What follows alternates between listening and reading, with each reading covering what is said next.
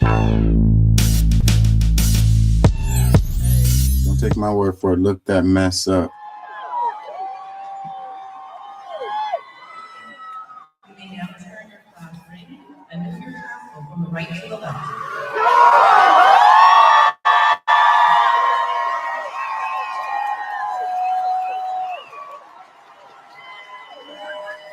Hey, how y'all doing out there? How y'all feel? Remember, an educated public cannot be controlled. Learn to be active. The views and events expressed here are totally whacked and are not necessarily the views of anyone. ¿Cómo estás? Bien, bien, bien. ¿Podemos ayudarnos más? Sí se puede. For me and my billionaire friends to get more richer. Congrats, idiots. Okay, comments.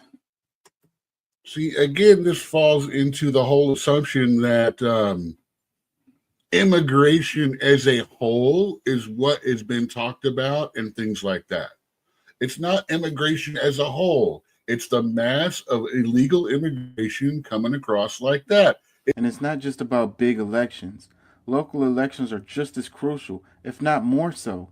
Local leaders influence the quality of education, transportation, and even health services close to home.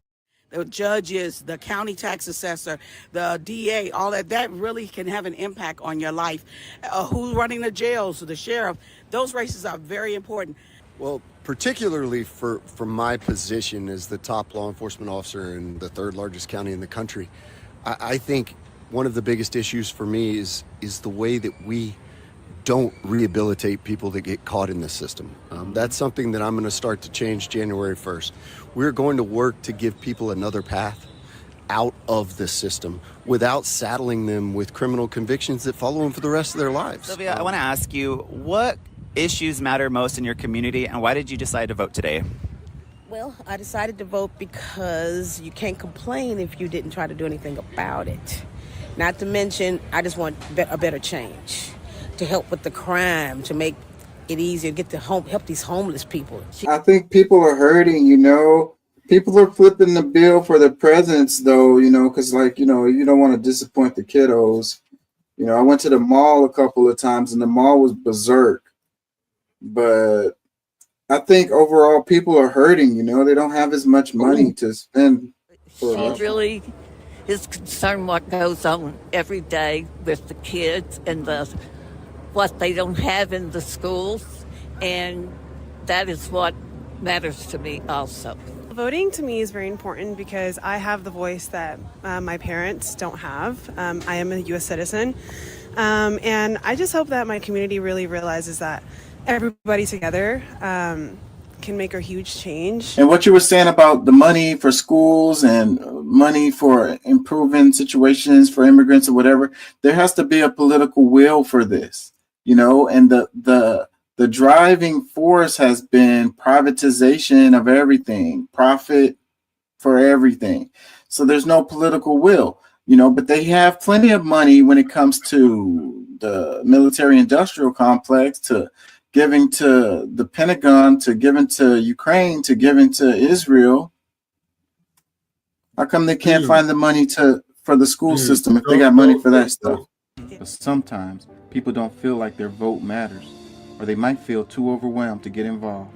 The truth is, democracy depends on all of us showing up. A shockwave across the nation Friday as the U.S. Supreme Court overturned the landmark 1973 Roe v. Wade ruling that recognized a woman's constitutional right to an abortion.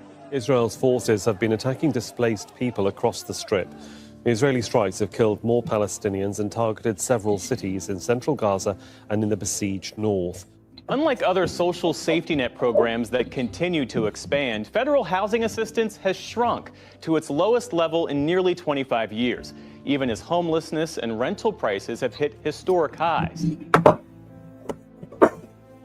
The more of us who vote, the more our leaders reflect the true diversity and priorities of our communities. It's a ripple effect. Your vote is one of many that builds a society where everyone's voice matters. And for me, personally, what it took for our people to be able to vote I don't waste that history. Just because you didn't do it, somebody did it so you could come up here and be able to cast your votes. And I think you should take advantage of that. Students especially, never in the history of the United States has a president ever came out who said that he would forgive college debt, because I do believe it's a racket. I had it when I graduated. And I don't think people should be stuck with debt that will exceed any job they will make in the first 10 years that they come out. So you need to make sure you vote for somebody who absolutely cares about you. So let's show up, let's vote, and let's make our voices heard. So let me get out of here. Peace and love. Thank y'all for listening. Thank y'all for joining. I don't want to see that. And I'll be back in a couple days. Cool. All right. Peace. Love. Peace. All right. Thank you for listening. I know we be on here for a long time. I'm going to get out of here soon too. So Hellcat says, thank you for inviting me to join. This was a good discussion panel. I have to get out of here. Thank you for being here. Thank you for listening. Thank you for joining.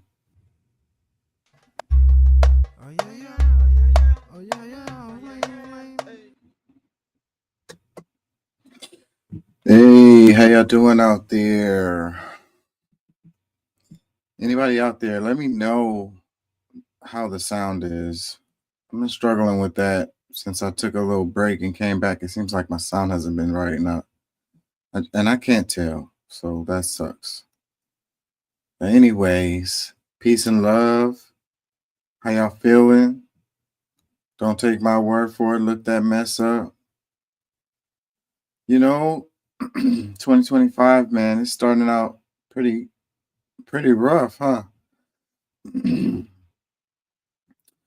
got a lot going on in the world.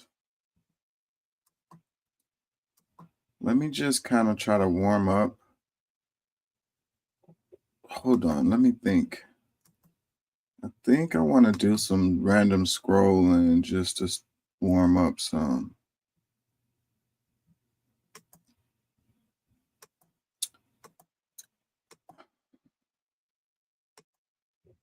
Give people time to get in here.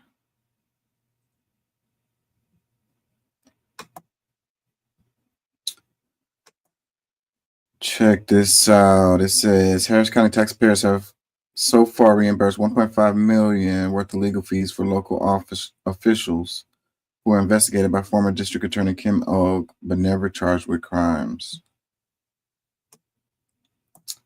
Seems like some wasteful spending right there. It says the latest payment, $493,000 in legal bills for former election administrator Cliff Tatum. The latest legal expense came out of nearly 2-year criminal investigation of county's former elections office that began in 2022. And more bills are coming.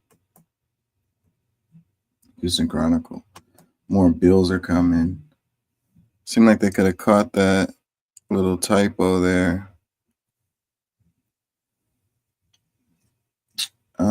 I'm a little out of it. I am not gonna lie to y'all.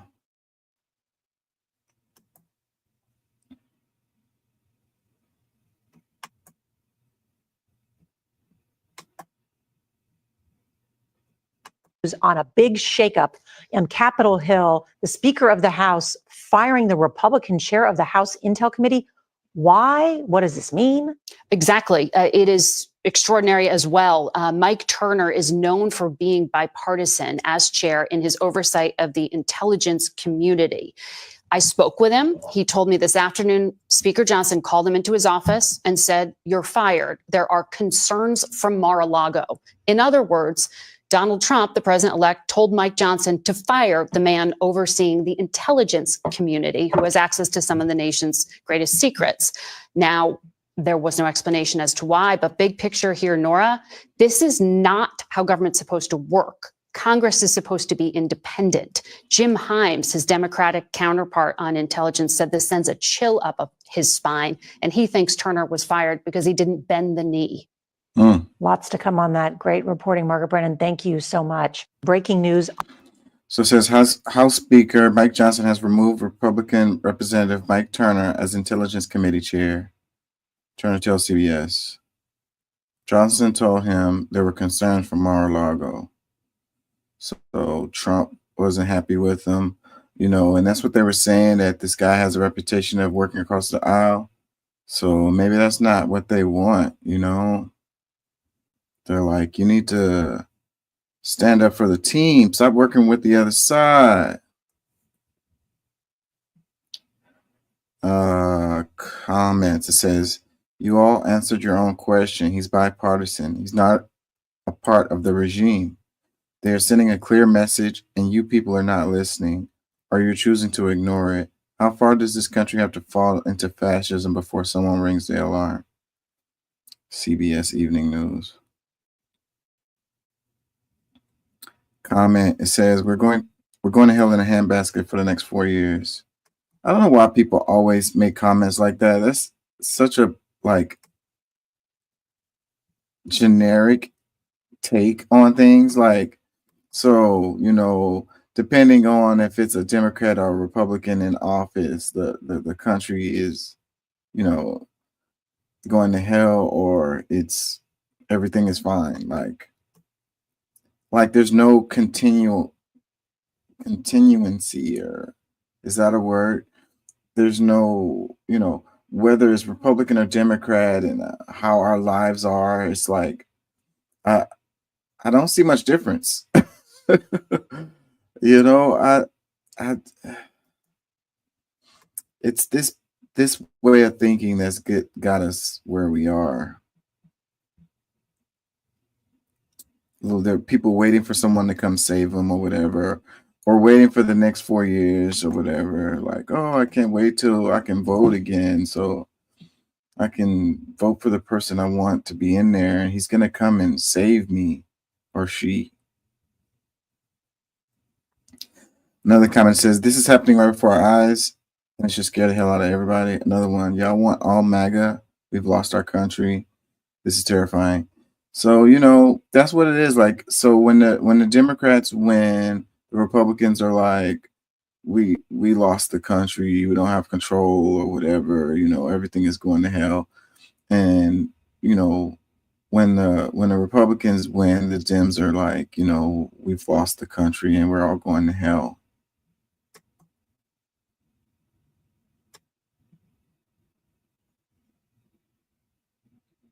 Is there a chance that both of them could be true at the same time? The ceasefire is to go into effect Sunday. In the meantime, the bombs will continue to fall and the massacres will continue to mount. And there will also be temper tantrums, military temper tantrums in southern Lebanon and in the West Bank, because a lot of Israelis, especially in Hebrew media, don't necessarily see this as a victory at all. The resistance groups in Gaza haven't really compromised on any of their conditions that they agreed to last summer. Same thing, three-phase plan. Is the ceasefire viable? Is it going to be violated?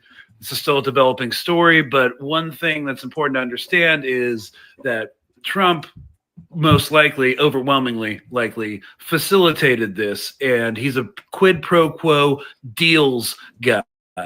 You give me a ceasefire in Gaza so I can seem like the anti-war candidate, which I am not, and that I can get stuff done before I can even get into office, and then I will give you West Bank. I will provide political cover for you to intensify colonization efforts in the West Bank. Because again, I did get $100 million in campaign donations from Miriam Adelson, the arch colonizer of West Bank. I think what matters most right now, obviously, is that the Gazans are going to get a break starting on Sunday.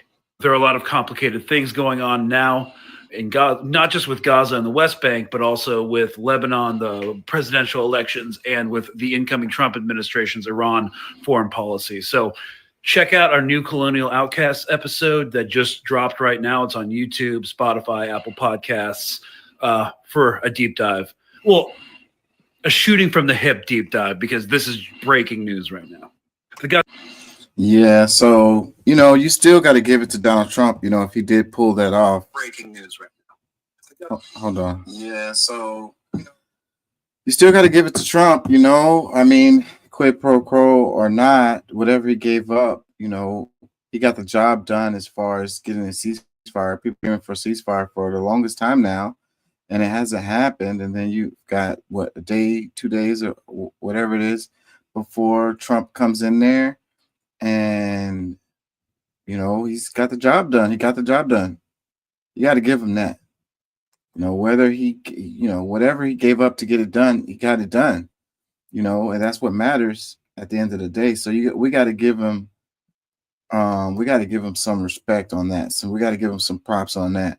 This whole time, the Biden administration apparently couldn't get the job done, but there's people talking about how, like, it was kind of a setup or whatever, that they were planning to, they were holding off until Trump could get in there to do this. But I don't know, you always be speculating on stuff like that forever. Regardless, Biden didn't get it done, and Trump apparently did. So you got to give it to him for that. Let me read some comments. It says, just seeing videos of them doing program in West Bank, illegal Zanazi settlers backed by IOF. Guess that should have been IDF. Another comment, it says, why is it Sunday? Why not immediately? They make deals, and that's just how it goes. It sucks, though. I ain't gonna lie, because the reports are that they're still bombing them like crazy right now. So I guess they're trying to,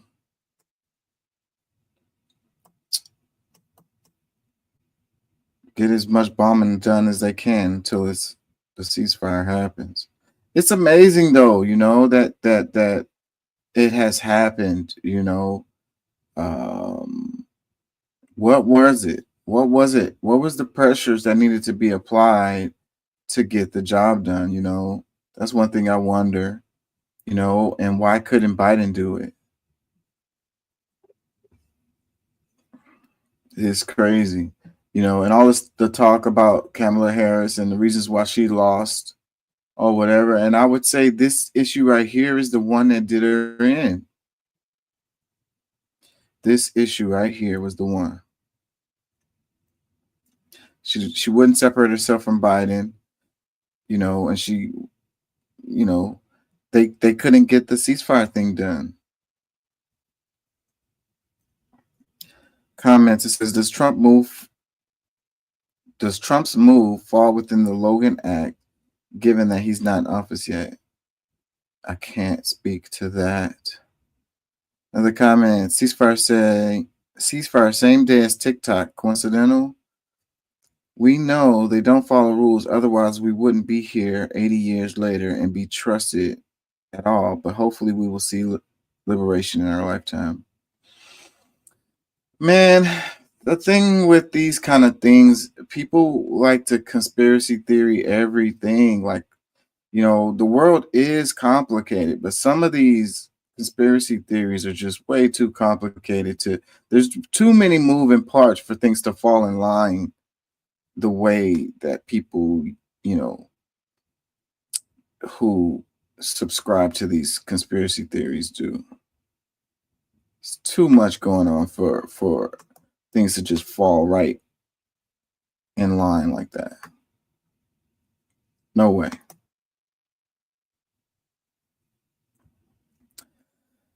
Comment, it says, Greg Stoker, you're a hero. We here in Gaza love you, and we will never forget your stances. Keep going. Another one. I heard one news outlet report so casually about the fact that both sides would literally try to outdo each other between now and Sunday. There's only one side committing genocide. Already 30 people dead in the last hour. Yeah, it seems like they've been revving it up.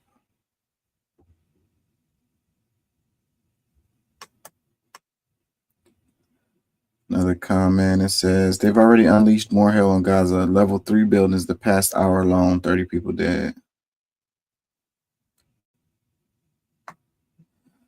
Try to get as much destruction out the way as possible until the ceasefire hits.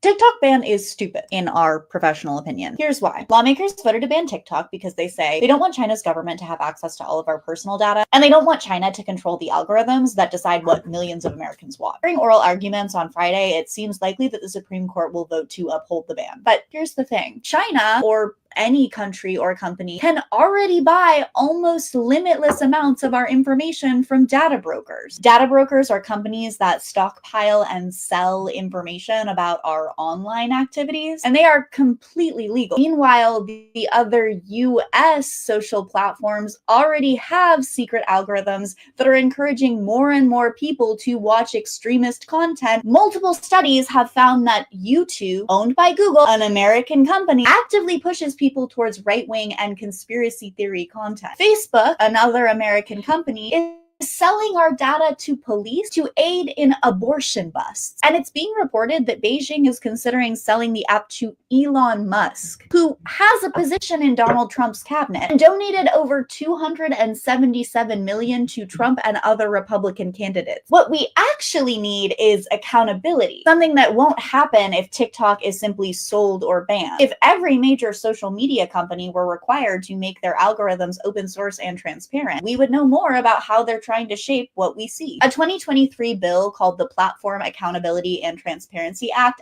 the TikTok ban is stupid, in our profession. I agree. It is stupid. And they were definitely lying when they come to the shit about the data. Like, it's all about the data. It's like, come on, man.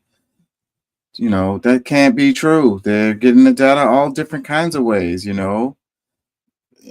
That can't be the reason, you know. And if it has to do with like the content, you know, the content on X or YouTube or Facebook, Reddit is not very, you know, kosher, if you will, either. You know, I honestly, I don't see what difference it makes at all. You know, it's not going to make any difference in my life. I don't care, you know, one way or the other, as far as TikTok, you know, is available in the United States or not. It matters not to me at all. Like, it makes no difference. And I don't think it's really overall. I don't think that it really makes, I mean, I know there's people who make money off of TikTok. So, you know, if that's the reason to like all of these people who are like independent, they have their small businesses and they use TikTok as their way to make money, you know, through content or whatever. And, you know, they're just trying to smash those people. That would be the only one that would make sense to me. That would, because that's the only impact that it's really going to have, I think. Comment, it says, Jesus, let it go. You've known for a year. It's over. If you didn't plan for it, that's on you. National defense takes precedence over whatever BS stance is out this week. So why do these just, I mean, I know why, because people, that's what they've been saying, but why do you believe it? Why do you think that it's really a national defense thing for TikTok to be banned? Like, that's really hard. That's a really hard pill for me to swallow. Like, you know, and these corporations don't care about nations anyways. Like, they care about markets. You know, this nationalism thing that we're on, these corporations are not thinking like that. You know, they want access to markets. They're not trying to like an individual corporation trying to make the United States stronger or better or whatever, like, or an independent corporation is trying to make China stronger or better or whatever. Like, that is not in their mission statement. Like, no company on earth is operating in that way. No way. Now, maybe a government can have access to the information related to a corporation or something like that, or maybe they can force that corporation to hand over information or something like that. But either way, it doesn't matter, because the governments have their own, you know, apps or they have their ways to get the information that they want to get, the data that they want to get. Okay, and if you think that that's not true, then you're crazy. these governments can get the information that they want. They could turn the internet off and you have nothing, or they can limit the internet, limit what is available for for you to look at. There's no point. Basically what I'm saying is, through TikTok, there's no point for them to be like, oh, we're going to just use TikTok to spy on Americans and get their information and use it in some kind of nefarious way. Like, that is silly. Like, and and if even, let's say that is the case, then they would just use a different app or a different tool if TikTok is no longer there. What does it really accomplish? Call me crazy. Another comment that says, wait, I thought TikTok was under law to give China data upon request since it's a Chinese company, or am I missing something? Let's read the replies on that. Because, yeah, you're missing something. You're reading the news and believing what they're telling you. So, yeah, you're definitely missing something. A comment reply says, all your equipment has a backdoor for the NSA. Chinese products have not been found to have a backdoor, but due to the fact the NSA requires them, it is reasoned that the Chinese government has it too.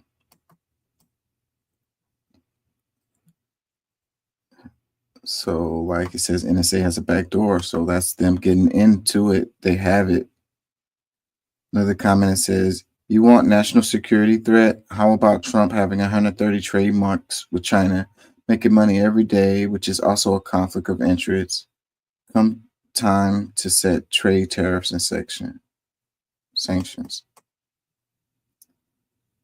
Another reply. It says, it's not because as this video addressed, Meta directly sells all our info to China. So if they won't ban Meta, this excuse about China's security threat is absolutely a false flag. Like,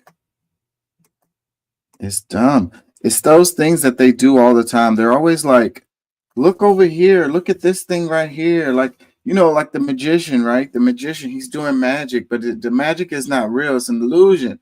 They pull the illusion off by getting you to look away from when they're doing the illusion thing, when they're doing the trick. They do something to draw your attention. They know your natural reactions. They know what grabs your eye. They know that, and it only takes a second. So, like, they only need a second of your distraction so they can pull off their little trick. And you're like, oh my God, I can't believe it. How did they do that? It's amazing. It's magic. Yeah. The magic trick is you are falling for the okie doke and believing what they telling you.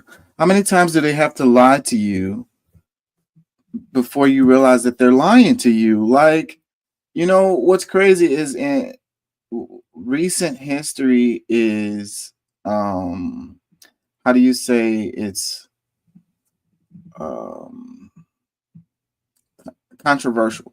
Recent history is considered controversial, and it's like, why the hell is recent history controversial? That's some crazy shit. And then it's like 10 years or 20 years down the line, you find out what the hell happened or whatever, usually too far after the fact to have to make a difference or hold anybody accountable for it or whatever. And it comes out that they were lying about whatever it was. And then I don't know, I guess it's people's short memory, short attention span or whatever. And then this time we're not lying. Yeah, we lied to you about this that time, but this time we're not lying to you, I swear.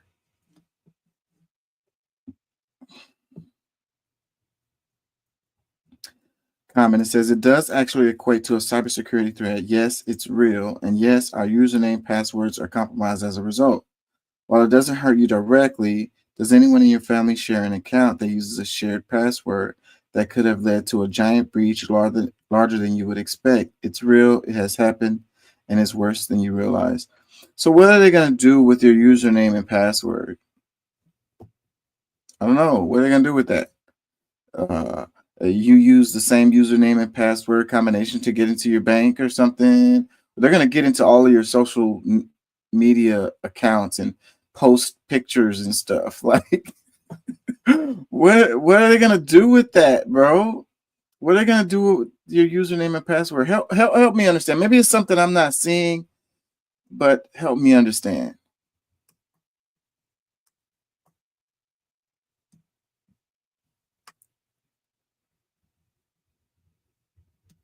They're gonna post stuff in your name and make you I don't know, make you get fired from your job or something. They're gonna be like, what is this stuff you're posting in your account? I didn't post that. Somebody must have hacked me, man. We need to get dark money. That's that hidden funding behind too many campaigns contributions. We need to get it out of our politics.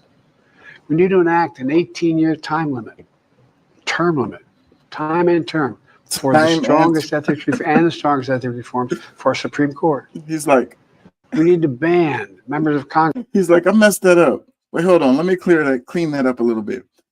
Time and term. we need to have time limits, time and term limits. From trading stock while they're in the Congress. We need to amend. Isn't he reading a teleprompter? Why is he struggling so hard with this? The Constitution to make clear that no president is immune from crimes that he or she commits while in office. We need to get dark money. We do need to get the dark money out of politics. So I agree with that part. Where is the clip? Let me see. I think I got that full clip. So it's like, no, I don't have it. I guess I was thinking I didn't really care to share it. Or maybe I do have it somewhere else, but I don't see it.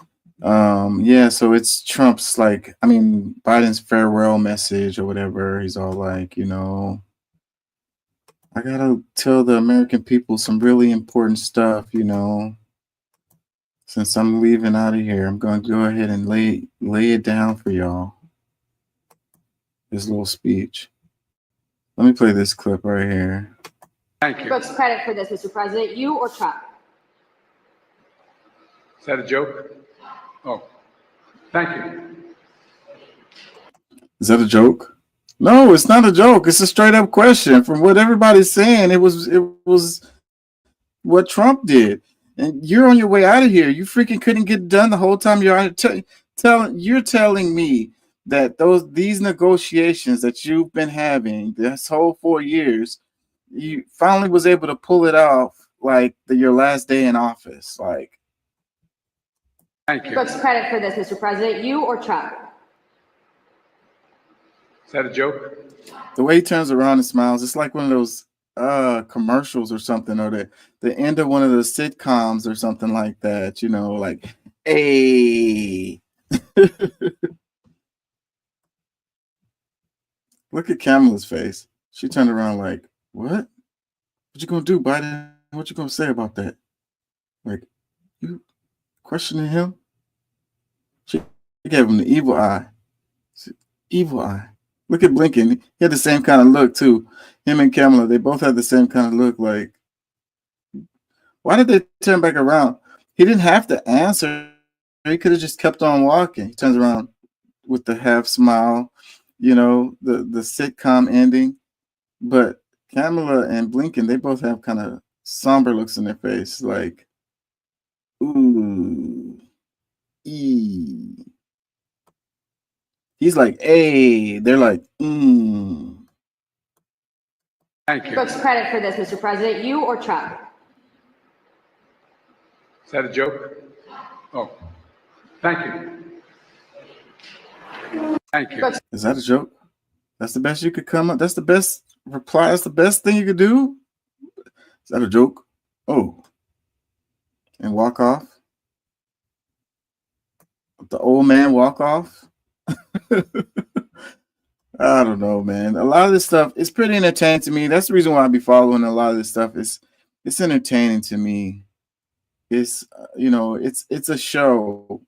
And I think if we look at it in that way, I think that you could get through your life a lot better. You could sleep a lot better. I mean, it's even though it's real stuff happening, that really affects people's lives, it's pretty damn serious, but at the same time, knowing that a lot of these people, they don't really have that much power, I mean, they do have power, but it's not like what we think it is. Like what's going on, what's happening is not what we think it is. It's systems. And that's what I say over and over again. People manage systems go. So if you want to fix things, then you fix the systems. The people that are in place don't make much difference unless they're managing the systems, unless they're changing the systems. Systems manage people. Do I want to play this Andrew Tate clip? It's pretty funny too.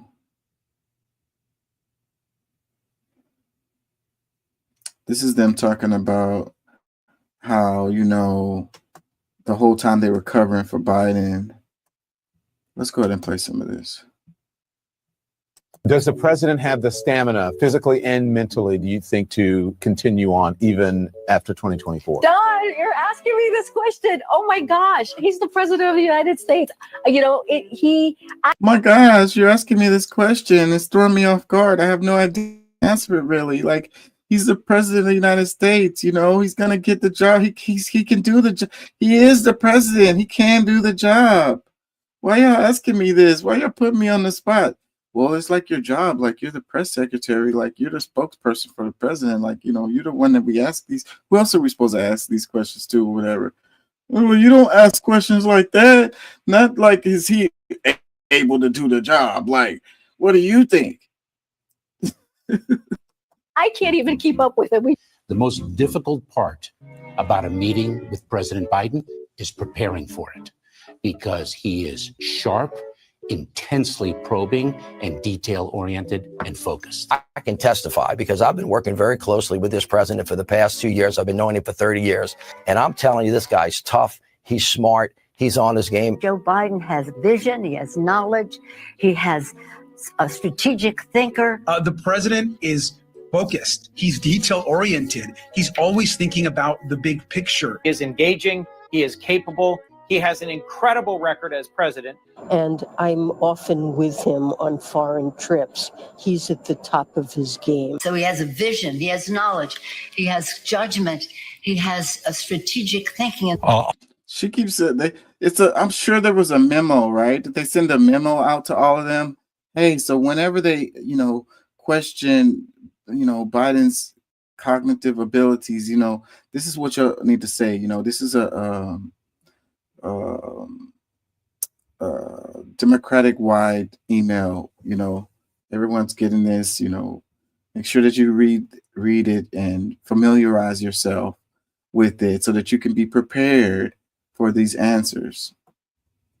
How much you want to bet there was an email like that? Something along those lines. I, met with the president, 5 or 6 weeks ago, and he seemed fine to me. I have complete confidence in the president. I have watched him expertly guide meetings of staff and cabinet members. I could not have more confidence in the president. I would just tell you that I meet frequently with the president, and every single time I meet with him, he is just fine. But he is. He is. He's just fine. Yeah. Yeah. Again, knowledgeable, wise, incredibly knowledgeable, wise. He has, judgment. What this tells me, though, seriously, this tells me that the presidents aren't really running the show, bro. Like, there's no way.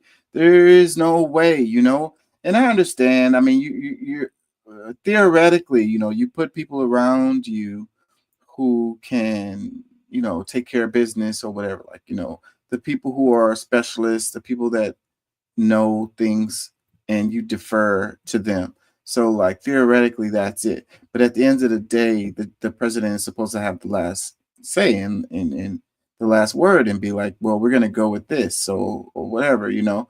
But you can't tell me, you know, that this country is really ran by the president when the president is not even all there.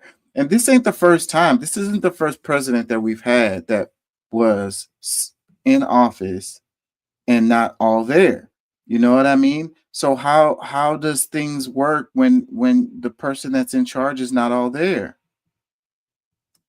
Sharp, incredibly probing, incredible command of the details. He is sharp. He is on top of things. There is nothing to these challenges, these suggestions that somehow he's not sharp and he's not capable. We see Joe Biden up close. We know how attuned he is to the issue. And you're going to see how smart he is and the experience he has. I say his age is an asset. Aha! He's wise. Yes, he's wise. He has wisdom. He has experience. And his experience, because of his age and his wisdom, has been invaluable to this country. A lot of countries, people who've been in office a longer period of time are praised for their wisdom. I have seen a lot of 72-year-olds not as capable as this 80-year-old. It is hard for us to keep up with this president. His mental acuity is great. It's fine. It's as good as it's been over the years. He's fine. All this right-wing propaganda that his mental acuity has declined is wrong. And this kind of sense that he's not ready for this job is just a bucket of BS that's so deep, your boots will get stuck in. Yeah. Well, how'd that work out for them? You know, and it's some of those same people from those videos were the ones that completely turned on him, you know, and sold him out to dry, you know. It's crazy, man. Our politics is crazy in the United States. It's crazy. He should have never ran in the first place. Like, and I don't think that he ever really wanted to be president. You know, maybe earlier in his career, but for this time, I don't think that he really wanted it. I think they kind of pushed him in there. They was trying to make sure Bernie Sanders didn't get in there, and they was pulling out all the stops, and they put him in there, you know. The Democrats have a tendency to, you know, put up the worst candidates, you know. He was not a good candidate. Was not a good choice from the beginning. Terrible choice. It is what it is, man. Julian Assange, every war in the past 50 years is a result of media lies. So the video we just played was of people lying through their teeth. And, you know, at the end of the day, you can't really blame them, right? As far as, you know, they were doing their job, basically, you know. They were trying to mitigate damage or whatever, you know. And whatever, you know, they are asked to do, it's their job to do it because that's what they do. They're politicians, you know, their job is to, you know, get certain messages out to the people, you know, sometimes their job is to be the face of the problem or whatever, the scapegoat or whatever. Like, you know, it's a tough job at the end of the day, but you got to be okay with, you know, having like no spine, you know, having no integrity and all of that. The people that do have integrity and character and care about the truth or whatever aren't going to survive under those type of situations.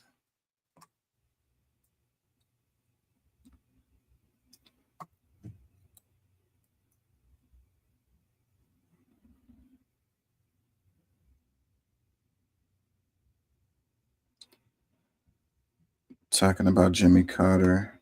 So Jimmy Carter has passed away, and they had the funeral recently, and all of the past presidents were there. I don't know if I really want to go into that.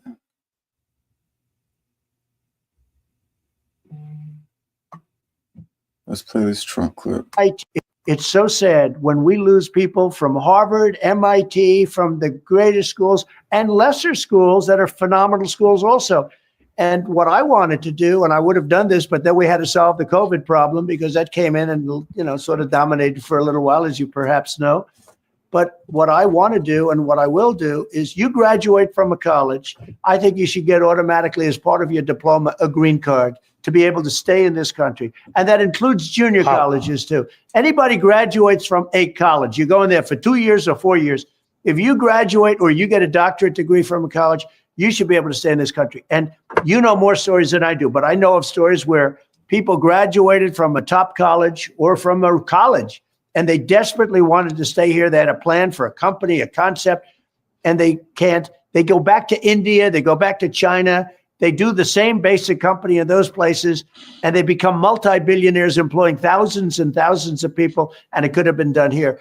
And a bigger example is you need a pool of people to work for your companies. You have great companies, and they have to be smart people. Not everybody can be less than smart. You need brilliant people.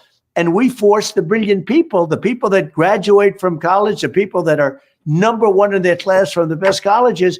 You have to be able to recruit these people and keep the people. It was such a big deal. Somebody graduates at the top of the class. They can't even make a deal with the company because they don't think they're going to be able to stay in the country. That is going to end on day one. That's fantastic. Yeah, that's great. Well, I think we all wholeheartely agree with that. I don't believe him when he says that. I mean, it would be nice, but I don't believe him. The caption says, Trump gets it. Donald Trump, if you graduate from a U.S. college, 2-year, 4-year, or doctoral, you should automatically get green card to stay.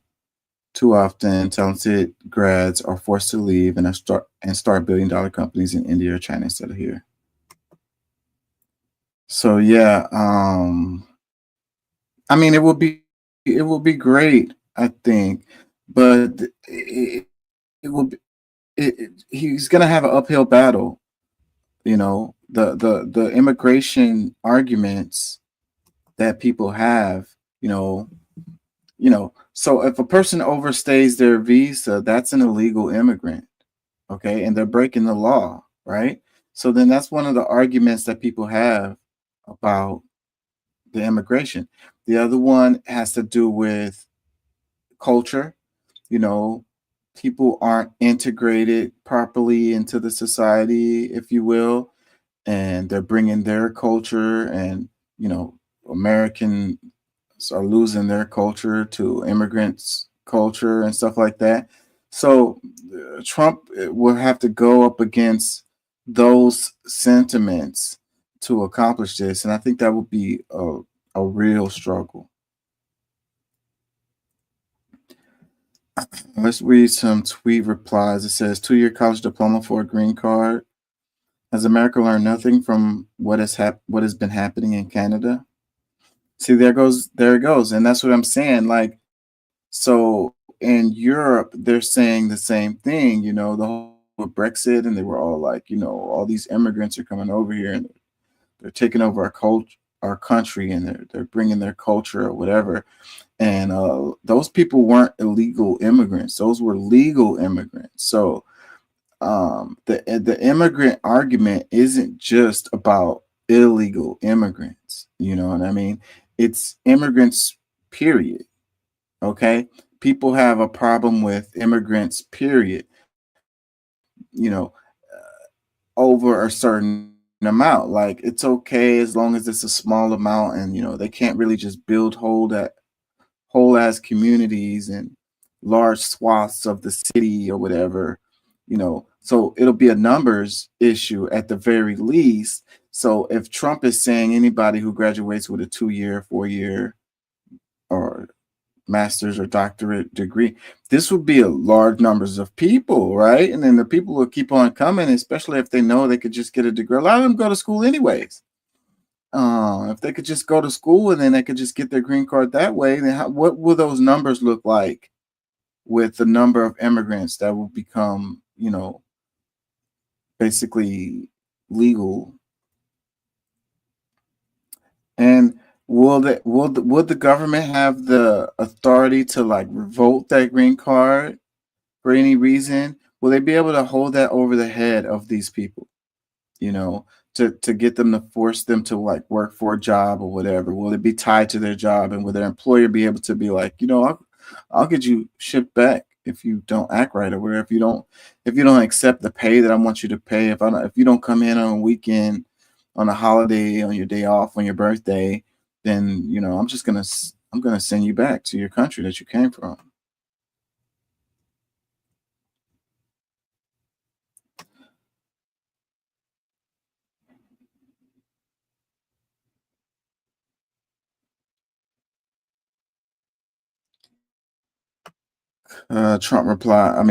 Tweet reply says, you know what will happen if these policies follow their natural progression? From my direct experience, applying for universities abroad from India, drum roll, the universities line up for you because they are getting higher tuition from foreign students than from the local population. There's a foreign education prep industry in India motivated by immense profits, not a bad thing, but see what happens down the line, which is an expert in getting mediocre but rich Indian kids in foreign universities. These prep companies write shining SOPs for these aspiring students, conjure field specific and volunteer community experience for the students, experiences which the students actually don't have, often by making them do nominal things and then presenting those nominal things as exemplary achievements with evidential certificates. Because of the sheer volume of population in India, the number of these students can be very high. And if you bring green card into the equation, all hell will break loose in India to get admission to 2, 4, or doctorate degrees in the U.S. And consequently, what the U.S. will get mostly will be mediocre caliber foreign students who will be qualified for a green card.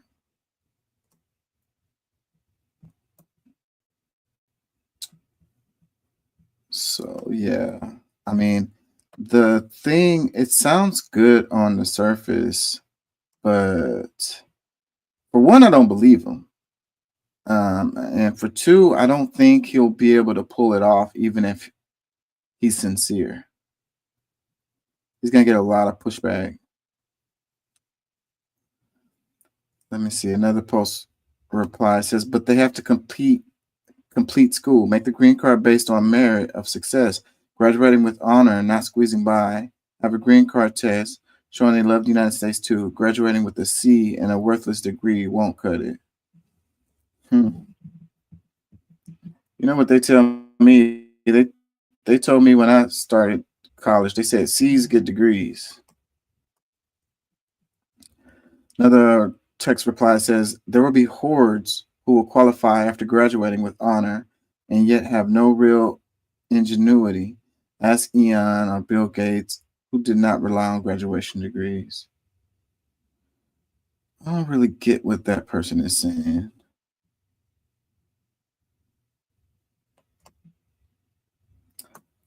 I agree. Like, your grades don't really, they do to a certain extent, but they show that you can follow directions really, really well. That doesn't mean that you're actually creative or whatever. So like a student that's getting like lower scores doesn't mean that they're not as intelligent or creative or have ingenuity.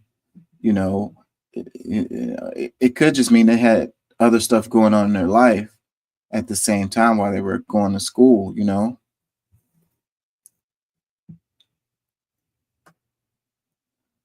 The world is more nuanced and complicated than just that, going by like a score and having that determine whether a person is, you know, has intelligence or whatever. Just accomplishing the degree is a feat. That's the reason why they give you, you know, they give you stuff for it. It's an accomplishment. It's something you finish. A lot of people won't be able to do that. Let me read this. It says Donald Trump on H-1B visas March 3rd, 2016. Megyn Kelly asked about highly skilled immigration. The H-1B program is neither high skilled nor immigration. These are temporary foreign workers imported from abroad for explicit purposes of substituting for American workers at lower pay. I remain totally committed to eliminating rampant, widespread H-1B abuse and ending outrageous practices such as those that occurred in Disney and Florida when Americans were forced to train their foreign replacements. It will end forever the use of H-1B as a cheap labor program and institute an absolute requirement to hire American workers first for every visa and immigration program, no exceptions. So yeah, I believe that's 100% true. The thing about them, it's a way to exploit these people. Like the whole immigration argument overall is related to exploiting people's labor. Okay, so if they don't have legal status, then you can screw over them and they have no recourse, right? You can just call ICE. You can let them work the whole season. At the end of the season, they're trying to get paid, and you can just call ICE and get them deported. What are they going to do? You got that labor out of them. You know, the person came over on the H-1B visa to work for your company, and you're like, okay, you know, we pay other people this amount, but we're going to pay you this amount, which is substantially less than them. Because you're over here with an H-1B visa and it's tied to this job, and you know, if you don't want to take this money, then go screw yourself and go back to the country that you came from. You know, this type of thing, it has a downward pressure on wages for everyone. Okay, so that's the reason why workers should have solidarity with each other, regardless of, you know, their country's origin or whatever. Because if you can have an upward pressure on the wages of these immigrants, or you can get their status to the point where they have like they have some sort of autonomy or whatever, then the wages of American workers, United States workers will also rise. So, you know, keeping us divided, keeping us pointing fingers, you know, is how they are able to, that's how these people get these big bonuses. Okay, that's how they get their big salaries. That's how they're able to give their shareholders, you know, a dividend this quarter. You know, is stuff like this, and it goes across the board, and it's through all industries, small corporations to large ones. Everyone benefits. You know, if I used to be a manager, and the parameter that you had the most room to affect the bottom line was labor. Okay, if you're selling a product or whatever, the price of that product doesn't move very much. You know, there's not much wiggle room there. You know, I mean, you can increase prices, but there's not much room there either, because you're going to lose your clientele if you increase those prices too much. So the space that you have the most room movement is your labor costs. And that was one of the things that we was forced to monitor really closely. And it was a thing that we weren't allowed to get out of control. It would affect our bonuses. It would affect our pay if we didn't manage the labor good enough. And if we managed the labor really well, then we would get more money. Okay, so it's really simple. You know, it's like we could talk about slavery. Like if you didn't have to pay people, if you didn't have to pay your employees, how much, if you own a company and you have employees and you don't have to pay them anything other than like enough for them to get back and forth to work and like some food so they can have energy to do the job, you know, how much money would you be making if you didn't have to pay your employees? Your labor is a huge part of your cost of doing business. So take that part out and you're like almost all profit. Huge profit margin. Whatever. Call me crazy. Call me crazy.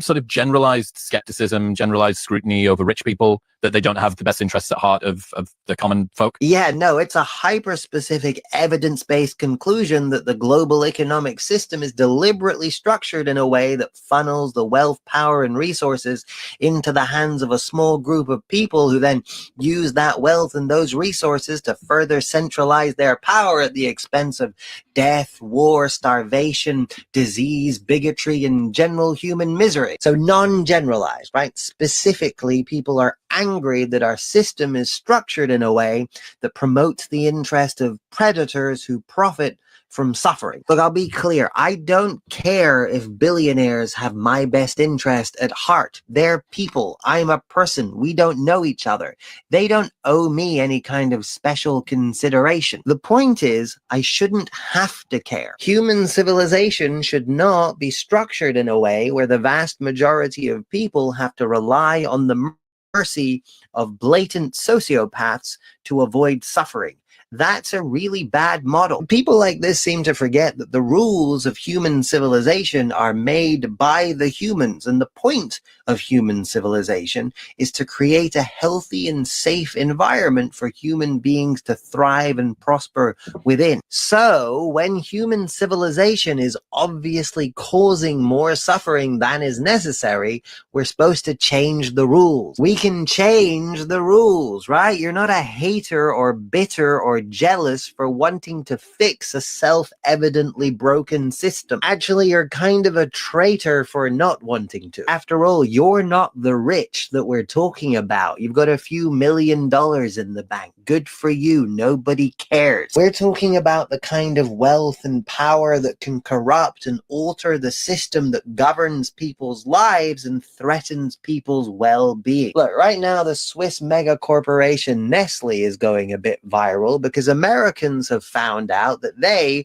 are lobbying the American government, so essentially bribing American politicians to prevent American mothers from receiving access to maternity leave. Because one of the many things that Nestle sells is baby formula, which means preventing American mothers from having the freedom to properly care for their infant children is profitable for the Nestle Corporation. Think about that for a sec. With all the fuss American politicians make about election fraud and voter fraud and foreign interests affecting their politics, this is a foreign financial interest paying American politicians to change the laws in a way that's harmful to American citizens and profitable for the foreign financial interest. This is what people mean when they say the rich, right? Not you. Calm down. Is it just some sort of generalized skepticism, generalized scrutiny over rich people, that they don't have the best interests at heart of the common folk? Yeah, no. Yeah, so why would we assume that the billionaires do have our best interests at heart? You know, the billionaires, they're individuals. I mean, maybe some of them do, you know, absolutely some of them don't. You know, they're individuals. They're not a monolith, right? So to automatically assume that a billionaire has your best interest in heart is silly, you know? And given that they've gotten to the point where they have billions of dollars, that will let you know something about their interests, right? I mean, you can't blame people for wanting to protect their own interests. You know, they want to make money, you know, so they find ways to make money, and that's fine. But assuming that them making money is going to align with your best interests is is a crazy thing. It's more likely that it would go against your best interest. You know, I mean, like there's 10 cookies and there's 2 people, and you know, in a perfect world, you know, one person would get 5 cookies and the other one would get the other 5, right? But if, you know, one person has interest in, you know, maybe they feel like they're hungrier, maybe they weigh a little bit more or whatever, or it's been a while since they ate, or, you know, they have a sugar addiction or whatever, and they feel like they want to have the eight of the cookies and leave 2 for the other person, you know? I mean, their interests are their interests, and that's fine. Each person can have their interests, but if their interests are going to affect my results, then we are at odds with each other. Okay? And that is more likely to be the case in these situations than the billionaire, the person who has 8 cookies, and then he's like, you know, I see you only have 2 cookies over there. I'm gonna give you 3 of mine, and so then we can both have 5 cookies. Does that sound good to you? Yeah, that sounds great. Thank you so much. Good looking out, man. Like, is that a realistic scenario? Maybe there are some billionaires out there who would do that. But just the fact that they're billionaires would tell you that it's highly unlikely, because if they were with that mindset, then they wouldn't have become billionaires in the first place. Let's read some comments. It says, bureaucratic structures is inherent to government, institutions, and corporations because bureaucracy is central to avoid accountability for atrocity. So yeah, all the red tape, that makes me think about immigration. And if you really want to improve the situation related to immigration, then you improve and streamline the process of immigration. Okay. And this is a part of the conversation that is never talked about. Like all of the problems related to going through the process of, you know, becoming a citizen. We're not talking about that. You know, we talk about the illegal immigrants, the ones who crossed over the border and they superseded the process. Okay, well, let's talk about the process. And then why is it so convoluted and full of red tape? You know, is there a reason why it's that way?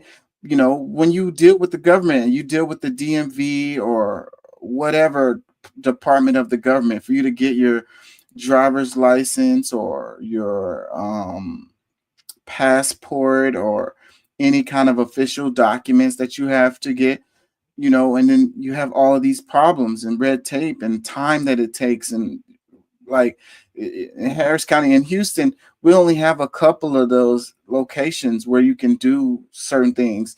And it's the population here is like, I don't know how many people here. It's like 1 million people here. If you ask me, it's a lot of people here. And why do they only have a couple of locations? So whenever you go there, then you're going to have to wait in long ass lines, and you get my drift. What I'm saying is, what this comment is saying, you know, the bureaucracy is a way to avoid accountability. You know, so it's a way to hold up the line, you know. It's the middleman. It's like the insurance companies where you have to go through the insurance company to get your care from your doctor. Like, why is there that extra step there? Where did that come from? Another comment, it says, I'll never understand non-billionaires taking it personal. That part is really weird to me too. Like how people are like, oh, they have to make money. They have to make profits. I mean, you know, you want to take money out of my pocket. You want to force them to have to pay their employees a fair wage and all of this. Like, you know, like, why are you defending them, bro? Like, I can understand them defending them. Why are you defending them, bro? Like, you're not in the same tax bracket with them. Like, they don't care about you. They don't know who you are. They're gonna screw over your wages too. Why are you freaking trying to defend them? Like, come on, man. Recognize who's on what side, bruh. Another comment that says, this is due to the banking system. Free market is a good thing when it's not corrupted by government. Well, I mean, in theory, free market would be good, but we don't have a free market. And I don't know when we ever had one. You know, if you let things fall the way they should, then we shouldn't have a Chase Bank. It should have went out of business in 2008. Right? If it's a free market, if they screwed up, they lost all their money. They placed bets on speculations that was wrong. They took on all this really bad debt and it fell through the bottom. Then they should go out of business. Right? That's a free market. And then the banks that actually did a good job, who kept good investments on their books, who took care of their customers, who didn't make wild speculative investments, you know, experimental as like high risk, you know, movements, then those banks should be the big banks now or whatever. They should be the ones who's running the show, the ones who did the right thing. But that's not what we have. And that, you know, the banking sector is not the only one that you can look at in that way. You know, they step in all the time. It's not a free market. It's not a free market.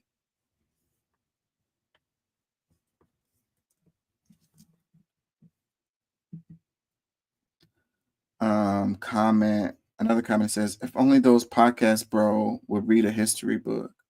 Another one, not to mention one of the CEOs of Nestle believes water should be a human right. Yeah, Nestle comes and they take the water from the local communities and then they sell it back to them in the bottles. And then they bought it at like pennies, for like pennies a gallon or less than that. It's a racket. You know, who owns the water anyways, right? Like, when we could talk about the wildfires, I'm meaning to get into that. I was kind of avoiding that topic.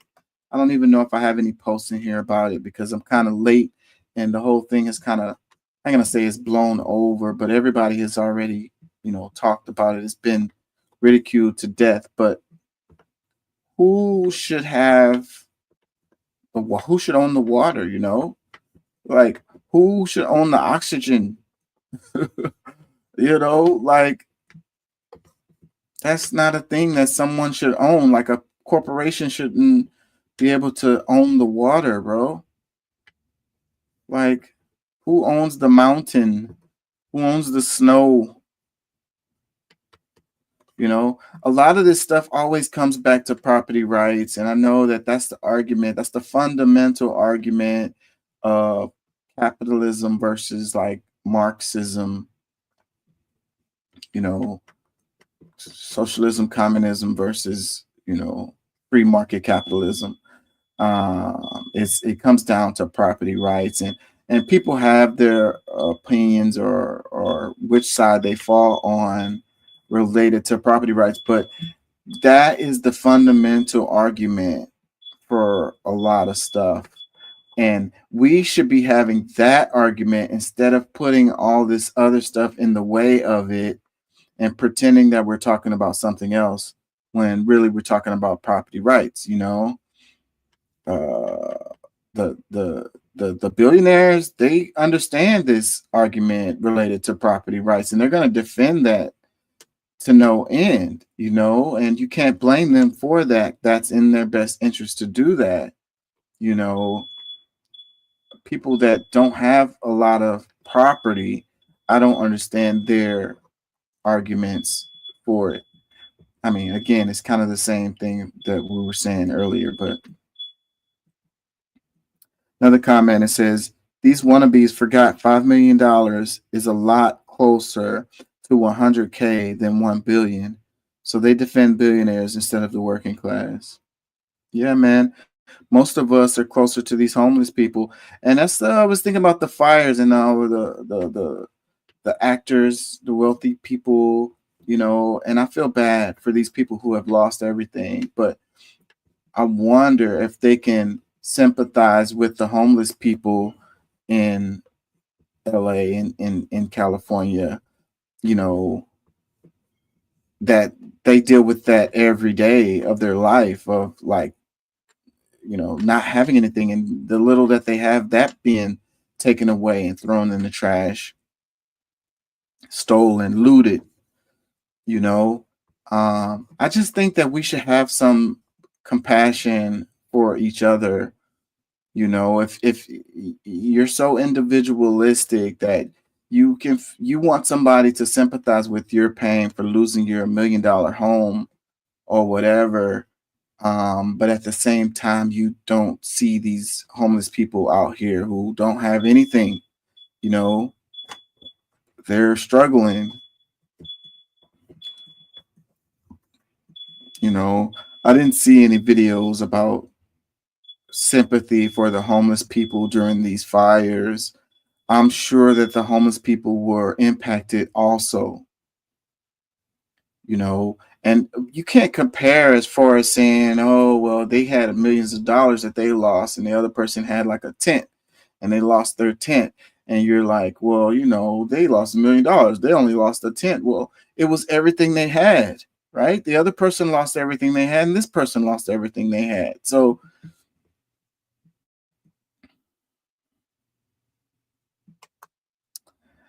another comment says, Holy S, I knew Nestle was evil, but that is cartoonishly evil.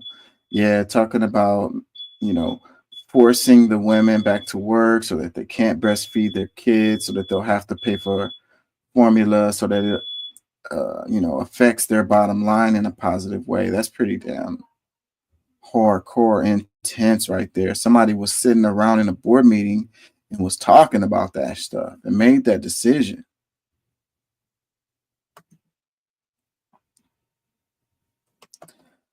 Another comment, it says, I wonder why we think this. Could it be we maybe got some justification, like, for example, the entire human history after we started to create settlements and hierarchies and trade with money?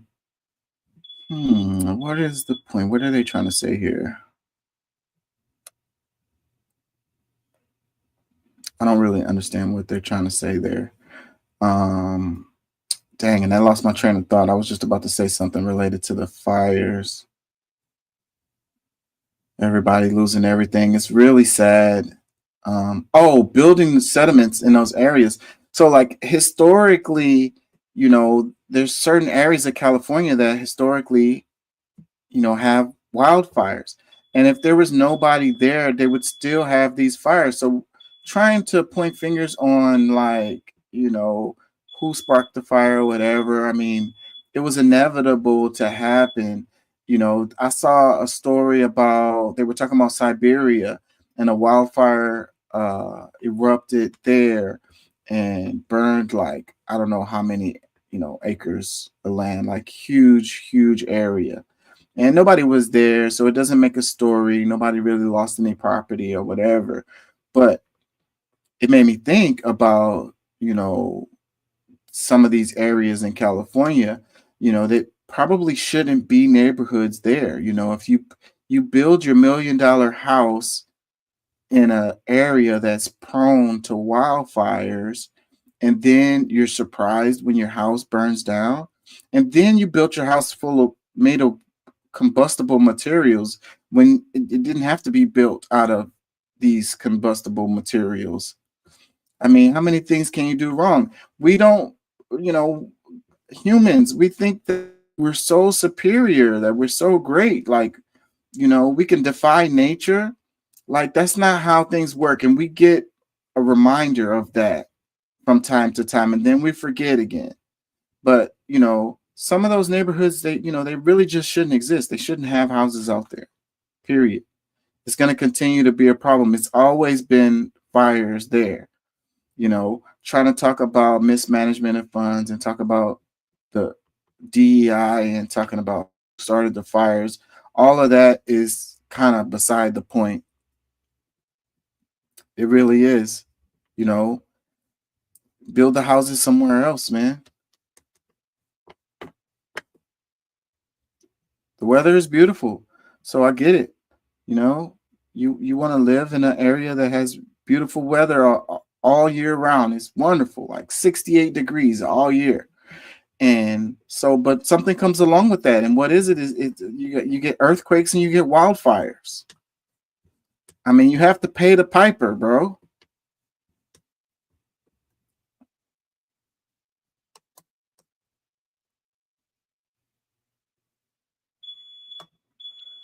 Another comment that says, I just don't understand how one can have so much. I still want more. If I had a couple $1 million in the bank, I'd be giving money away left and right, and probably more than I should. It just doesn't make sense to me. After reaching a certain amount of money, there's no value in it anymore. Yeah, once you reach a certain level, I mean, how does your life, what is the difference between your life between $1 billion and $2 billion? What's the difference in your life between $1 billion and $10 billion? You know? What's the real difference? And how much is enough? How much is enough for you to live a good life? You know, once it gets to the point where you have more money than you could possibly spend in your lifetime, your grandkids couldn't spend all of this money. You know, so, you know, what are you doing? What is the point? Like, what is going on? But meanwhile, as a result of your activities, you're like destroying the planet. You're making countless people suffer, so that you can have more money than you could ever that your grandkids could ever spend. I don't get it. It's really kind of crazy. It's really kind of crazy. It's like hoarding money. It's really kind of insane. Like it's utterly pointless. But our society, you know, we put these people on a pedestal because they hoard money. They're so much better than you. He's so much successful than you, you know? He flies private jets every day. Like, he has like 4 houses and a ranch and a farm.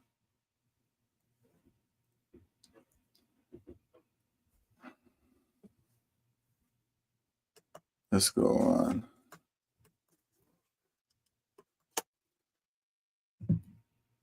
Perhaps the sobering aspect of the ceasefire deal agreed between Israel and Hamas comes in the opening paragraph. It says the parties and the mediators' objective is to achieve a final consensus to implement the May 27, 2024 agreement.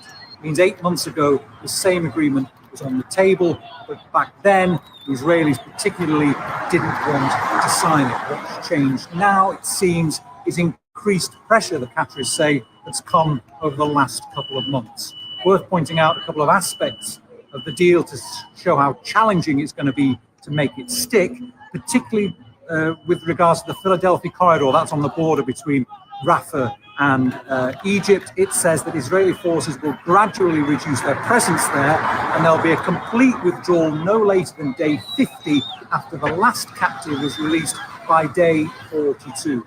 That's an indication of how important oversight is going to be and why it is so important that American oversight particularly was guaranteed. Qatar and Egypt, yes, are mediators, but it's the Americans and their renewed commitment with this incoming Trump administration that they will make sure Israel particularly sticks to its side of the bargain. Perhaps the most... Yeah, I hope this ceasefire deal sticks, and I hope that, you know, the tensions kind of cool down in that region. You know, I think that as we move into this global world, you know, these kinds of conflicts, you know, don't benefit anybody, you know. Everybody wants to make money. Everybody wants to have stable communities, stable governments, stable countries, so they can trade, you know, so they can take airplanes, so they can visit other parts of the world, so they can order stuff online, get their Amazon packages, you know. That's what people want. And conflicts like this get in the way of it. You know, it doesn't see the power of the military industrial complex. So this is where you have issues that some sectors, you know, bump heads with other sectors because, like, for the military industrial complex, they make money off of these conflicts. So these conflicts are good for business for them, but it's bad for business for, say, like the agricultural industry, or, you know, or the hospitality sector, you know. So these different factions have they have their lobbyists or whatever, they have their representatives or whatever lobbying for their interests. You have the IMF and you have the World Bank and all of this. But see, what people want to understand, like for example, the United States doesn't really manufacture much, you know, other than stuff that's related to the military industrial complex, you know. So if you have your economy, your GDP tied up in getting profits from conflicts, then it behooves you to keep these conflicts going.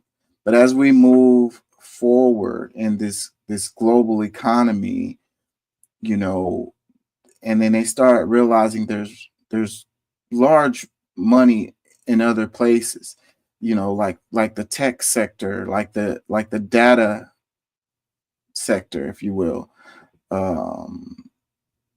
certain other ways to make large amounts of money, and you have economies moving in that direction. You know, the pressure comes from these corporations. So that's again, you know, like these politicians aren't running the show. It's really these corporations, and they're looking out for their interests. So I think that is what's having an impact on these conflicts. These corporations are like, you know, man, we just want to make money, bro. We don't want the Houthis to be sinking our ships. You know, we want our ships to go through. If we got to pay to get our ships through, that's fine. We're okay with that. We want the stability. We want to be able to be, you know, sure that we can tell our shareholders and our customers that we're going to be able to, you know, get their products to them on time. We're going to meet next quarter's expectations or whatever. We don't like this uncertainty. It's not good for business. Stability is good for business. So, and then when you have the rise of the BRICS, and these people are going around the dollar, and, you know, going around U.S. sanctions, you know, going around the influence of, quote unquote, the West, you know, and these corporations can see the future, and they can see, you know, stability on that side, and they'll jump ship. And that's what I'm saying. Like, people got to understand that these corporations are not nationalistic. They do not care about the United States. Shit, they don't care about the UK. They don't care about China. They don't care about Russia. They don't care about the EU. They don't care about the Congo, Nigeria, South Africa.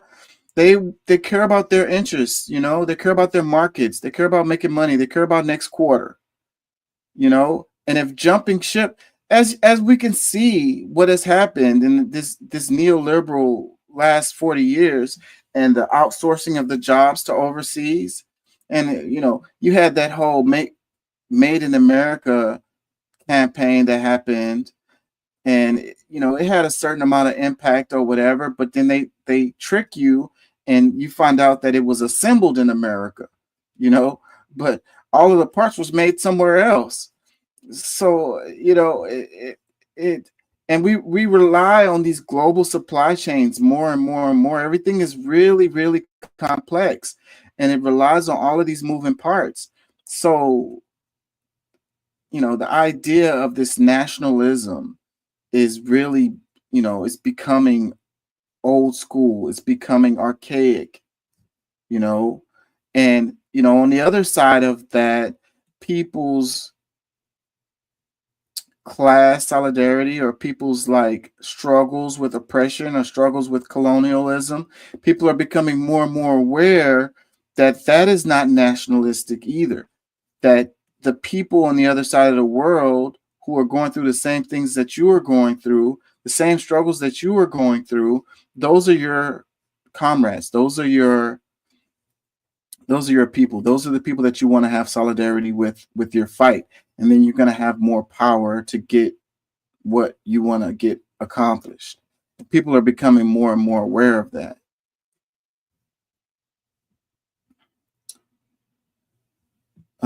Comments, it says, so the agreement could have been made 8 months ago. Yeah, but certain people didn't want to agree. And apparently Biden wasn't willing to apply the proper pressure. And apparently Trump was. 8 months ago, they didn't know if Trump was going to be the president or not. The Democrats could have won and things could have went in a different direction. But now they know Trump is coming in, and Trump is like, hey, I don't want these problems.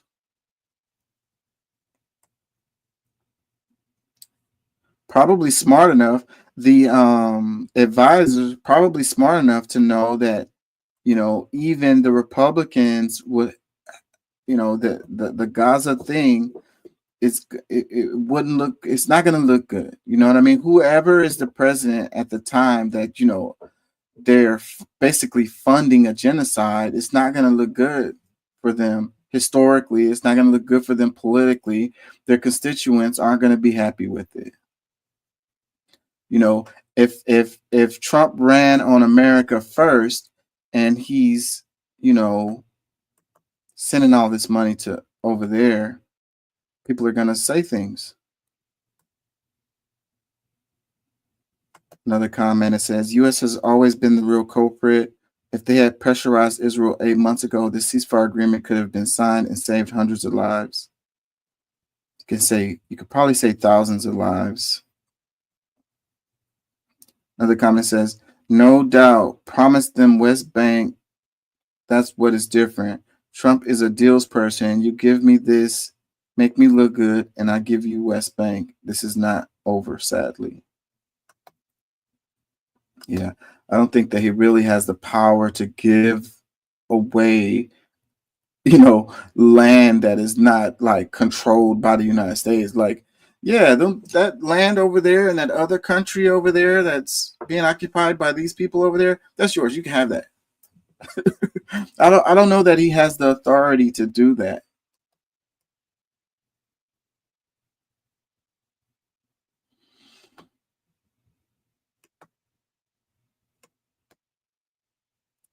Crazy world we live in. Let's look at this. It says Mali seized 3 tons of gold worth $245 million from Canadian company amid revenue dispute. Mali seizes gold from Canadian mining company. Mali seized 3 tons of gold worth 180 to 245 million from Barrick Gold, transporting it to a state-owned bank. The move follows a legal dispute over 370 million in unpaid taxes, part of Mali's push for more mining revenue under its new 2023 code. Barrick Gold has suspended operations as 2 of its mines are claimed to owe 5.5 billion to Bamako. So yeah, so you guys haven't been paying your taxes or whatever. So yeah, we'll just confiscate this gold right here, and it'll go towards your outstanding debt. What these corporations do is they exploit the resources of these other countries, and they don't respect them, and they don't, so they're like, oh, you're gonna tax us, whatever, man. F your taxes, we're not paying that shit.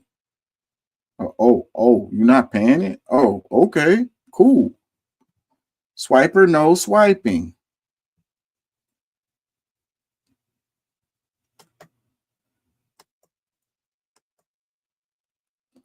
So it says Mali recently seized 3 tons of gold valued between 180 million and 245 million from Barrick gold amid a dispute over revenue sharing following the adoption of a new mining code in 2023. The government is demanding an additional $370 million in unpaid taxes. Barrick, which owns 80% of the Lolu Gonkotu complex, has suspended operations and initiated international arbitration.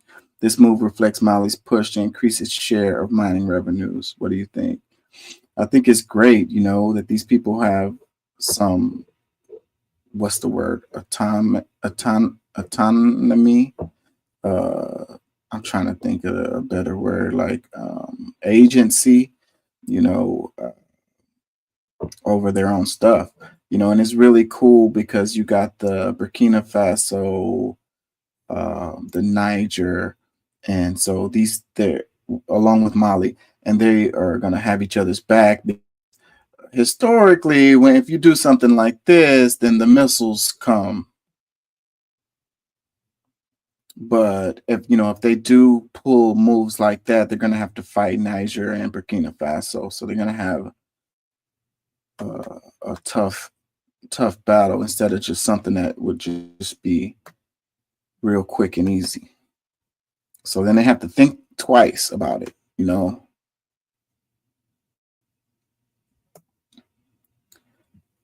A comment, it says, what the hell is Canada doing mining in Africa? Very, very good question.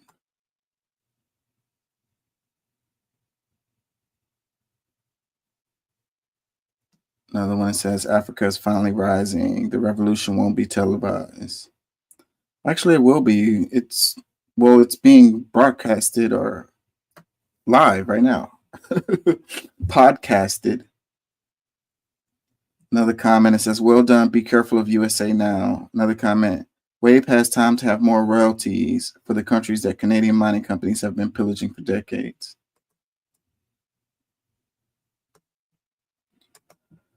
Yep.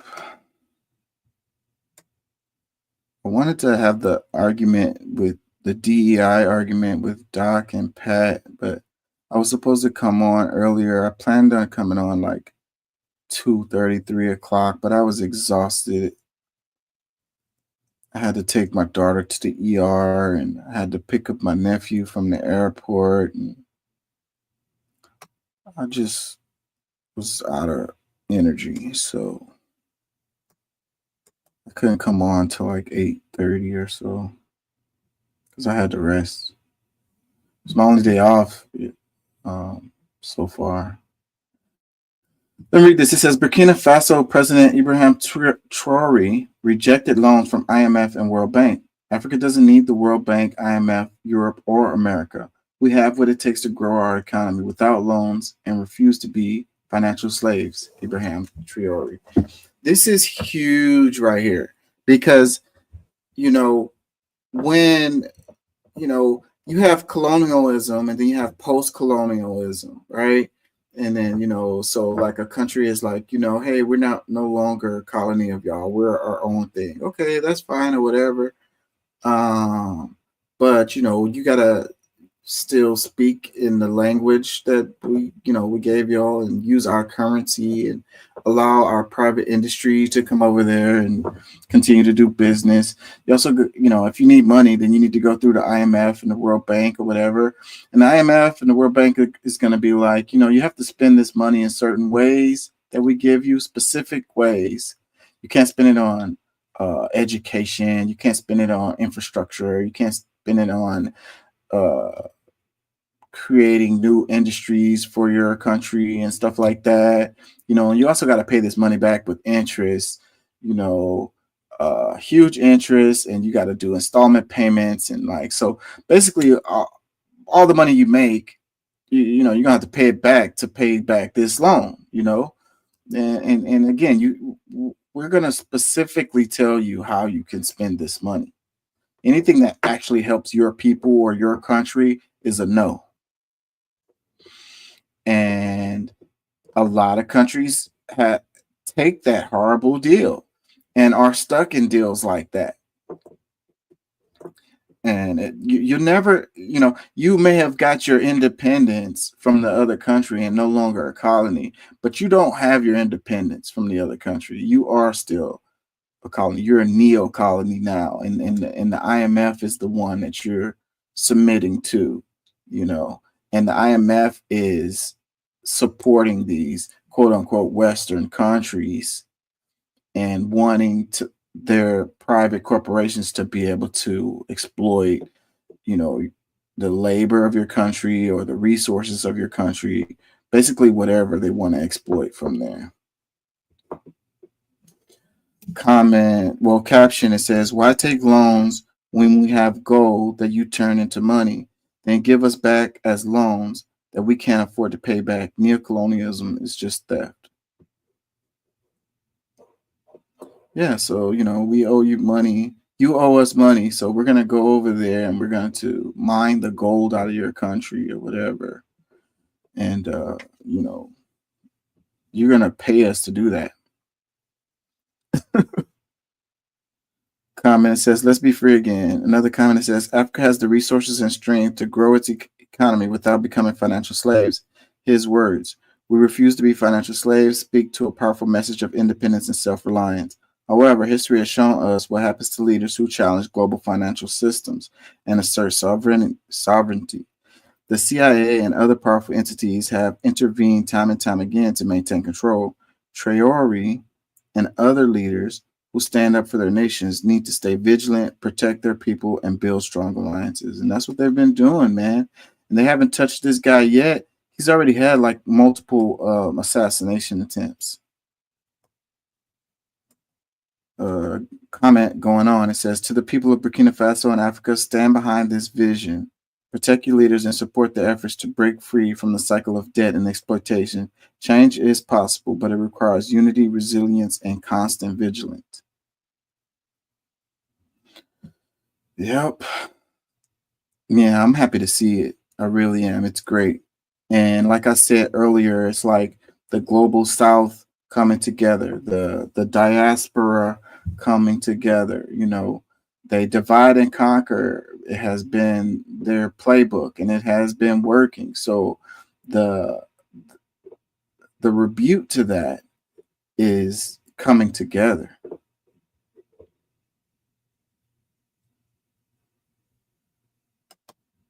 That's where the strength is. Comment, it says, the more I read about the brother, the more I realize that his leadership should be the blueprint. Another one, respect to one of the greatest president Africa has ever seen. Another one, protect him at all costs. Another one, Africa awakens. This is happening in our lifetime. Awesome. Another one, let the light stay on him, because the moment that it doesn't, the darkness will come to take him away. Yeah, man. Protect that dude. Don't let them get him.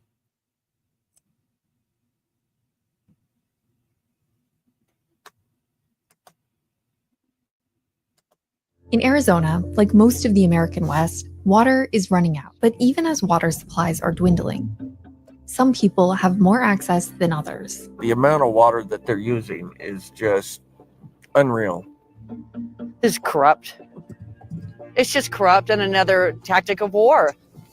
I don't know how they have the heart to do it. For a long time, Pierce was a quiet town of family farms and people looking to retire surrounded by mountains. But 10 years ago, that started to change. You know, when a parasite or a virus looks for a healthy host, that's what's going on here. They just kind of took off and got bigger and bigger. The company is called Riverview, and since 2014, they've spent more than $160 million buying up land around Pierce. Riverview now owns 55,000 acres of land. They use it to grow alfalfa, enough to feed 150,000 cattle. And that requires a lot of water. Before Riverview came to town, the dairy farm here used about 61 million gallons of water per year. But by 2022, Riverview's massive operation was using more than 14 times that, roughly 900 million gallons. Vance Williams had hoped to live in Pierce, Arizona for the rest of his life. But in 2020, his well ran dry, leaving him without running water in his house for 6 months. This is the water tank I had to buy. Once I realized how big the problem was, we were living on 5-gallon jugs of water before that. How much does something like this cost? That was, I believe, right around $3,000. Took every penny I had extra and some that I didn't. Some of it went on the credit cards. When it comes to water laws, Arizona is still pretty much the Wild West. The state started monitoring water levels in 1980, after a landmark law created new conservation rules, like limiting the amount of water farms could use. You don't want to buy a home in an area that doesn't have the water to sustain you or your kids or your grandkids. But here's the catch. The 1980 law left out roughly 80% of the state. It basically just covered major cities and excluded rural areas. That's how Riverview is allowed to pump as much water as they want. The advantage lies with the people who have the deep enough pockets to drill deep wells. As long as you own the land and you submit the paperwork, you can drill a well as big or as deep as you'd like. And this is happening across the state, from a dairy farm owned by a Saudi prince, to a New York-based investment firm, to a billion-dollar insurance company. Arizona's extremely lax regulatory environment has made it an ideal home for corporations looking to pump unlimited water. In Arizona, like most of the American West, water is running out. But even as water supplies are dwindling, some people have more access than others. You know, what this really makes me think about is how we should just change the way we're doing things. Like, you know, the argument isn't framed properly in this segment because any one of those individuals in Arizona that wanted to dig a deeper well could and had the ability to do it would take as much water of as they could for their own needs. So these corporations are basically doing the same thing, you know, but the problem really is related to how we do things, like the monoculture, the monocrops, like the way we plant them, again, it's a global market, like I was saying earlier, and that's what drives this type of thing, because when you have this many acres of growing one particular crop, like where the hell are you going to sell that? Like your market has to be the world, you know what I mean? So, but this is the problem. Everything should get more local, and everything should be more like diversified, and you plant plants that, like one plant takes this certain nutrient from the earth, and then you plant another plant that replenishes that particular nutrient into the soil, and you plant them next to each other.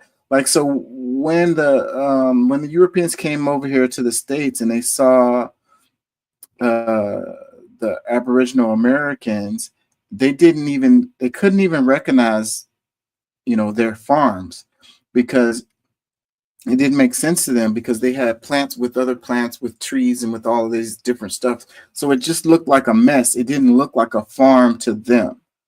But they understood how different plants can work together, to maintain a balance, and to not take too many nutrients out, and, conserve water, and to maximize the amount of sunlight and all of this different stuff. Because like some plants want a lot of sunlight and other ones don't, so you get the ones they're planted underneath the other ones. They grow taller and they grow faster. Anyways, if you know farming, you understand what I'm talking about. But what I mean is the way we do things is the problem. Okay. That's what leads to these people taking countless gallons of water from the water table. And who knows what the long-term effects of this will have in these areas. I guess they don't really care, right? They have so much money that if they tapped out the water in that area, they just move the farm to somewhere else, because they have the ability, they have the amount of money to start completely over in another location that has what they need, you know? So that attitude, that perspective, that way of doing things is the problem. Okay.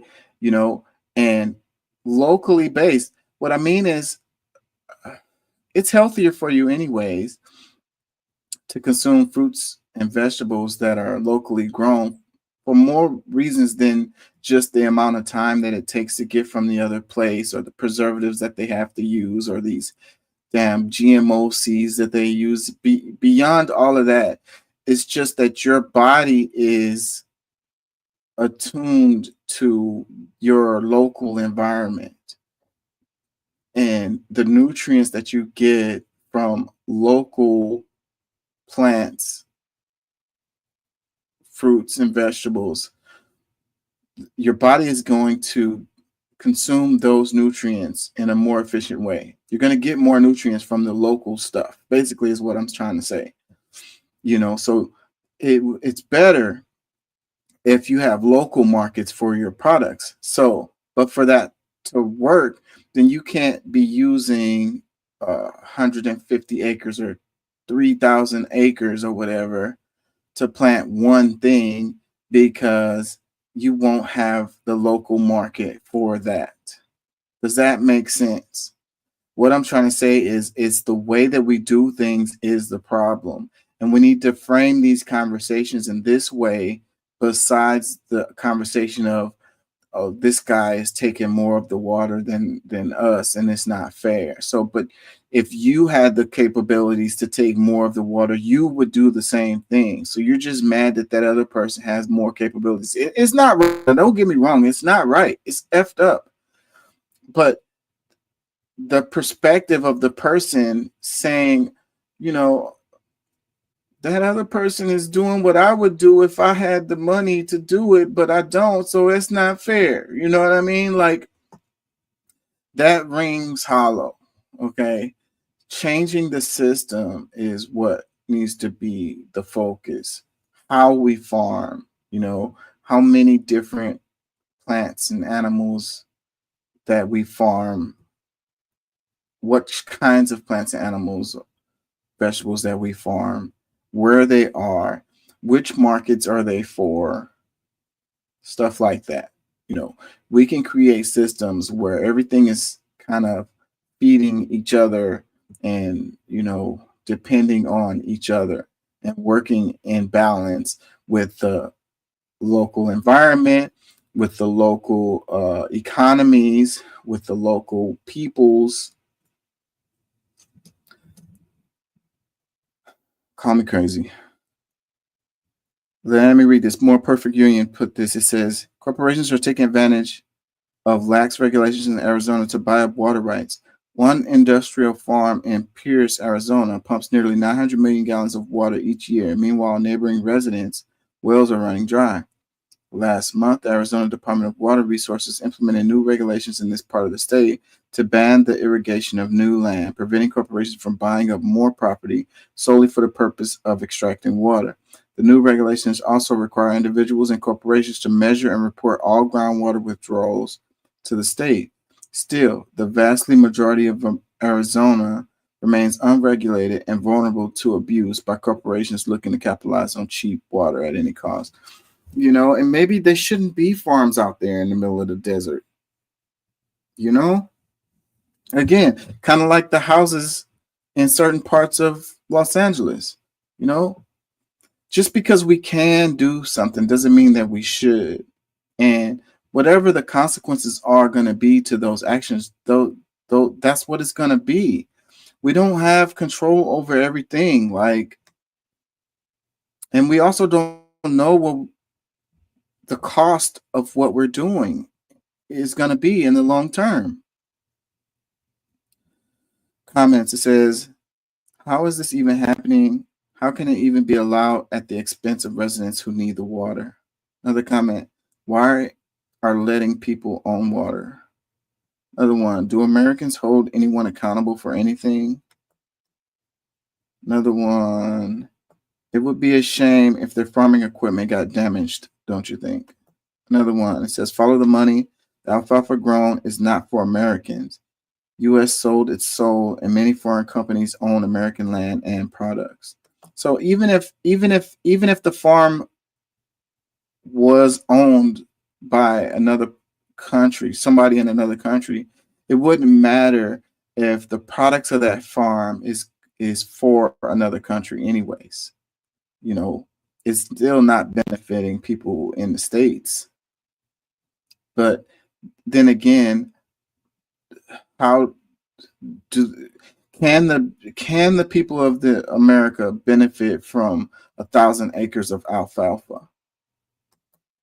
Is there a market here for that?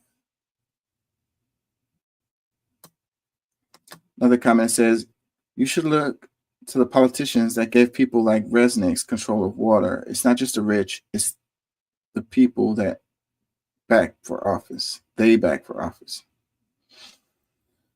Yeah, but I mean, you're meddling with the margins, you know?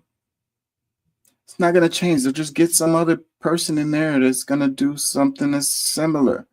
The motivations of them, you know, are their personal benefits. So if, you know, if they're getting lobbied, you know, or if someone is paying donations for them to get into office, it's just a revolving door. It's not going to change. The system has to be what you focus on. And these are the conversations that people don't want to have, you know? It's too big. It's too complex. They want to simplify it and be like, oh, it's because you have a bad senator. Okay. So we get a good senator in there, and then what's this kind of situation is going to be? Another comment, it says, Bill Gates has purchased thousands of acres of farmland all across the U.S. that are all located above natural water wells. Think about this for a moment.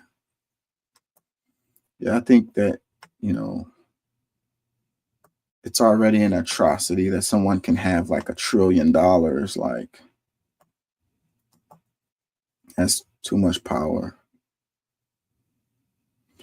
No man should have so much power. Comment says, just stopped eating meat manufactured by foreign corporations. There are plenty of local ranchers raising beef. You know, that is a strategy right there. But that takes endless diligence.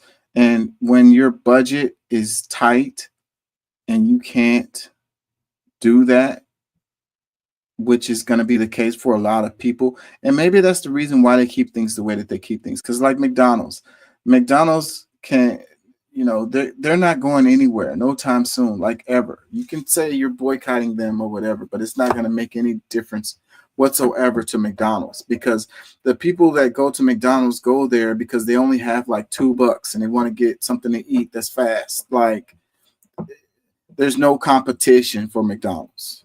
Okay. So as far as getting a cheap something to eat for like $2, that's fast. You don't have to prepare for yourself, you know? So,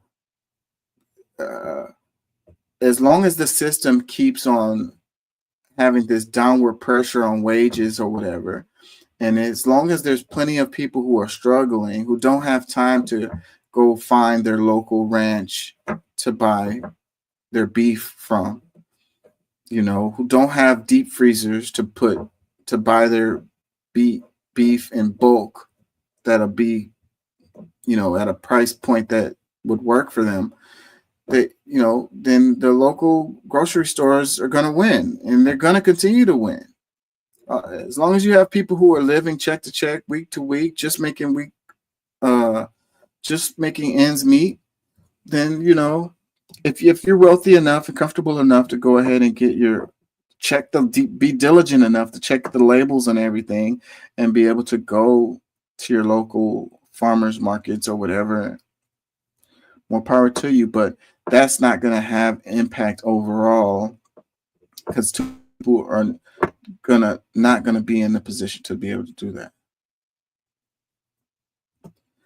that. Comment, it says, the thing is, they may want to pump unlimited water all they want, but it's a finite resource. Sooner or later, these corporations have to realize they only hurt themselves by hurting the environment. Of course, by the time they realize it would be too late, and they would have hurt everyone and everything in their way. I mean, like I said earlier, they don't care. They can just move to another location. Yes, it's a finite resource in this location. You know, we live on a water planet. We're never going to run out of water. Like, it's just going to be water wars because of certain locations that have water issues. We live on a water world, bro. We got basically unlimited water. Now, you can make the argument about fresh water, but the water system constantly is refreshing the water. You know, they have this, the scientists think that there's a huge amount of water that's like under the ground, like, you know, you got the Earth's crust and then you got like the mantle, and they think it's a whole bunch of water like below the Earth's crust too. And it would make sense because we have these big, huge oceans. So you know that water seeps down. God knows how much water is on this planet. Fresh water. Another comment says, you know, when a parasite looks for a healthy host, that's what's going on here. Another comment, Saudi Arabia is the foreign interest growing alfalfa agreed to by Republicans. Another comment, it says, Saudi Arabia owns the company and ships the alfalfa back to their country. It's illegal to grow alfalfa in Saudi Arabia because it consumes too much water to grow. So in their country, they're like, y'all can't grow this, man. It takes too much damn water, bro. So the corporation's like, well, you just go to America, man. I thought I'll lobby the politicians enough. They'll let me do it. So we'll just go over there and do it. Screw their water.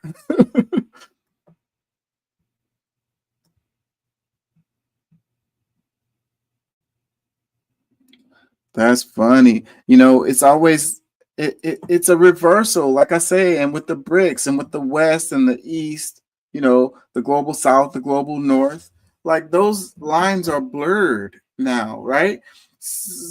Who is the global North? Who is the global South? You know, where is the West? Where does the West end? You know, where and the East begin? You know, it's complicated, right? When you really think about it. And then it's like, so historically, you know, these quote unquote Western countries are the ones that tend to exploit other countries for their resources. So wow, how have the tables have turned?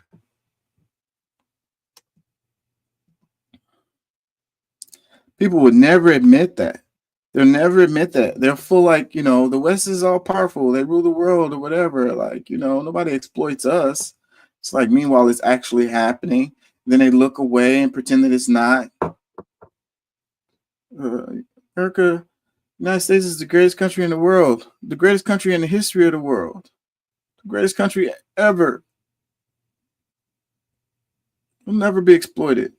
It takes one spark to light a fire, but here are 10 sparks that terrify the 1% because they actually work. Number one, ditch your bank for a local credit union. Banks exist to make profits for their shareholders. Local credit unions do not. They are nonprofit.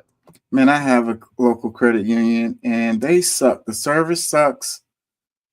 There's so many problems with them. The convenience is not there. I also have Chase, and Chase is convenient as hell. So what this guy is saying is true and right. It's just that people aren't going to choose that because it's not going to work as good. And I think it's set up that way, you know, to drive you into these major corporations. You know, it's there goes the system, you know, the smaller banks and the credit unions, you know, are the ones that, you know, you can support and try to build those up. But then what happens if they become big enough, you know, to actually compete with a bank like Chase?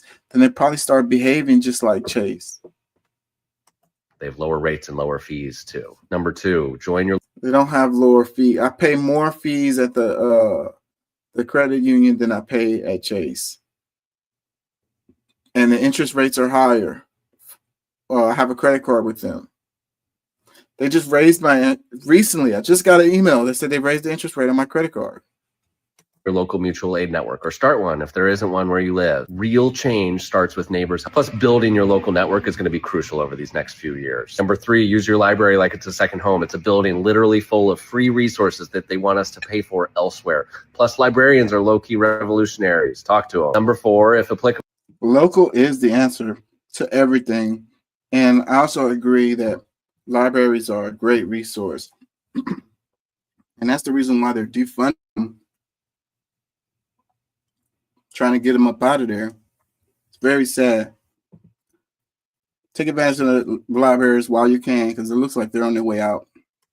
Join your local tenants union. Nothing scares landlords more than organized renters. When we know our rights and stand together, the power dynamic shifts fast. Number 5, join a bulk buying group. Cut out the middleman and watch your grocery bill drop. Number 6, join your local buy nothing group. Watch things magically appear when you need them. Also, get rid of the scarcity mindset that capitalism thrives on. Number 7, I'm biased in this one, but buy local whenever possible. 68 cents of every dollar that you spend locally stays in your community compared to 43 cents when you don't shop locally. 8, support citizen journalists and independent media.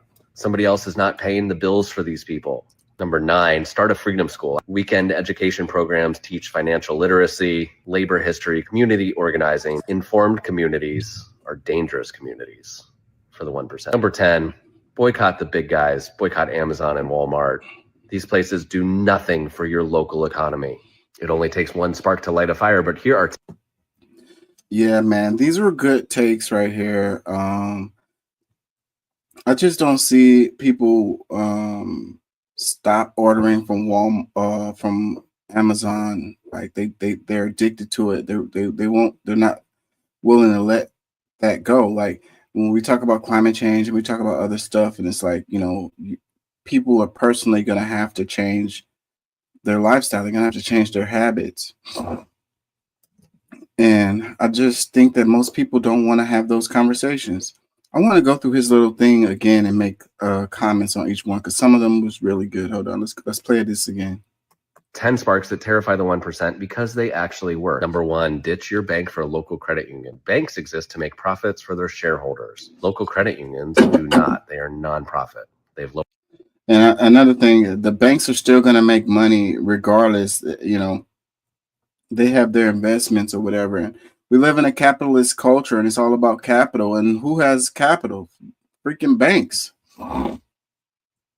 As long as they have capital, they're going to keep on winning, whether we put our money in their banks or not.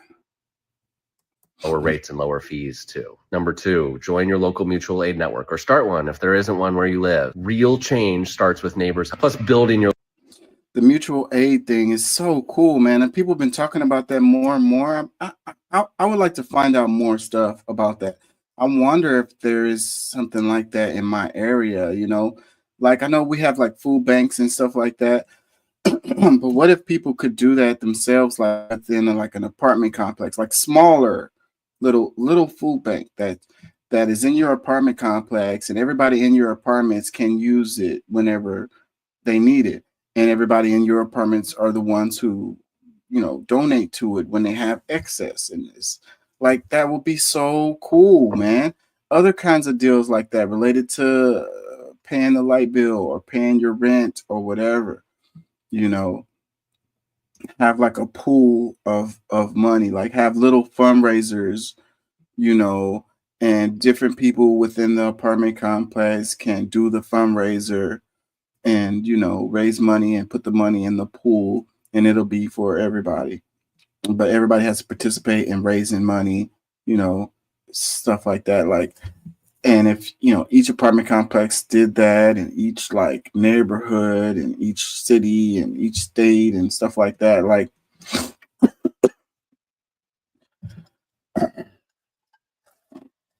excuse me,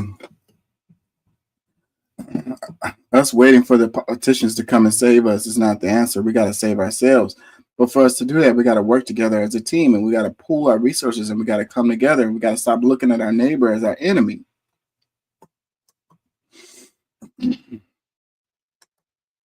Your local network is going to be crucial over these next few years. Number 3, use your library like it's a second home. It's a building literally full of free resources that they want us to pay for elsewhere.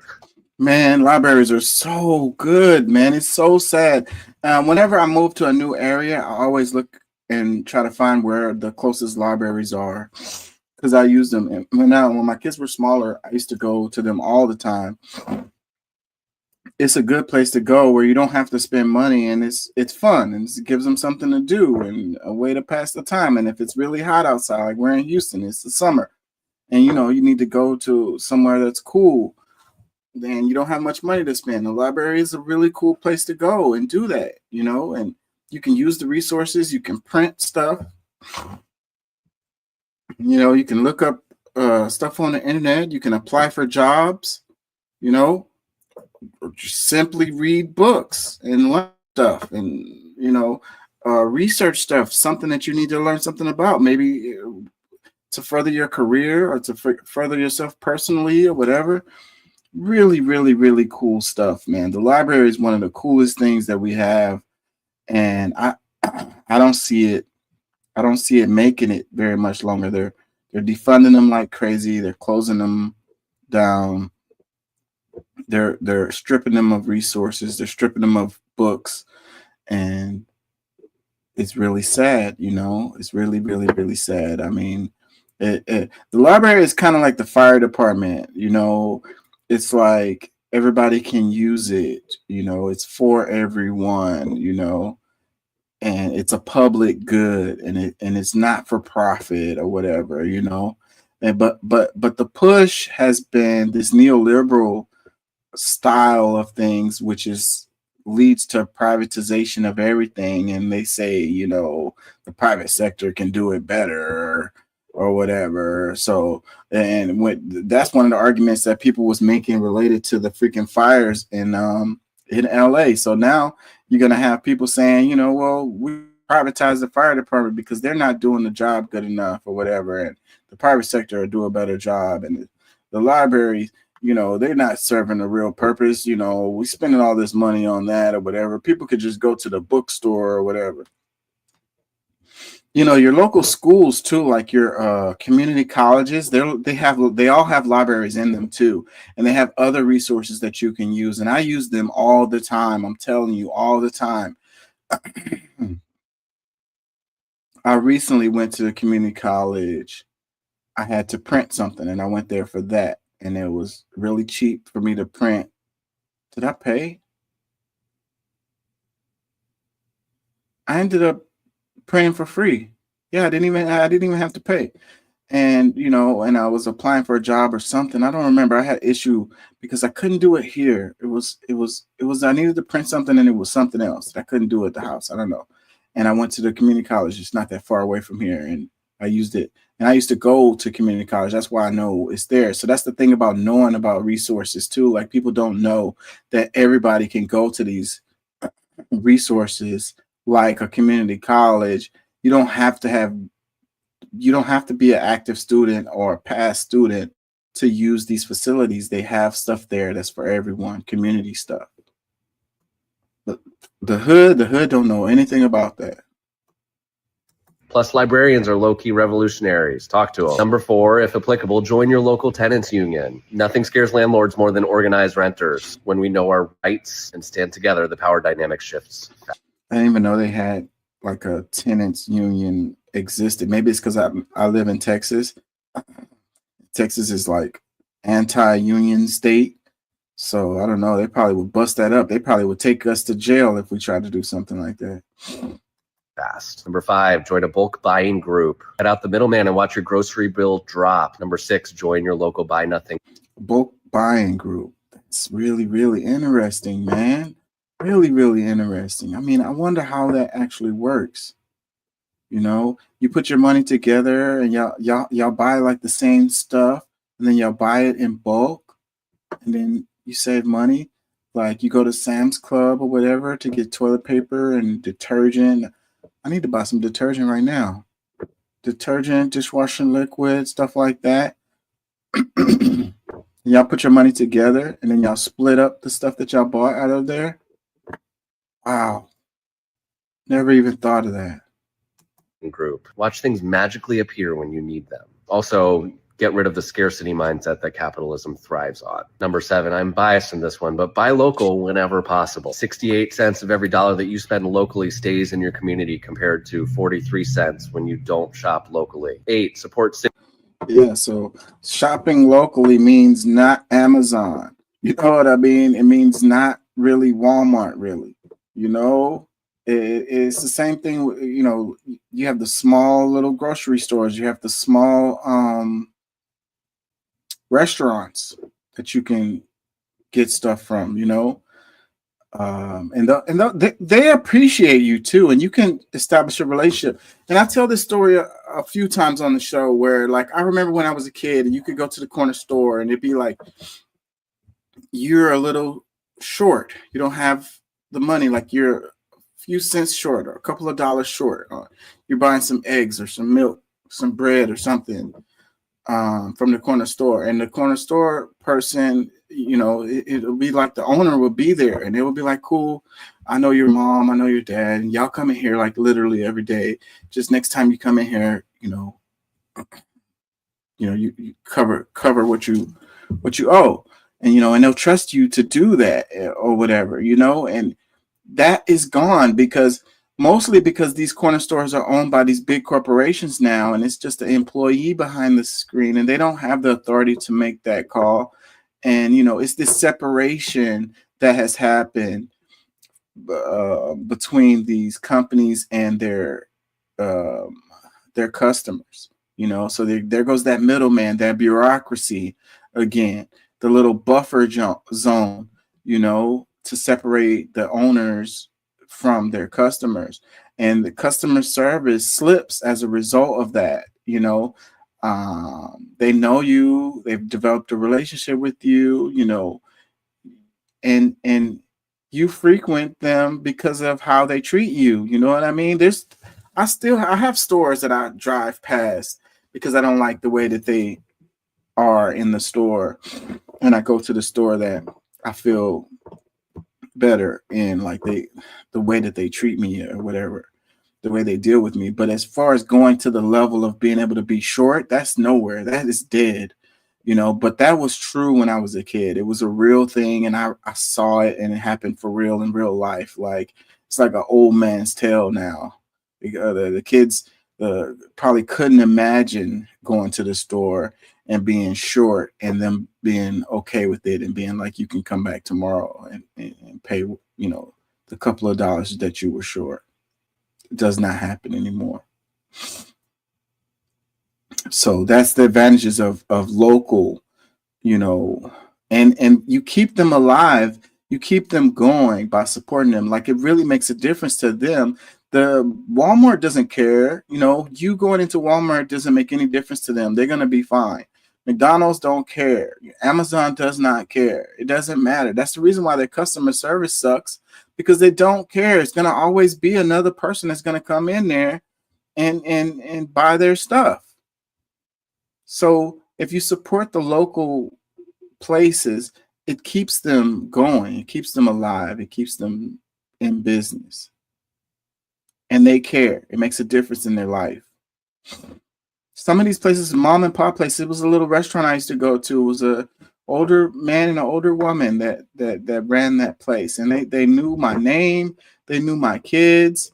They would recognize when I haven't been there in a while and like ask about it and stuff like that. Like, you don't get that at no freaking Amazon, bro. Citizen journalists and independent media. Somebody else is not paying the bills for these people. Number 9. Yeah, support independent media like me. Start a freedom school. Weekend education programs teach financial literacy, labor history, community organizing. Informed communities are dangerous communities.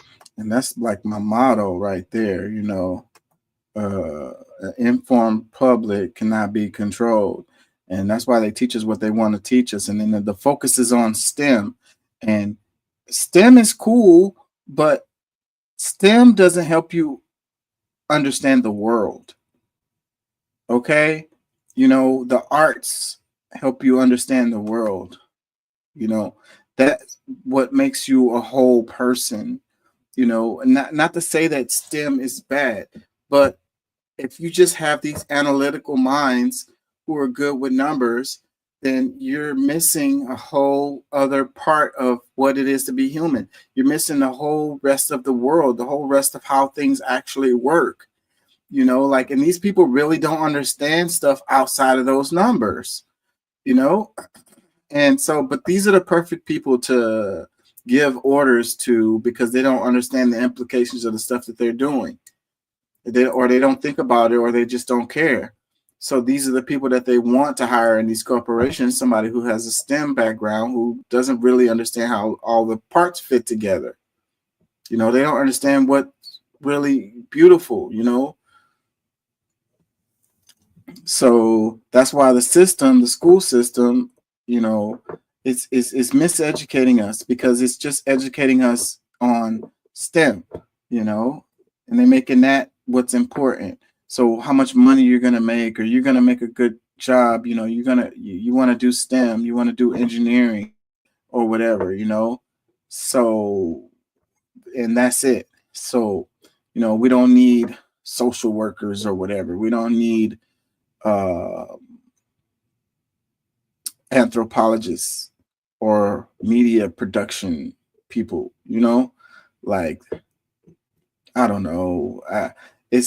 We're gonna have to educate ourselves. That's the reason why, like, with my daughter, I've never been really hard on her. As much as I love education and I'm kind of into education, I've never really been hard on her about her education as far as what they're teaching her in school, because I know that I have to fill the rest of that in. So, you know, whatever they're teaching you is whatever, but I'm going to tell you what the real deal is when you come home from school. Just do whatever they tell you to do so you can get through that. And I'm going to let you know what the real deal is. And you got to have to educate yourself at the end of the day. They want you to know it's just enough so that they can manipulate you and control you.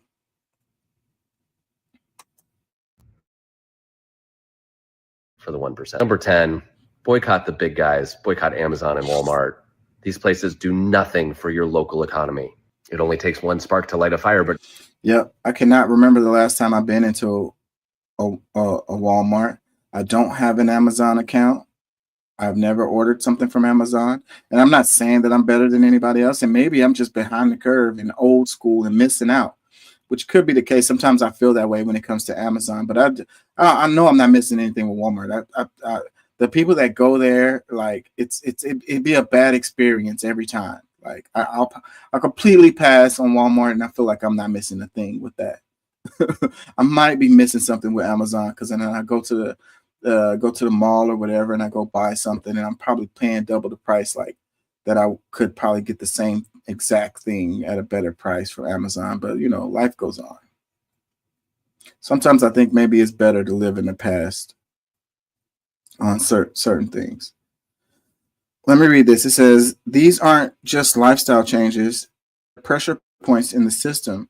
Each one creates small cracks in corporate power that can spread when we do them together. Your bank account isn't just your money, it's a vote. Your shopping habits aren't just personal choice, they're economic leverage. Your community connections aren't just friendships, they're the foundation of real power. The 1% didn't build their fortress overnight. They did it one legal loophole, one tax break, one corporate merger at a time. We can unbuild it the same way. This isn't about individual actions versus collective power. It's about building the networks and resources we need to take bigger action together. Start where you can, find others, do the same. I love this post, man. I love this right here. This is great. Good work, Dr. Norton. Good job.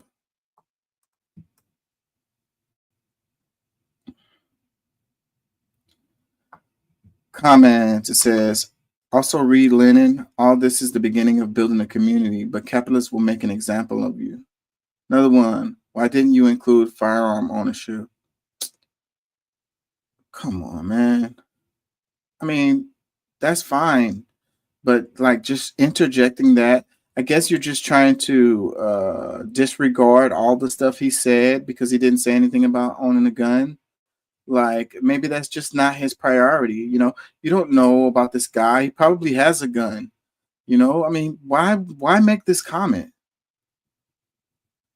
You're trying to disregard everything that he said? Another comment says, my local credit union owned by Bank of America. I think this is actually very common, and there are very few independent banks. I'm telling you, man. Yeah, this comment about why didn't you include firearm is bothering me, because it's like, what are you trying to say? Like, we're talking about community. We're talking about coming together. It's like, I mean, okay, having a firearm is okay or whatever, but we're talking about community here right now. Like, having a firearm is like my neighbor is trying to rob my house, and I want to make sure that I have my protection of my property so I can shoot my neighbor in the head if he comes over here and tries to steal my stuff or whatever. Like, that's not the same conversation that we're having, bro. Like, that's divisive. That's like, you know, I don't want to be in the community. I want to have my guns. The community is my enemy. I want to shoot them. Like, I mean, that might not be where this person is coming from, but that's the feeling I get. That's the vibe of leaving that comment underneath this particular post. Like, you came to this post and listened to this person talk about community and boycotting the big corporations and using libraries, and then you put, why didn't you include firearm ownership? For what? To shoot who? And like, I get it. Like the stuff about like a tyrannical government, you need to have firearms. I agree with that particular argument. You know, that the point is to have a well-armed militia in case you have a tyrannical government and you need to protect yourself from that government. And I agree with that. But your little firearm that you have in your house is not going to work against the government. They're going to come in and lay you out. You're not going to win that fight. You can't fight them that way. No, you can't. No, you can't. Stop thinking you can. No, you can't. You're like, oh, we got a group of guys, you know, and we practice on the weekends and all of this, and we got cases of bullets, and, you know, we have all these different weapons and stuff, and they're locked away and all of this. You know, if something happens, and the guys are going to get together and, you know, we're going to fight. Okay, bro. Like, they got tanks. They got freaking choppers. They got helicopters. They got freaking missiles, bro. Like, you don't have that, bro. You're going to lose, bro. You can't fight them in that way. Stop thinking like that. Oh, I'm a badass. I'll shoot the helicopter down. Okay, bro. Okay, Rambo. Good luck with that. Let me know how that goes for you.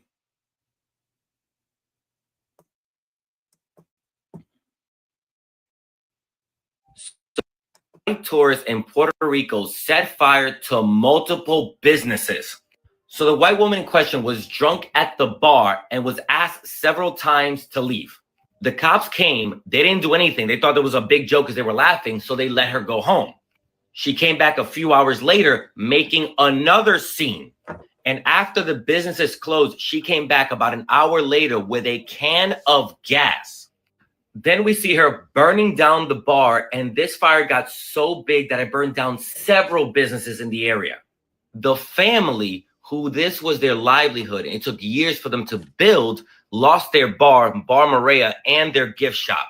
These businesses were also a large employment engine for the community. Now, thanks to Dinesh, we already know that the woman is Danielle Berthothy. I think that's how you say her last name. Frankly, I don't give a damn. But apparently, she's also changed her name on social media to Danielle Renee. And when Dinesh questioned her on social media, she blocked him and deleted her social media. Now, here's a better picture of her that Dinesh got. And according to authorities, she's already left Puerto Rico and is back in Missouri. The families have started a GoFundMe to help rebuild. You know where to find the link. And this is a TikTok, I believe, of one of the companies. They've been posting the videos if you want to follow them and support them as well. This woman needs to be found and charged to the fullest extent of the law. even charged with a hate crime. This is a white woman from the US doing this to Puerto Ricans who are US citizens, but again, they don't see brown people as citizens of the United States. She, in her white supremacist mind, thought she was well within her right to do this because how dare brown people tell her what to do. So seriously, TikTok, let's spread this around to make sure that she is found and held accountable. So Yeah, I don't know if it's as deep as what he's saying, but the selfishness of this is crazy. I was reading this article. It happened a while ago, and it's a really crazy ass story, bro. I really don't like how people can feel like they can go to like the Caribbean or whatever, go to other countries and wild out and you know not expect to have any consequences of it. Like, I don't know, man. You're having a good time. You got drunk. Somebody hurt your feelings, and you decide to burn the place down. And you're like, shit, I could just go back to the States. I'm good. Like, I don't have to worry about it or whatever. Like, what a crazy story, man. There's so many narcissists out there. There's so many, like, extremely selfish, individualistic, freaking sociopaths out there. Yeah, this person needs to be held accountable. This is a crazy story. Y'all look this story up because it's crazy. This is a true story and it's crazy. Comments, it says, I don't wish death on people, but if she can't pay up the money and the damages she made, oh well. I can't believe she made it out of PR safe. Her actions are unforgivable. Another one, is she getting arrested or what? And that's what I would like to know. You know, what is the follow-up to this story? You know, did they find her? Like, how can the people in Puerto Rico hold her accountable, you know, from so far away? You know, she's probably going to get away with this.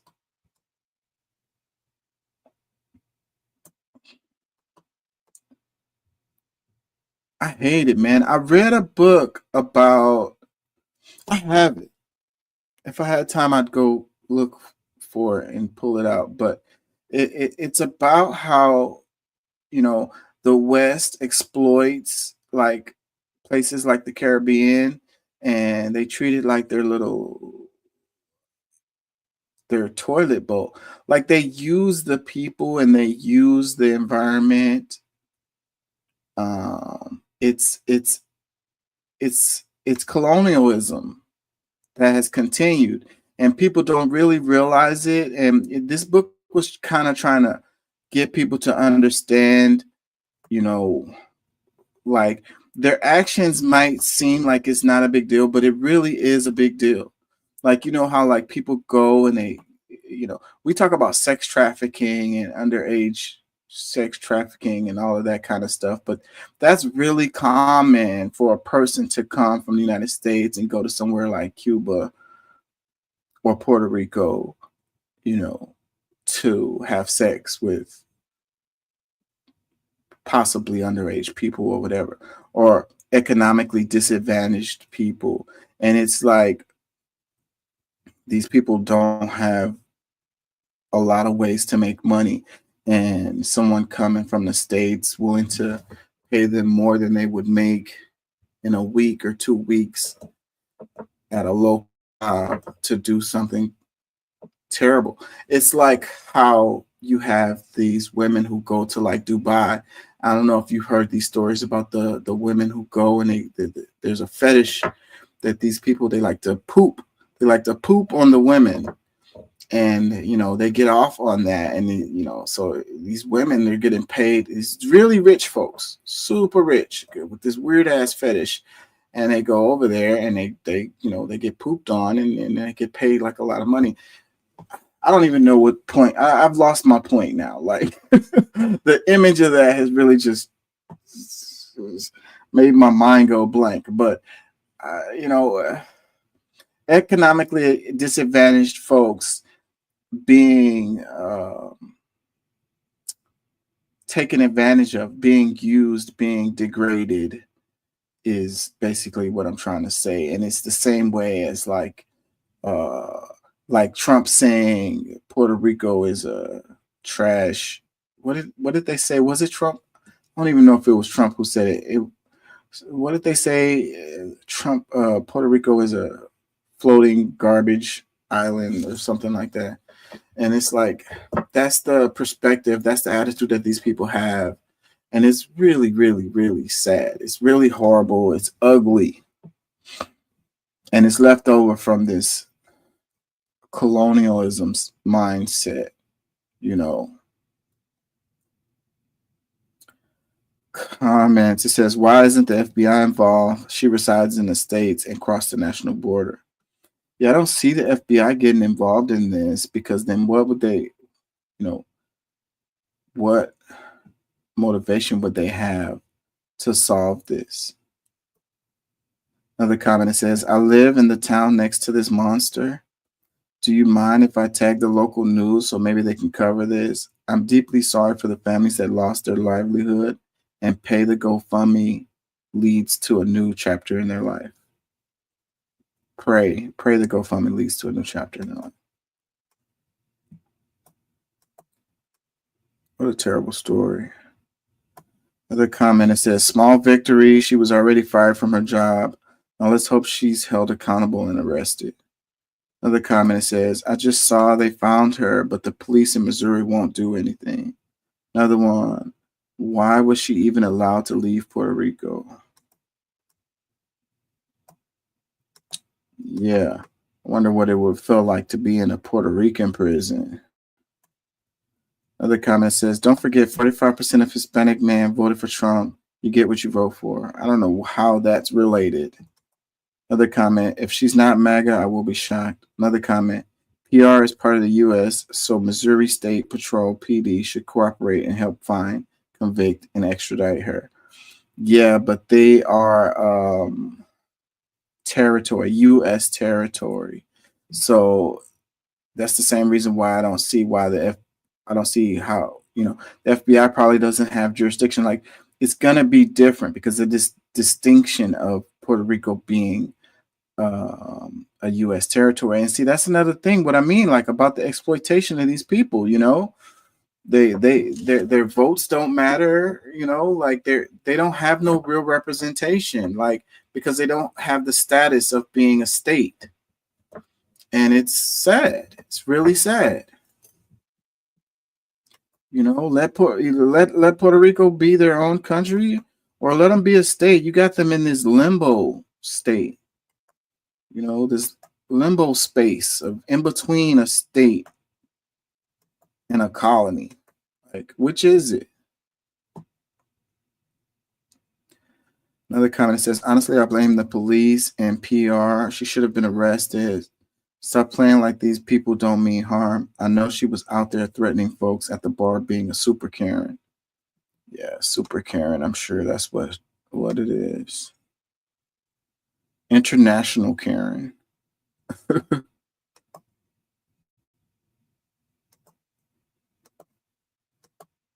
Evidence in history shows the exact opposite. If you look at how minorities are treated by the medical system, most doctors now are white, and there are lots of mistakes in medicine. So you're saying that my doctors have bad medical care? I'm trying to understand your logic here when it comes to DEI, because there's no actual evidence of what you're saying. No, I said, so if the standards, like let's say, I think that particular thing was referring to surgeons. Let's say a surgeon is asked to, a surgeon in training is asked to do a series of operations under the supervision of a senior surgeon, and they get a bunch of those operations wrong. If that happens, and if they are still approved to be a surgeon, the probability that someone will die, I think, at some point is high. Okay, I understand that, but that's a hypothetical. That doesn't mean it's happening. I didn't say it's happening. You didn't say it was happening. I said it will. I said if we lower status, people will die. But why respond to something or put something out there that has not happened, Because I could say, you Because I know, don't want it to happen. I think we don't want to lower those standards. okay, if you look at the history of the medical industry, especially when it comes to Black Americans, it shows the exact opposite. If you look at Yeah, so how come, valuing diversity automatically leads to a lowering of standards? How come, if you have more women or people of color in these positions of authority or positions of power, or then automatically you assume that the standards have been lowered? You think that these people didn't meet the criteria to be able to have those jobs. Like, they didn't go to school, they didn't learn what they had to learn, they didn't do their internships, they didn't do their dissertation or whatever. Like, they didn't go through all of the processes that it takes to be in that position because they're a woman or they're a person of color or whatever. Like, I don't know how it gets to that. Let me read a comment. It says, I'm a physician. He has no idea how medical education works. Once you've reached the level of surgical resident, you have taken the MCAT, gotten into medical school, excelled and garnered excellent board exam scores, and applied residency programs across the country. You don't get to that level based on DEI. There are too many national standards that must be attained by every physician, Black or white. Further, residents don't operate alone either. This guy is whacked. Yeah. So it's so many people that don't know what they're talking about, and they have opinions. They're loud, but they don't know what they're talking about. Like it's like a person got a degree and they got it as a result of DEI. It has nothing to do with their freaking papers that they wrote or all of the classes that they attended. Nothing to do with that. It was DEI. They just hand out those degrees to people of color and women so that they can reach their quotas. I need a break. I don't want to end it. So I'm going to play some of this. It's on the topic. I wanted to have the DEI argument, but I don't have anybody in here to argue with. Let me see if I can find it. It's like somewhere up in here. On October 7th. And yet here he is. Here he is, an absolute political survivor. She's talking about how Trump.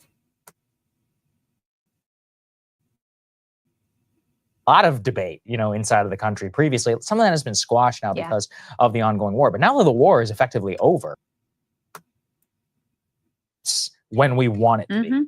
It's actually stunning to see it be used again. I've been waiting for this for a long time. As you said, this is not the one I'm looking for, but they was talking about how Trump basically it's humiliating to Biden because he's been in there for 4 years and Trump not even in office yet, and he's already brokered the ceasefire deal. You got to give him credit on that. Here it is. This is the one I'm looking for. Am I sharing? Find that really, look, you might be right, but I have to say what. Hold on. Sager made some good points here. And I usually don't agree with Sager, but he did make some good points. And immediately making a judgment. I am saying through both experience, through observation that. Hold on. I just think that a lot of the arguments, the DEI arguments, are coming from a place of hatred, racism. Instead, I would say, look, I don't care who you are. Can you do the job? Are we? These people didn't. They like the comment I just read. Like, you can't become a surgeon because they was trying to reach a quota. You're gonna have to pass all the exams. You're gonna have to show that you can do the job. Like the person they were talking about who was the fire chief, the woman, and DEI and all of this. You think that that lady got that position and not know what the hell she's doing? Cover up of the, the reality of climate change is ongoing. That cover up is on. Hold on. But now. here's The other only thing, way it would is Saagar, some sort of that Manhattan that's Project the reason level, which why, again is not going to happen. That's the So- reason why people on the right, rather than acknowledging that the climate change has fueled these extreme catastrophes, which could help to mount They're arguing about climate change. Hold on, I'm looking for the spot. I'm cover sorry. when the bigger picture here is Right, quite clear. but here's the problem: is that by denying the fact that there's these articles from the LA Times, like the LAFD is too white, seems like a bit of an issue. It seems Okay, it's right up in here. To this particular situation, but also, help fuel the devastating hurricanes that flooded and, were a total disaster for Western North Carolina and other regions that have made Florida effectively uninsurable. Like, all of these things fit together, but instead it's DEI, it's wokeism, it's the fire department getting cut, whatever, when the bigger picture here is right. quite clear. But here's the problem: is that by denying the fact that there's these articles from the LA Times, like the LAFD is too white, seems like a bit of an issue. It seems like a pure competence problem for me. I don't care what color or That what lady gender. seemed pretty competent to me. What's up? That lady who's running the fire department seems pretty competent. I'm not talking to about me. her specifically. I'm talking about the fact that, that at a time in 2021, there literally were articles about DEI in the LA Fire Department. I think that's a problem. I think competency itself is the core for what all functions of life-saving organizations should be. I mean, I'm not going to get into specifically parsing, like, why are all these lesbians in the fire department, which appears to be like a vogue thing online. Instead, I would say, look, I don't care who you are. Can you do the job? Are we making sure the standards are there? And so that is, in my opinion, the problem is that nothing is ever comes to mitigation. And nothing What ever evidence even do you looks- have that any of them are not competent? Oh, I'm not talking about that. I'm saying a culture around ensuring that we have more Black or lesbian firefighters does not seem to me to comport with a culture But of you have no competency evidence. itself. You have no evidence. Well, what am I supposed that to has go do had a systematic study? Yeah, I mean, yes, I expect there to be evidence if you make a claim. Okay, then what evidence do you have that a pure white fire department can't do the best job? I mean, that's what I'm saying. DEI itself is a nonsensical thing that prioritizes equity for the sake It's of itself. such a distraction, though. Like, Why is it a clearly- distraction? How? Okay. Yeah. You think that if you had had a man in charge of the fire department, they didn't could have say stopped the fires? I Like, didn't you say have that. no evidence for that. You just assume that because it's a woman, No, I didn't say she's not good at the job, or because she's a lesbian, she's not good at the job. What I'm This is saying is that there has been such a priority. distraction from the core problem here, which is that you have a 1,200-year drought. You have the temperature, average temperature in Calvert is 5 degrees hotter. The Santa Ana winds are nothing new. The reason it is so devastating are because of those two factors. And that has nothing to do whether there's a Black person or a lesbian or a white lady or a white dude at the head of the fire department. Nothing to do with that. What I am saying is that it is clear there was a culture in the state of California and in the LA Fire Department specifically to look at quote unquote equity over the last 3 to 4 year period. Do I think on average across all organizations, corporate, fire department, police, military, that culture competes with competency? Absolutely. Yes, I do.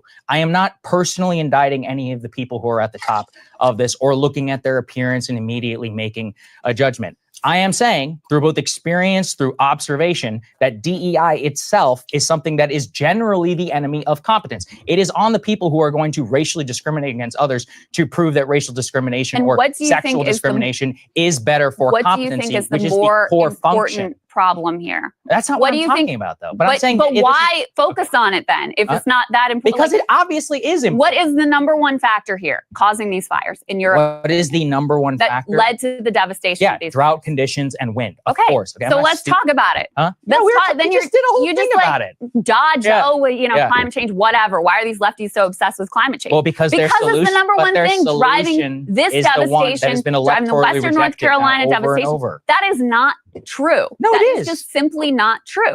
Go look at how popular the Paris Climate Accords were. Well, when Go Trump look at pulled how out of it, I don't popular remember it being investments some in big green. problem.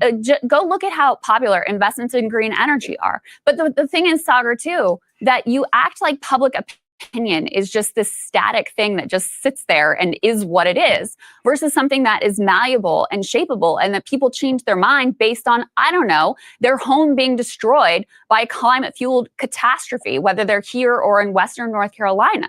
So Yeah, I, as someone who analyzes these situations, of course, I'm going to focus on the number one factor that is causing these absolute cataclysms here and around the world, and really is going to contribute to destabilizing the entire globe. So the reason why I talk about it is I think that the way it codes, and this is what many people who talk about it are not able to do, is they are unable to communicate this in a manner which does not tell American citizens that their lives are not going to be significantly curtailed, which I think the true reality of most of this discussion is, oh, we have to get rid of cars that have too much emissions. We have to significantly curtail the way that we consume goods. We have to reduce our quote unquote carbon footprint, which means what? Which means that the price of all this stuff is going to go up. Consumption itself is go down. I don't even necessarily think that's a bad thing per se. It's going to be tough in a hyper individualistic and consumer capitalist society, which is the United States. Most of the way that this stuff is communicated is usually you're the problem, our whole society is the issue, or some imaginary wealth tax of 50% is going to change everything. It's just not. The bulk of the Well, it's kind of true what he was saying there, but why does it always come down to this? It's like, so, if something happens in a democratic state, then, the Democrats suck, the reason why it happened, it was DEI, it was immigrants or whatever, so, but when something happens in a Republican controlled state, then they don't use those same arguments. I mean, the Democrats will attack them and say that, it's poor leadership or whatever, it's MAGA or whatever. But that's what I mean, though. So like everything always boils down to these same arguments instead of like digging through the nuance and the complexities of the situation of what's happening. People want to boil things down to real simple concepts for them. And, so they don't have to think about it. They'll just say, well, it's a DI hire. And that's the reason why, things happened the way that they happened, or it's a Democrat run state. And that's the reason why, things happened or whatever, or the other side, their MAGAs and their white supremacists and their ultra nationalists or whatever. And that's the reason why these things happened, instead of actually digging through it and looking at because it's harder to do that. It's harder to do that. And people don't want to take the time, and, it's lazy thinking is what it is, sometimes both of the things can be true, or they can both be wrong, or it can have nothing to do with those things at all whatsoever. It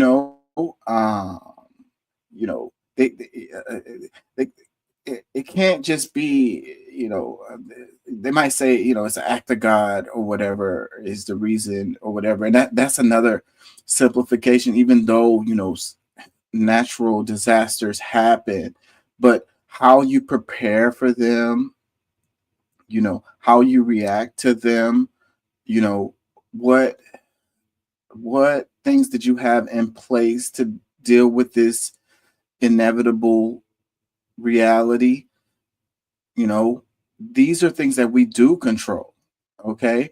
And those are the things that you want to focus on. And those are the things that you want to look at. Like what I said earlier about, do you really want to build a city in a place that, naturally has wildfires all the time? And if you do build a city in a place that naturally has wildfires, do you want to build it out of combustible materials? You know what I mean? These are the things that you want to look at, and talk about. And these are the things that can lead to better outcomes in the future. But talking about DEI or talking about MAGA or white supremacism, that isn't going to necessarily lead to better outcomes in the future. So we just end up in the same spot. It's like a dog chasing his tail, and you're just going in circles, and nothing ever improves, nothing ever changes. It always stays the same, and just keep having these arguments. It's like these self-righteous arguments. It's to make myself feel right. It make myself feel good, make myself feel superior, make me feel like my team is the team that, is winning and right or whatever.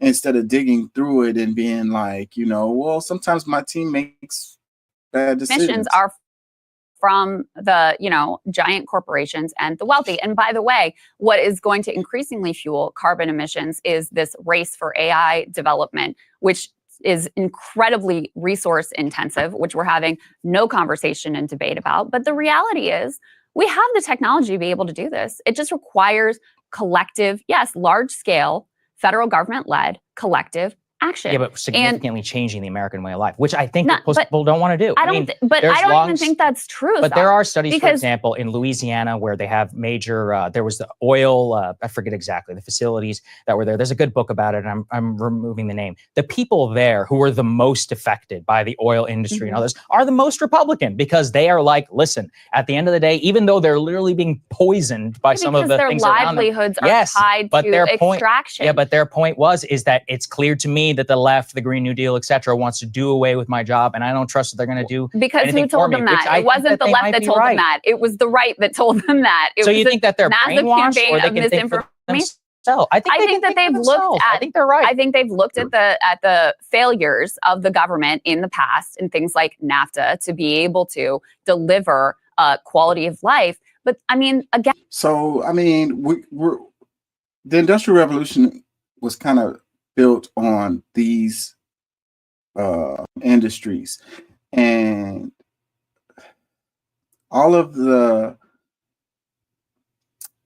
futuristic, or the state of man today is as a result of the way we've been using these resources historically, and our industries are reliant on it. So these things aren't going to really change overnight or anytime soon, really. But Crystal's argument that, these people who rely on these industries for their livelihood can still have a future, is true. They can be working in a different, the green energy stuff can end up benefiting them because they can end up working in those industries or whatever. So, but and I've been watching a lot of stuff about the climate emergency or whatever, and they're really smart folks, and they're saying that we oil isn't necessarily the problem, and getting rid of the oil isn't gonna fix the problem. So it's just more complicated than that. It's another one of those things that we want to simplify, and because the wind is not the answer, the nuclear is not the answer, there's all kinds of problems with solar at this point. Maybe that technology can improve in the future, but it's really the way that we do things that needs to change, and that is the argument that we don't want to have. That's the conversation that we don't really want to have, so, but again, those people who are worried about losing their jobs because they work in the oil and gas or whatever, it's a fair thing for them to be worried about. But at the same time, it doesn't mean that they won't have, if the Green New Deal type stuff has its way, that doesn't mean that those people won't have jobs. It'll just not be the same ones that they had historically, and it may end up working out in their benefit in the long run, related to instead of working in a coal mine, you're working in a mining, a data mining, or like a crypto mining or something like that, which those things aren't good for the environment either, related to the amount of water it takes and the amount of energy that it uses. That's the reason why this stuff isn't really the answer. And when people say stuff like it's kind of a scam, I really do sympathize with them, because it's about making money. So this is going to be the new dominant industry. It's going to be the new oil, basically, and it's going to come along. The same stuff is going to come along with it that came along with the oil, and they're just going to dress it up in new packaging that's prettier or whatever. Again, I'm not saying it's an easy problem. But how's the American way of life going in LA right now? How's the American way of life going in Asheville, North Carolina right now? How's the American way of life going in huge parts of the Gulf Coast that have been devastated by hurricanes and are going to be? How's the American way of life going in Miami, where when it rains, it just floods the whole city? And that's the thing that does frustrate me, though, because the evidence is clear. Climate change is happening. It's a real thing. Like, there's no argument to that. What we're gonna do about it is the question. And there you can make an argument. Is it really the activities of humans, or is it more related to the cycle? But then if you talk about the Holocene, where they talk about like the age of humans having the greatest impact on the environment, I mean, you can't look around and feel like humans aren't having this huge, great impact on the planet as far as the way the systems go, as far as the biodiversity, as far as the pollutants. At the very least, any one of us out here, even if you're you don't believe in climate change, you have to believe in pollution, like polluting the ocean, pollution in the air. This stuff is going to affect you and does affect you without a doubt. You could put the climate change to the side and just focus on the pollution part, the microplastics and all of this, and it's landing in your food. You're breathing in particulates that's floating around in the air. The animals are eating the trash, and then you're eating the animals. It's affecting you, okay? And it's a problem that needs to be dealt with. So, but as long as you're like, oh, the environmental thing is all just a scam, then the corporations get to continue to, put toxic waste in your cereal. So there would be a cost. There would be a transition period, but the consequences of not acting, like you ignore the consequences of not acting. Oh, I'm not ignoring. And those are absolutely grave and dire. And instead, want to talk about like, oh, there's a lesbian in charge of the fire department. Isn't that the real problem? See, no, I it's think not that's the a real straw fucking man problem. too, for the fact that we're talking about DEI itself, which has been pervaded through the California government. But beyond that, which is bringing it to a democratic question, people have been bombarded with propaganda since I was probably born that, oh, everything is horrible, the sea levels are going to rise. Many of these predictions don't end up being true, which then no, but it's not, because people said, oh, X amount of coastline was going to disappear by, 2025, didn't happen. The same, catastrophic language is being used over and over again. People don't feel or see the fact that things are changing all that much beyond hurricanes and or fires. I think we should see, like, the thing is, things happen gradually. Change happens gradually until you reach tipping points where then there's drastic changes. And that doesn't mean that, it's not true what they were saying. But in his defense, the doom and gloom story that you're getting told, it kind of just wears you out, where they're like, oh, the world's going to come to an end or whatever. And, it's like Thunberg, Gretchen, what is her name? And she used to be in the news a lot when she was just talking about climate change. And because I think that goes along with their agenda. But then when she started connecting the dots related to colonialism, and exploitation of the East and the global South countries, she started to get less and less media attention, because just screaming about the doom and gloom of climate change and the world's coming to an end works with their narrative and works with where they want to be. So like, people are just looking at something like it's an impossible thing to deal with. So, and it's way too big for me to even like comprehend. So I need to give it away to the specialists and the experts or whatever, and whatever decisions that they make or whatever, we're just going to defer to them and just go with that. And then they have their agenda related to that. It's going to have to do with making money. Like I say, it's going to be the biggest freaking way to make money going into the future, is this kind of thing. So, and they want us to just defer to them and not really just kind of, think it through for ourselves. but when you start connecting the dots related to oppression, global South, and economics, and all of this, then they're like, whoa, whoa, whoa, whoa, whoa. You know, solidarity across the world related to global South issues. They're like, whoa, whoa, whoa, whoa, whoa. No more media coverage for this person.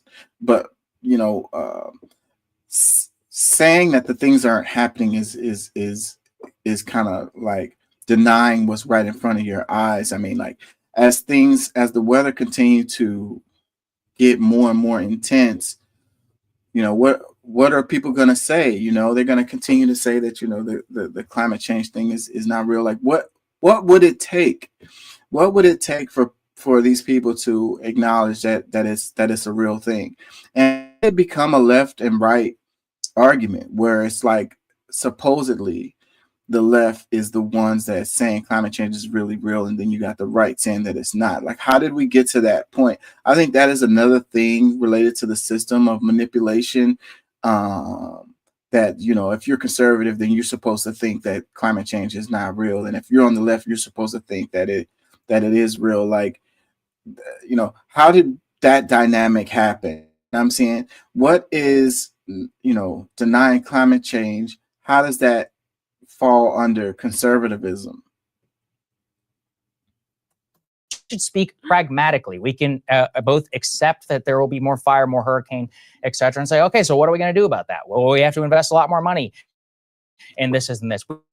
We don't necessarily need to say, oh, all electric cars are going to be driven in the state of California by 2030. Ridiculous, absurd, never going to happen in the first place. At the end of the day, it's about a consumptive mindset, which fundamentally, you're talking there about transition. That requires a lot of trust from people that their lives and their jobs and all this quote unquote just transition language was going to happen. I don't think there is any reason after the failures of COVID or after the last 5 years to say that would be competently managed, or it would be one in which we should, as a vision, buy into. We have probably one of the most atomized, individualistic times in modern American history. I think there's a lot of reasons for that. And immigration being number one, but in all of that, you will not get to a point where everyone's just going to buy into this kumbaya, like, oh, I'm going to give up, you know, 30% of my consumption for some quote.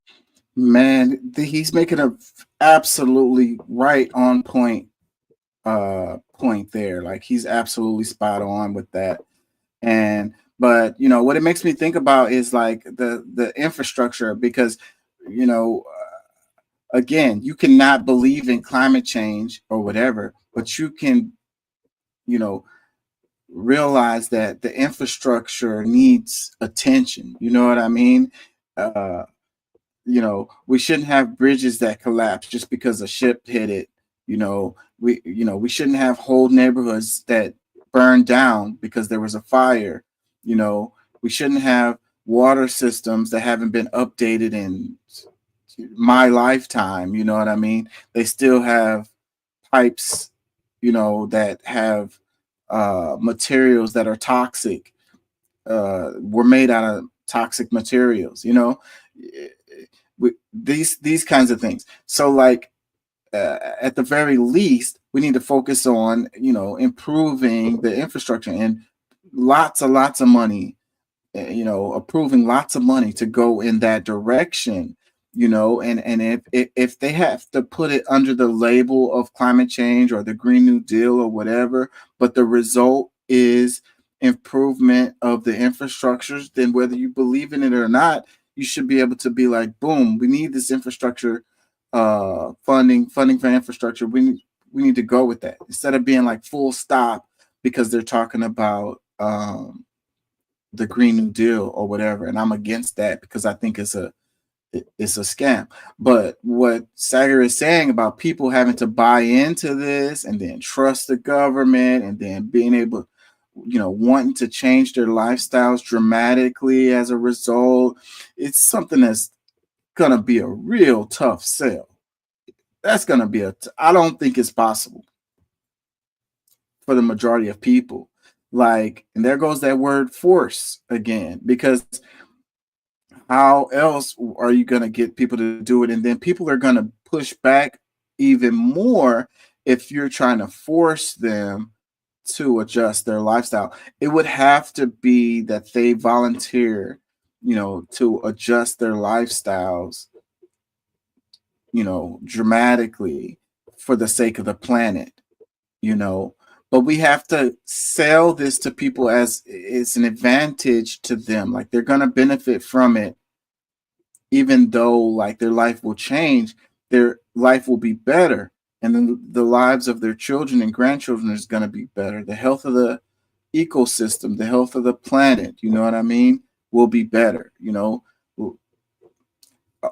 but as far as like, the weather having more intense storms and more intense, weather events is going to continue to happen. So then they're going to be like, well, look, I changed my lifestyle and, I'm living this minimalist lifestyle and I'm still having to deal with wildfires and extreme hurricanes and floods and droughts and shit. And then you have the people that's going to argue and say that, well, we've had these droughts and hurricanes and floods, throughout time. And, so when people ask, you ask someone, they're like, oh, it was really hot this past summer. They're like, ooh, I remember back in 1982 and it was much hotter than da. But then it's like, okay, bro, we got like the data. The data is not anecdotal like your perceived experience of how hot it was, and because it's hot in a local place or cool in a local place, doesn't dispute the data of this constant increasing of surface temperature and ocean surface temperature and, amount of carbon in the atmosphere and stuff like that. Like you can't argue with that data. You're just like making that up. No, I'm not. You because are. Donald Trump just You won the popular completely vote. are. But Who is against electric vehicle mandates? Sagar, Like, what I'm we're saying against you're the Paris making Climate up is Accords. the 30. You're going to have to reduce your consumption 30%. Blah blah blah. Well, I think maybe Michael if you're like one of an Elon Musk of the world, maybe that might require some sacrifice. But I mean, what you're basically saying is we can't solve any big collective. No, I'm not saying that we together. can't solve like it. just I'm give saying up. we can't We cannot solve any big collective problem. We're too atomized. We're too individual. So forget about it. Just let her rip and hope that you're one of the people who can afford the private firefighters when it comes for your house, because that's the track that we're on right now. Is just basically like every man for themselves. If you're rich, you can rebuild. If you're poor, like, sorry, you can't get home insurance, you're screwed. And, the fire department is being cut because billionaires don't want to pay taxes. So you're just basically have to pray that you and your loved ones are going to be able to make it. Probably, look, I'm not defending billionaire tax levels, but don't they pay the most tax than anybody else in the state of California? I mean, that's what I'm talking about. This is a state with what a budget. percent of their incomes do they pay in taxes? Probably 5 to 7. Next to nothing. By the way, I'm Elon not Musk defending. pays next to nothing in taxes. I am not defending billionaire tax rates. What I'm saying is California is a G7 nation in and of itself. I think it would be G5 if it were its own independent country. So the idea it's not wealthy enough to handle this seems ridiculous to me. There are plenty of developed nations all across the world that seem to have a much better and more competent fire and hurricane disaster relief. Japan being one of them. My point is that it's clear within the context of mitigation itself, a lot more can be done. Democratically, if you want to continue to make the case for lack of consumption, etc., you can. I don't think it's going to work. I mean, I think the most honest discussion of climate change we ever had was who was the person who made the documentary with Michael Moore? I'm forgetting the name of it. And we talked a lot about it here over at Rising. We even interviewed him. And he was the most honest person because he's like, yeah, we have to radically cut consumption. I mean, actual quiet part out loud that came from most of the people who study carbon emissions, et cetera, was what was the single most important thing for drop of carbon emissions? It's when everybody stayed at home during COVID. That's the truth. That's, if you actually wanted to see it, a dramatic cut. All of us have to stay at home, reduce our consumption, stay inside. People don't want to do that. Yeah, that's kind of extreme to say stay in the house and don't move around at all. But wouldn't it be nice if we had like a holiday or something like that where everyone stayed home or whatever? Like we have Earth Day, but to celebrate Earth Day, it would be to just like no travel, no air traffic, people pretty much just kind of stayed in their neighborhoods, didn't going to work, no going to school, just, family time, community time, just like, no driving, road trips, none of that. And wouldn't that be a beautiful thing, and if we did that one day every year, I mean, I think that could be done, and it would be a great idea. I remember when COVID happened and we saw the pictures of the animals, it was like the sheep and the birds, and it looked like that nature like rebounded like that, like instantly. We can imagine what the earth would be like without humans. It would be beautiful. I ain't gonna lie. Like it would be,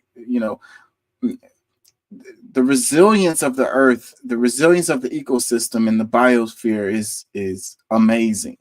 And just that short amount of time of us being locked up in our houses, the air cleared up. There's so much evidence. You guys go back and look at it. It was beautiful. I was reading this stuff. I was bored as hell anyways.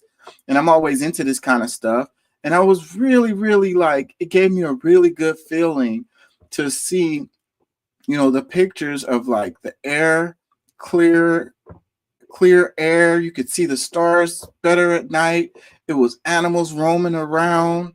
It was a beautiful thing for the earth. It was really beautiful. So, the impact of us moving around every day, doing our everyday activities is kind of like, is the problem. But it's extreme for Saga to say, oh, y'all just gonna have to stay in the house and y'all can't move around and y'all can't go nowhere. Like that is an extremist perspective that's like trying to belittle the situation and make it like it's impossible, it's untenable, and people aren't gonna want to do that. And it's like no one's gonna be it's not realistic to say that people got to stay in their house, and not go anywhere, and that's what's going to save the planet. Which it would save the planet, but it's not realistic that would be the outcome. Like that would also kill the economies. Look at what happened with the economies as a result of COVID. And then they had to give out money to people to keep the stuff going and print money basically to do it. And like, how long could you pull that off without everything like completely collapsing? It's unrealistic, and it's silly to even make that statement. That's We really live not true. in a democratic society. It just requires, first of all, renewable energy technology has improved dramatically. In Yeah, but- particular, solar has improved dramatically. Yes, but how is it made? It's made in China from filthy, materials. It has a ton of emissions. The lifetime offset of a solar panel in the United States will never offset the amount that it requires to make it. This is the problem. You have to. And that was true. And also, after those batteries are used up, they're discarded and thrown into like the trash dump, and they don't biodegrade. Like they're just there for like ever, and then they emit like some toxic ass chemicals. Like solar isn't the answer as far as the present technology for it is. We want to make these windmills, which again are not efficient. They have 10 to 25% carrying. The most efficient power that we have is called nuclear power. Nobody wants to build it. Everyone's too afraid. That's not true either. No, that's actually true. Though, and those windmills have to be maintained, and they create a lot of trash, and they don't have as much output either. And the nuclear, no, I don't want a nuclear power plant next to my house either. You know what I'm saying? I don't. And so like, that's a problem. But see, there's other innovations. Like I've seen some stuff where they have the things next to the freeways where it just kind of harnesses the wind pressure that's getting pushed by the cars going by, and it turns a turbine and it creates electricity. Like, again, that's not that much, but that could be scaled up, and that kind of way of thinking is what you want. Even though I don't like the cars at all, they should be extremely limited, period. The electric cars are not the answer.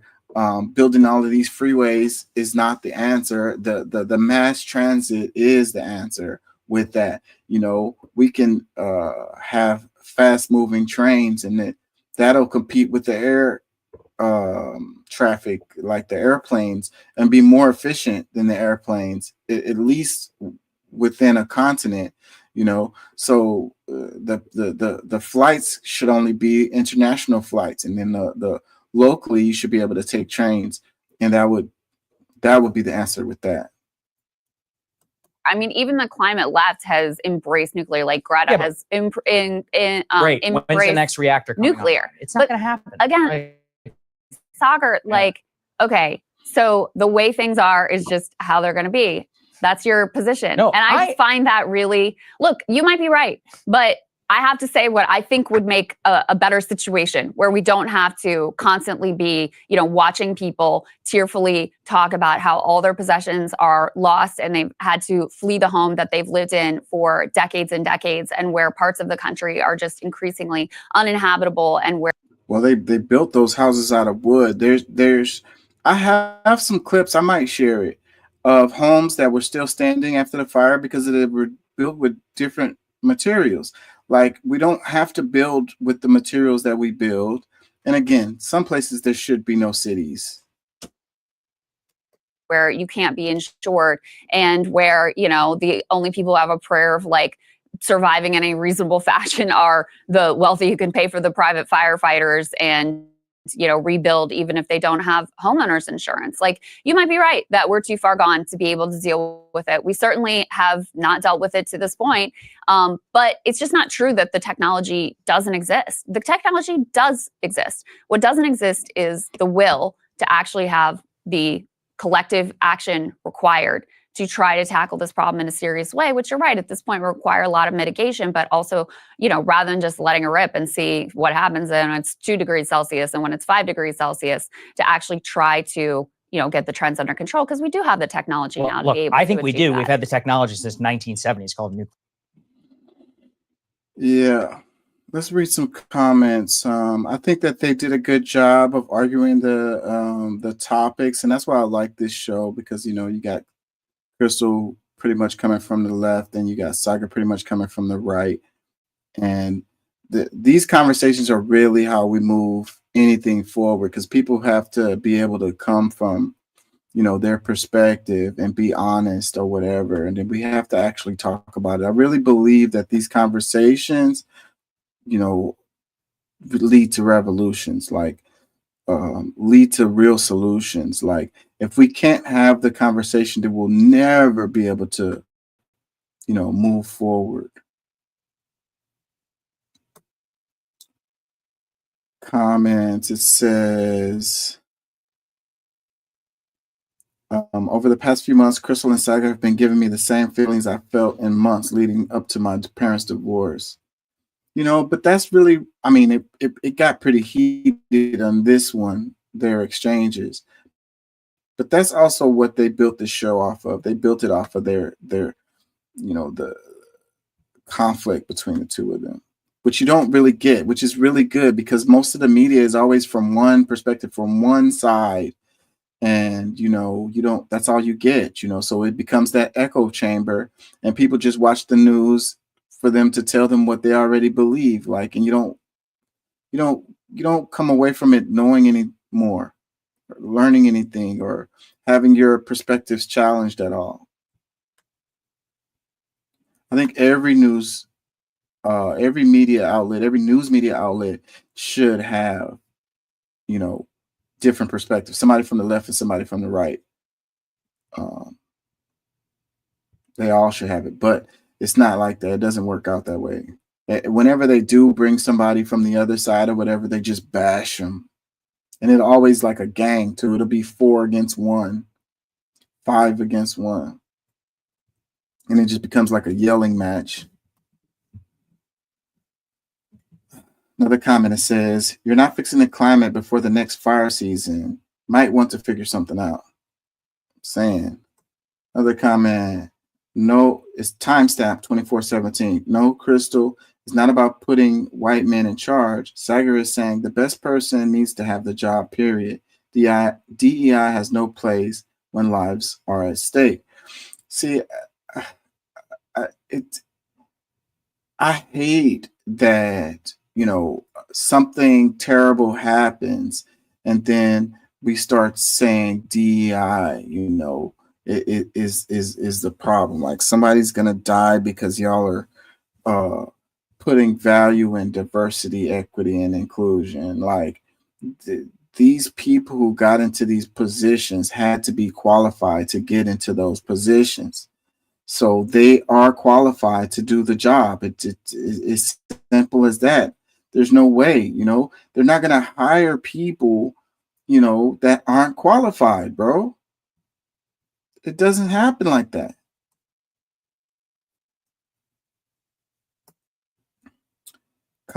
As Crystal is fast becoming the exact example of what the show used to stand against, not listening and strawmanning arguments. A crisis of competence is undeniable at this point. She was kind of doing that to him, like interrupting him and like kind of using these strawman arguments. She was doing that. Another comment, it says, Californian here. Oligarchs didn't start the fire. DEI didn't start the fire. Inept California politicians didn't start the fire, but they all contributed to the lack of preparation and anemic response. Fair enough. That's a fair enough statement right there. Another comment, it says, this is one of the wealthiest zip codes and cities in the U.S. with crazy high taxes. Why the heck do they have budget problems? Like, where is the money going? What are y'all spending the money on? Obviously not the right things. You know, it shouldn't have been no reservoirs that wasn't completely filled. You know, I saw a story where this dude, he bought a sprinkler system, just one of the regular cheap flapping back and forth type sprinkler system, the kinds you use to like water your lawn, and some water hoses, and he put them on the top of his house and left when the evacuations happened. And he came back and his house was there, and all his neighbors' houses had burned down. And it's like, that seemed like a really simple solution right there. Like, you know, what couldn't they have had some kind of system, something like that, ready to go for these kind of circumstances, knowing that they live in a, you know, that the city is in a area that's prone to wildfires? As much money as they have, as big a budget that they have. Another comment says, I can't believe Crystal just said there's only so much you can do, then gave a list of 10 simple things they could have done. Another comment says, Crystal's headstone will read, frequently wrong, never in doubt. Another comment, Crystal clearly hasn't seen the video of one of the heads of the LA Fire Department saying she shouldn't be expected to pull someone's husband out of the fire, and instead they should question why they are in that situation in the first place. I don't really know what that means. Another one, it says, Crystal was being terrible listener at 2410. Very unfortunate the way she is unfairly putting words into Sager's mouth here. Another comment, did Crystal not hear the lady accuse a man of being in the wrong place? If she has to save him, the mentality will cost lives. That mentality will cost lives. So is that related to the DEI thing? Is that what they're saying? I mean, I don't know. Another comment, Crystal whining that Sager points out things she doesn't like. What's new? Another one, 1856, Crystal is wrong. The Palisades Reservoir was empty and has been empty for a year because the government refuses to fix it. Yeah, in the video, I didn't play that part, but she mentioned all of the other reservoirs that had water, but she didn't mention the one that didn't.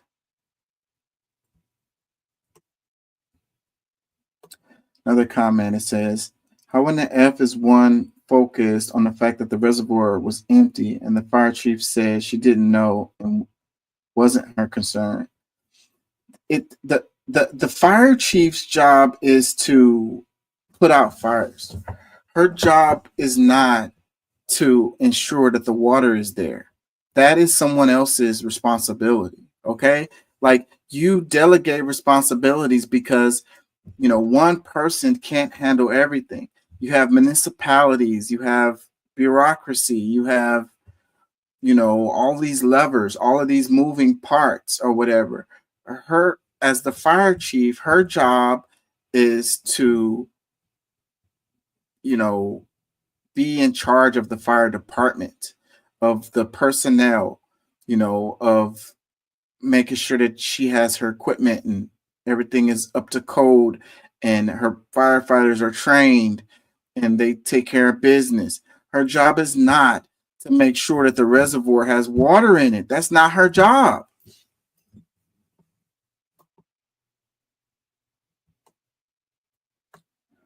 Another comment says, show the clip of the LA firefighter saying, if she has to carry your husband out of a fire, then they were in the wrong place. I'm sure that comment would make anyone feel confident in their fire department. Why is everybody saying the same shit? Another one, I mean, the rest of it says, hey, firefighter Lawson, there's a father with his kid in the house, which is on fire. We need to get them out. Sounds like they're in the wrong place if they had to get them out, chief. I don't know what the context was of that comment, and I watched a lot of videos and I didn't see that. Maybe I just missed it, or maybe I skipped over it or whatever. So I don't know what the context was for that. I mean, maybe it had to do with them saying that they did send evacuation orders out. So I don't know what I'm not going to speculate. Another comment, it says, Crystal has become insufferable. She barely lets Saagar get a word in. She was doing that in this one. Another comment, she has said climate catastrophe 5 times in the first 5 minutes. Another comment, the amount of time Crystal put words in Saagar's mouth was wild. She was not willing to listen to him at all. Kudos to Saagar. He was being really patient too. Another comment, blaming climate change does a good job of taking the blame off of leadership. Okay. So, I mean, as far as having preventative measures, yes. As far as the fire happening, no. They historically have fires there. If nobody was there, if there was no town there, there was no power lines, there wasn't no asshole smoking cigarettes or deliberately starting fires, you would still have wildfires in that area. Okay, so you can't blame the leadership for a fire happening. You can blame them for their response. You can blame them for their lack of preventative measures. You can blame them for the lack of infrastructures or things in place to deal with it. But the fire happened. It was a natural thing, and you can't blame them for that. Comment says 2415 timestamp. I feel like these are non-sequitur issues. Non-sequitur.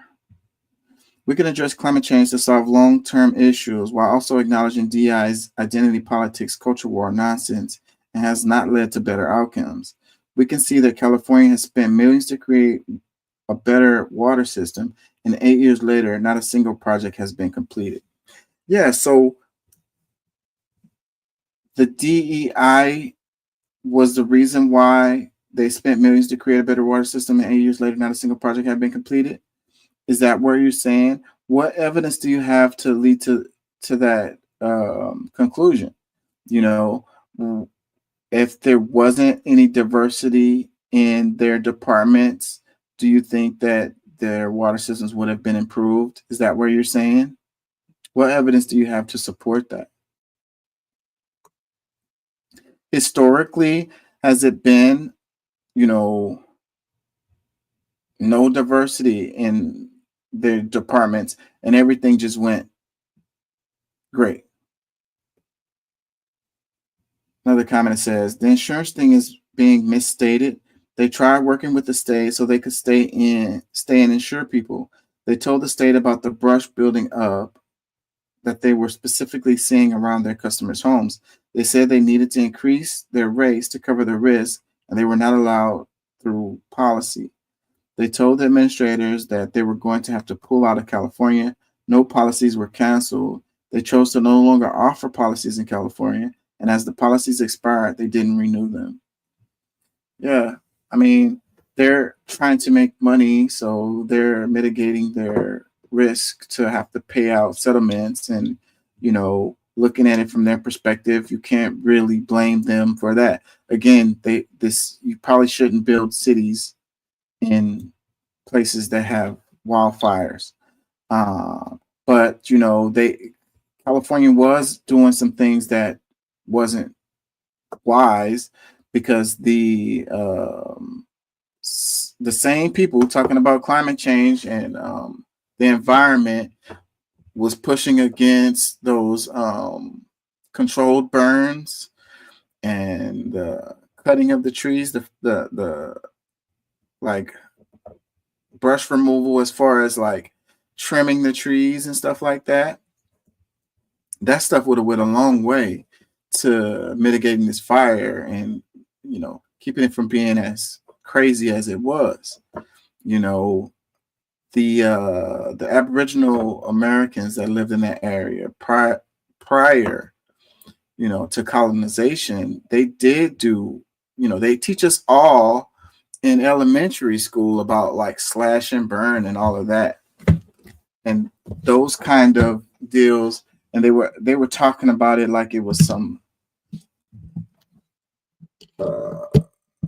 caveman tactic or whatever, but it was actually a good thing that they were doing. And these forests rebound from these fires really quickly because, you know, the native plants have resistance to it, and it'll actually some seeds pop or as a result of the fire, like they make them grow, like they stimulate them and they spread them out and stuff like that. So one of the issues is, I was looking at this post that the dude was talking about the eucalyptus trees and how, you know, it's an invasive species and it's highly flammable, and it's, you know, it's not native to the area, and they were planting a lot of those because they were trying to make money or whatever. But you have the old growth redwood trees, and a lot of those trees are fire resistant. Like they can handle those fires and still stand, you know. But those eucalyptus trees can't, and a lot of those other you know, non native plants can't, and they create all of this brush and all of these perfect circumstances for these fires to get completely out of control. So that's another thing that hasn't been stated in the conversation, is about local habitats and destroying the native plants and the biodiversity that needs to be there, you know, that helps keep from these things being as crazy as they are. The fires are going to happen, but if you have these old growth redwood trees, they're so tall and they have really thick bark, they will break the wind, you know, they will keep the fire from spreading so quickly, you know. When you clear areas and you build a city of houses made out of wood, and then you plant eucalyptus trees, and you don't clean the brush that's coming off of the trees, and you don't do you don't let the natural fires burn, then you this is what you get. You decide to build $1 million house in natural fire alley, then you get what you get, man. And I feel for all the people who lost everything, and it's really sad. But humans, we do silly things, you know. It's really an insane society that we live in, and it's so insane that, you know, the sane person seems crazy when he's like, you know, maybe you shouldn't build a house over there. You know, get out of here, man. the weather is wonderful over here.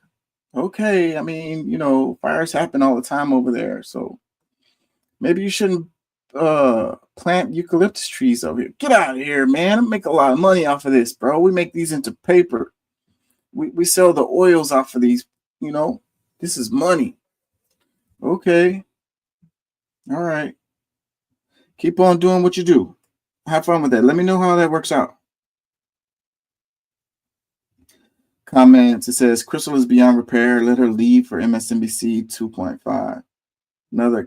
Well, what makes this channel good is that you have Crystal and you have Saagar. You have one without the other. It's not nearly as good of a channel. You need both sides of this. Another comment says, did Crystal really say that California is suffering a 1,200-year drought after she said the reservoirs were full? You can have a drought and still have water in those reservoirs, bro. It is a drought that has been happening. Those reservoirs, the water come from far away, like even some cases out of state. So they bring that water in from other places. So locally, yes, drought, still having reservoirs because the way that they're built, they have like the concrete sides where they don't have the water seeping into the earth, Bro, come on, bro. Show me you don't know what you're talking about without showing me you don't know what you're talking about. Another comment says, I wonder if Crystal truly believes what comes out of her mouth. Damn, all of these comments are freaking on Saagar's side. Another comment, wow, Saagar actually pushing back. I haven't watched in a while. Is this something he's doing regularly now? Another comment says, Crystal is an activist, not a reporter. That's kind of a fair comment right there. Another one, it says, the beauty of digital media is that you can pause the show while you run to the store and get popcorn.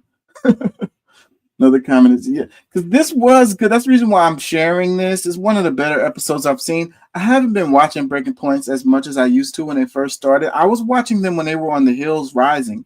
I didn't know anything about The Hills Rising, and somehow I came across Crystal and Saagar on The Hill, and I was just watching it from then on.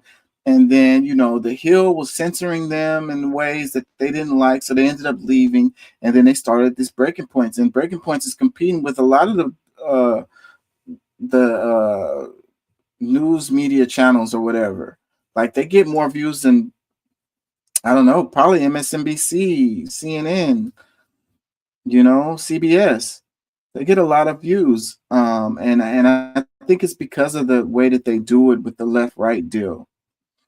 And then they cover stories that we kind of care about or whatever. Like they come at it with angles without like this framing of the national perspective or whatever, like the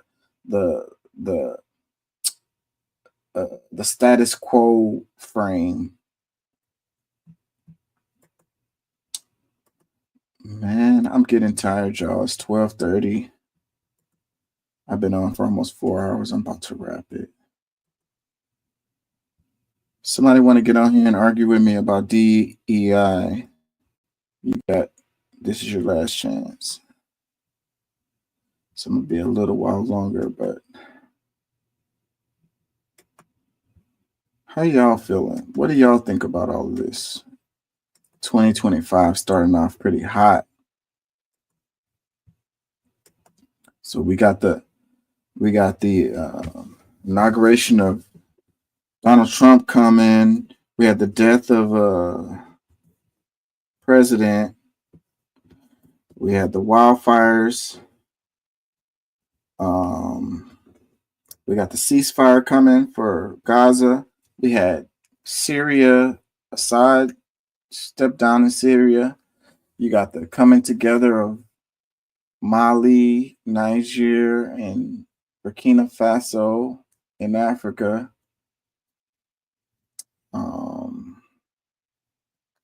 It's like Singapore, I want to say. The kids are revolting in Singapore and taking over the colleges. I want to say it's Singapore. I could be wrong. There's another like major protest happening in another place in Africa, but I cannot think of it right now.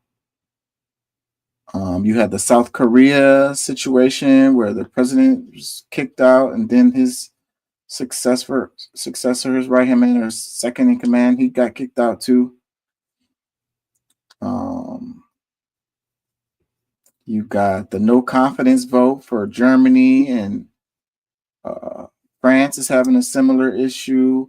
Macron is barely holding on to power. You got these right governments are taking over, but not everywhere. You got Sheinbaum in Mexico. She's a left. She's a Obrador. She took over for Obrador, and she's saying some cool stuff, man. I like her. First female president of Mexico.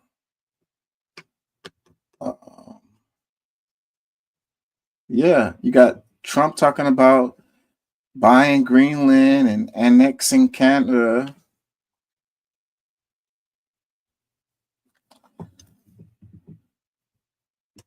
Crazy, crazy beginning of the year.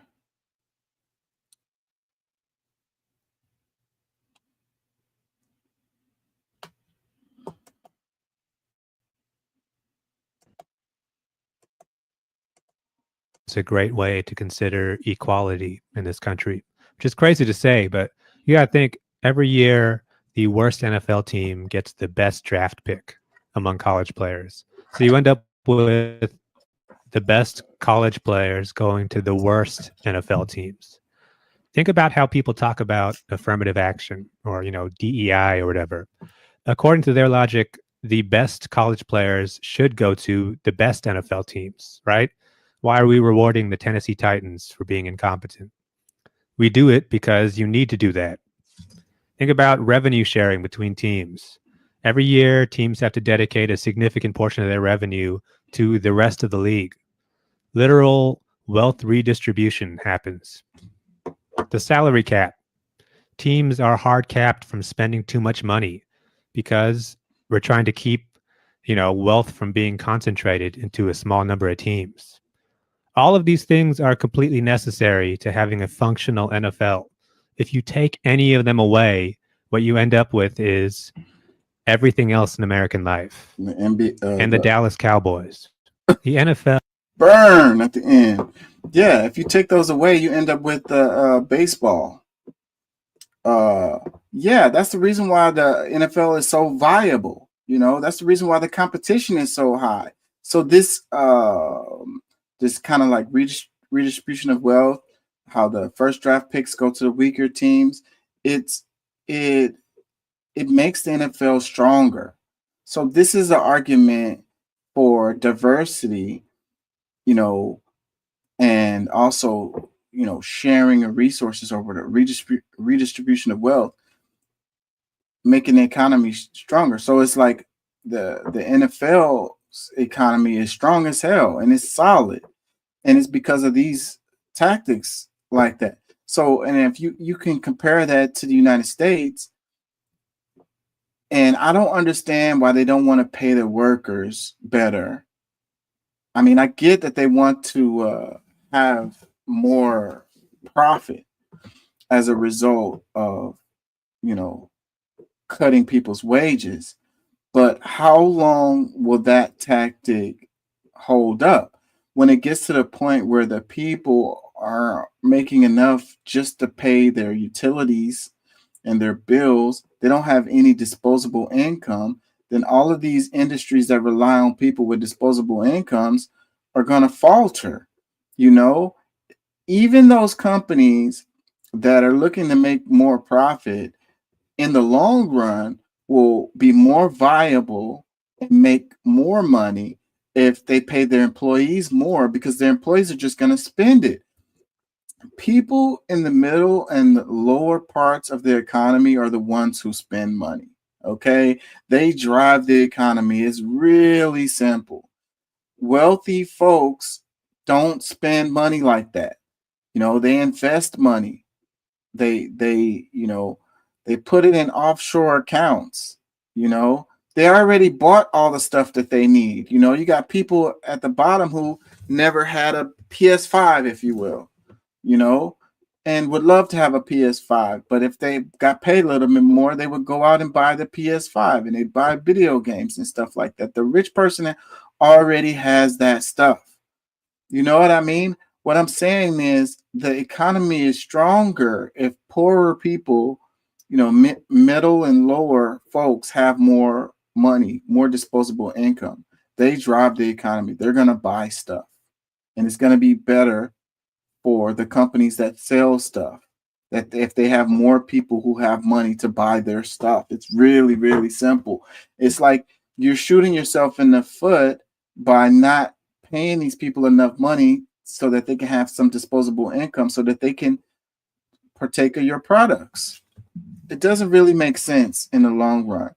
The vitality and the strength of the NFL is as a result of its policies of drafting, you know, top players out of college and putting them on the teams, weaker teams, by spreading the wealth around the salary cap, or otherwise you're going to have the same NFL teams going to the playoffs every year, you know, because they have the money to get the best players, like the damn the baseball. You know, it's always in baseball. It's always the same teams, pretty much always the same teams. You know, in the World Series or whatever. You know, and all of the best players always play on those same teams. You know, and also it's boring. It's boring as hell to watch baseball. You know, the NFL is a lot more exciting because this is what they say any given Sunday. You know, the competition is better. Anyways, comment says this is not a good comparison. Okay, so let's DEI the draft and go and see how the quality of the gameplay in NFL will go down. Only 4 black picks, 14% per mandatory, 6 Hispanics, 19% per round. The SEC is overrepresented and only 1 per round per conference. Also, half the picks have to be women, and each position and staff member must be represented in kind. So 16 women, QBs next year. At least 2 O-line must be women, 1 black, 1 Hispanic. You must have 1 Asian or Native American on the roster. Tell me this would produce the best possible football. This is not what he's saying.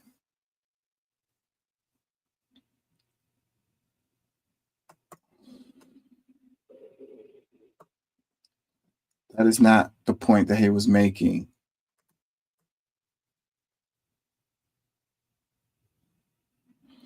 I think that the SEC is overrepresented.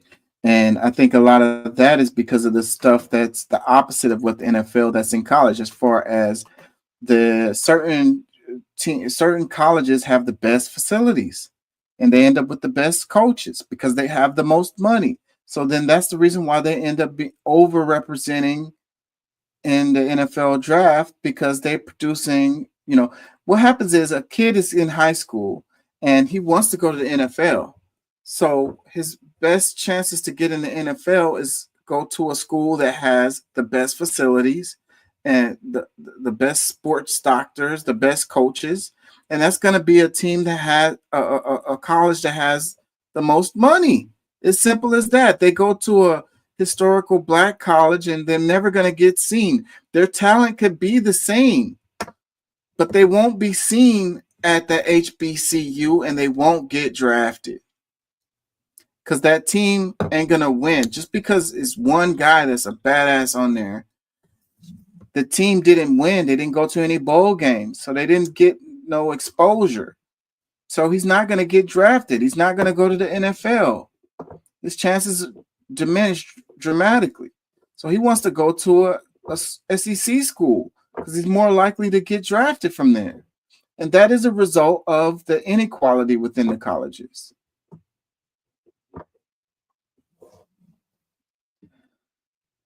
Comment says, not going to lie, this was a terrible take on especially the DEI part, but I like the creativity.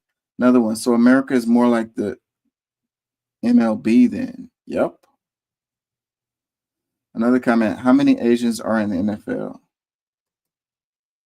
What is the point of that? What do you mean? Another comment says they about to call the NFL communist. LOL. That's a really good comment.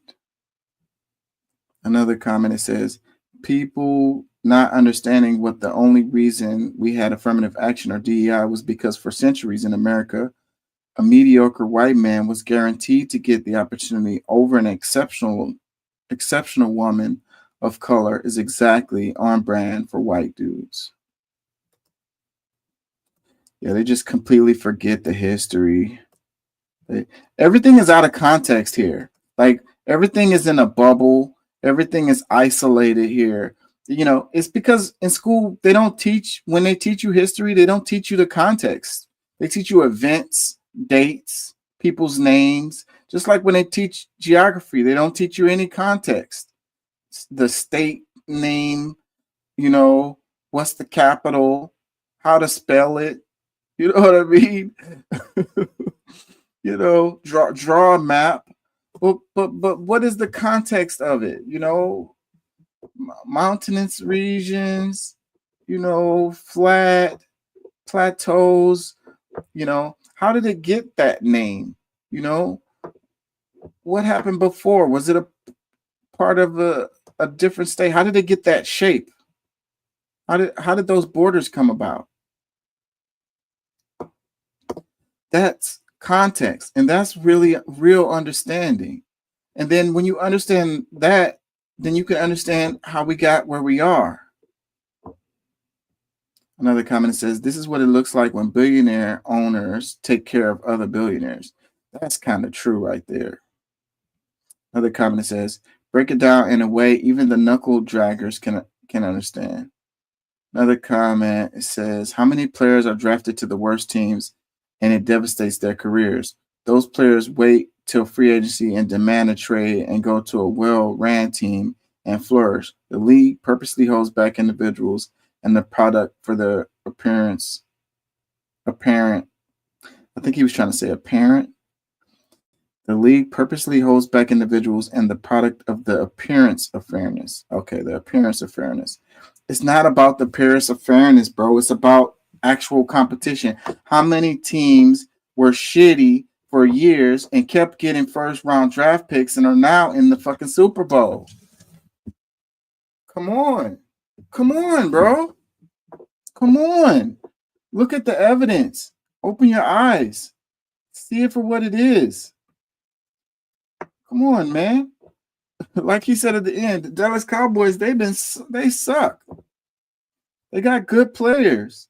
Obviously, the coach, they fired the coach. The coach is gone, if y'all ain't know. They fired the coach of Dallas this year. You know he wasn't going to make it much longer. You can't keep – Dallas don't play. They like, you know, we like to go to the playoffs, and we like to win in the playoffs, you know, at least that. And we want that every season. And if you can't produce that, then you got to go. They gave that guy six years. So he was with the Dallas Cowboys for 6 seasons, and he didn't produce enough. They actually went to the playoffs a few times, I want to say, over these past 6 years. But it wasn't good enough production for that organization, so he had to go. But anyways, like freaking the Washington Commanders, the Washington football team, they was trash not that long ago. Who else? Tampa Bay, they was trash for a long time. The Texans was trash for a long time.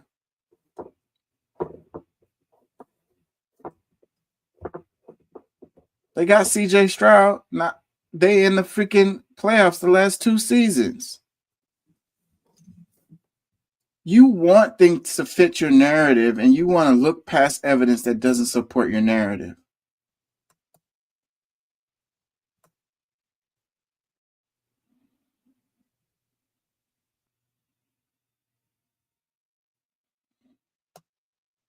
This is interesting right here. So Biden administration to remove Cuba from the list of state-sponsored terrorism. This is a good move right here. Now, well, you know, Biden's cognitive ability notwithstanding, this is an excellent move right here. There's no reason why Cuba is on a list of state sponsors of terrorism. This is really good move right here. This will be good for Cuba, and this will be good for the United States. Really good move. Should have been done ages ago. Democracy Now! Posted this. It says the Biden administration said Tuesday it will remove Cuba from the list of state sponsors of terrorism, a move that could give a huge boost to the ailing Cuban economy unless it is overturned by the incoming Trump administration. Damn. Dun, dun, dun. In return for the policy change, the Cuban government is expected to free a number of prisoners as part of a deal brokered by the Catholic Church, which has long pressed for the rights of political prisoners on the island. The State Department's list of state sponsors of terrorism imposes severe economic sanctions. Companies even outside the U.S. often cut off business with the designated countries for fear of facing sanctions themselves, effectively isolating those countries from much of the global trade and finance. The first Trump administration designated Cuba as a state of sponsor of terrorism in January 2021. This latest shift in policy is highly unlikely to survive Trump's return to the White House. Marco Rubio, tapped for Secretary of State, has been one of the most outspoken opponents of the Cuban government in the U.S. since he has long favored harsher sanctions. Isn't he Cuban? Is he not Cuban? Marco Rubio? I know he's he's Hispanic. Is he not Cuban? What is it with these people who hate people that's like them? What has Cuba done to deserve that shit? Another comment says, add Israel to that list. Yeah, swap them out. Another comment, I'm Cuban American and I'm concerned with Russia and North Korea than Cuba. I'm telling you, bro. Another comment, it says, he's only doing this because he knows Trump will put them right back on it, so he gets to take credit of doing so while maintaining the U.S. position through proxy by Trump administration, exactly like Obama did with the travel visas months before Trump took office. It's off the show.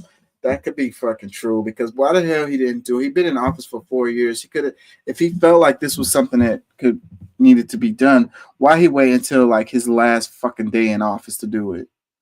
I swear, man, these fucking people, bro. Another comment says, Cuba is part of BRICS now. They never needed the U.S. Whatever, nigga. Cuba is suffering, bro. And it was just saying, like, the sanctions, that shit is having an impact. I saw something recently where Cuba was talking about how the sanctions are, man, they drive old-ass cars. They have a hard time getting regular-ass stuff because they can't get it through embargo. Their economy would blow up in a short amount of time if it wasn't for these sanctions and shit.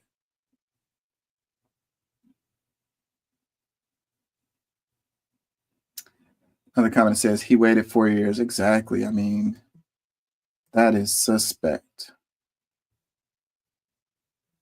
That is very suspect.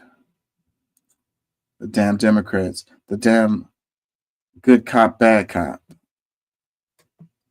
Lesser of two evils. Diet Coke, Diet Pepsi. Oh man, I go pushing too many buttons. Let's move on anyways. Oh, the guy about the trees. Maybe I'll get to that. I don't know. It's too far down. Yeah, it's too far down. I might have to come back to this later. Let's just do something real quick before I get out of here. What the Western media isn't showing you right now is that we are witnessing one of the largest led student movements in the area since 1968 in Serbia right now. 62 out of 80 universities have been shut down by their own students. 24-hour blockades have been taking place. Self-organizing resistance hubs and education hubs have been organized by the students themselves. Along with this, hundreds of people have been going, thousands on the streets all over Serbia, demanding for systems change and less corruption in their government. This shows that people-led movements will never be shown through Western media. What the Western media isn't showing you right now. So it says Serbia is witnessing the largest student movement in the region since 1968. Students have taken over 62 of 80 universities, launching 24-hour blockades by mid-December. This movement goes beyond demonstrations. Students have shut down classes, dismantled corrupt student bodies, and transformed universities into self-organized hubs of resistance, organizing themselves through the plenums and working groups. Through faculty blockades, they've halted university operations, demanding key and focused demands to the institutions. Interesting. I'm going to move on real quick and get out of here soon. Not done talking about how evil it is that the CEO of HCA makes $30 million. It's this right here. It would take an HCA nurse 3 months of labor to make what he makes in 1 hour. And my friends, the capitalism has rotted our brains because no one is looking around and going, why? If the CEO did not show up to work tomorrow, I guarantee you the world would keep spinning, right? The hospitals would still function and patients would still receive care. If I don't show up to work, people die. It is unconscionable to make $30 million on the backs of sick and dying people. Even more so when you are profiting off of healthcare that you cannot provide. Healthcare is not expensive because your doctor drives a BMW. It's expensive because business people who provide zero value to you, the patient in the bed, are exploiting your illness. And it's not just CEOs. There are office buildings full of people who work in healthcare who do not provide you any value. Insurance companies, administration. There are far too many suits making far too much money in healthcare when they can neither provide for your health nor do they care. And I'm not saying I need to make $30 million. I am saying that we are placing value in entirely the wrong place. I said at the end of this video that he should take a pay cut and properly staff his nurses, but that's an entirely lukewarm opinion, and it's not actually what I believe. I believe it is fundamentally evil to make $30 million on the backs of nurses busting their ass trying to save lives during a pandemic, and he should be tried for his crimes against humanity. I'm kind of kidding, but I'm kind of not. Nurses everywhere watch people die all the time for the sake of profits. It is profitable for hospitals to poorly staff nurses, and for every patient a nurse takes out of ratio, the risk of mortality for all of their patients increases. They are comfortable gambling with your risk of mortality in order to improve their bottom line. That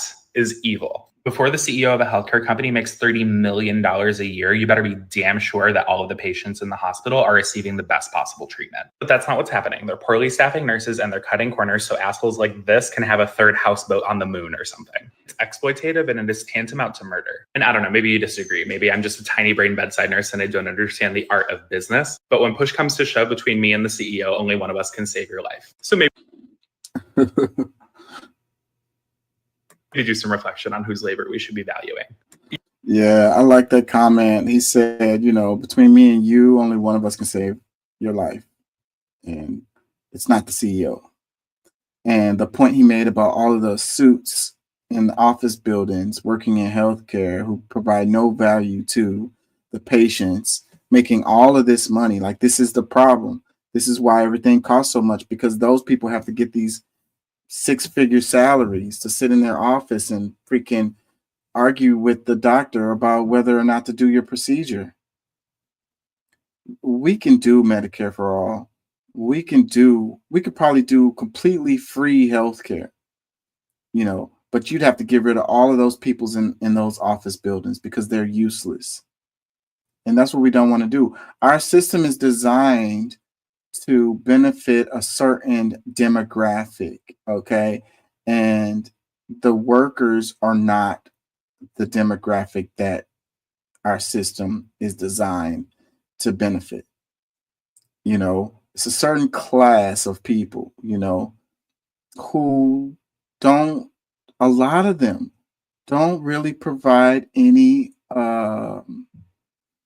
value to the nation. Like, they don't produce anything.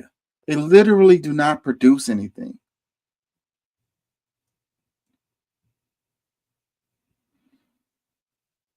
But they came from a upstanding family,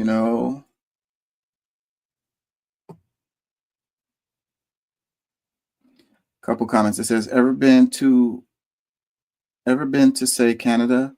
Somewhere with socialized healthcare? Yeah, it still sucks. Either a politician oligarch makes the money or the CEO does. Welcome to the middle class, kids. You're screwed either way. You're not rich enough or poor enough to matter. You're just enough to go to work tomorrow. And that's that doom and gloom as attitude that is not real. And, These people don't know what they're talking about. So basically, you're saying there's no way out of it. No matter what, we're just gonna get horrible care, and crapshoot on whether we're gonna live or die when we go to the hospital. Like, we have to have the bureaucracy. Like, no matter what, the system just gonna fuck us. No matter what, there's no way around it. Well, when you have that attitude, then the results are going to be that. Comment says, work for HCA during the pandemic. We got zero increase in pay. Not a dime from the hazard pay went to any of us. They received millions from the federal government, yet we got nothing.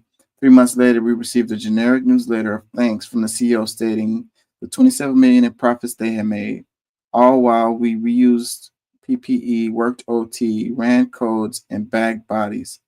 Doesn't even begin to describe the weight of the trauma we all still carry. Thank you for always speaking up.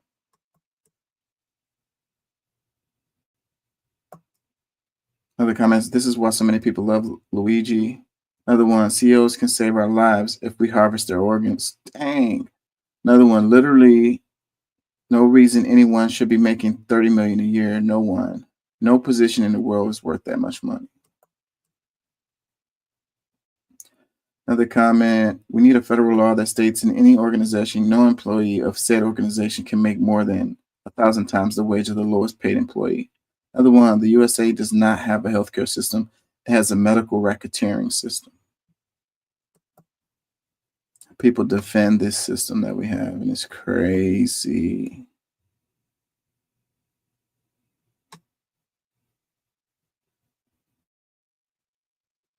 It's indefensible. Oh yeah, this is messy and it's political, so this is right up my alley right here. Somebody's campaign coffers really are struggling right now. So she gonna keep saying trans, so that people will feel threatened. And child, listen, I want y'all I to am tell no me child. whether or Do not call me a child. I am no child. I want Don't to even find start. out I am a grown which woman. of those I am 47 years emails old. I have broken actually more have. glass ceilings than Chairman, you. I am reclaiming my time. You will not do that. I Order. am not a child. I am reclaiming my time. If you want to take it outside, Mr. Chairman, the committee is not in order. Point of order. Point of order. Order. Somebody's campaign coffers She said, if you want to take it outside. What? She want the smoke? Let's hear it one more time.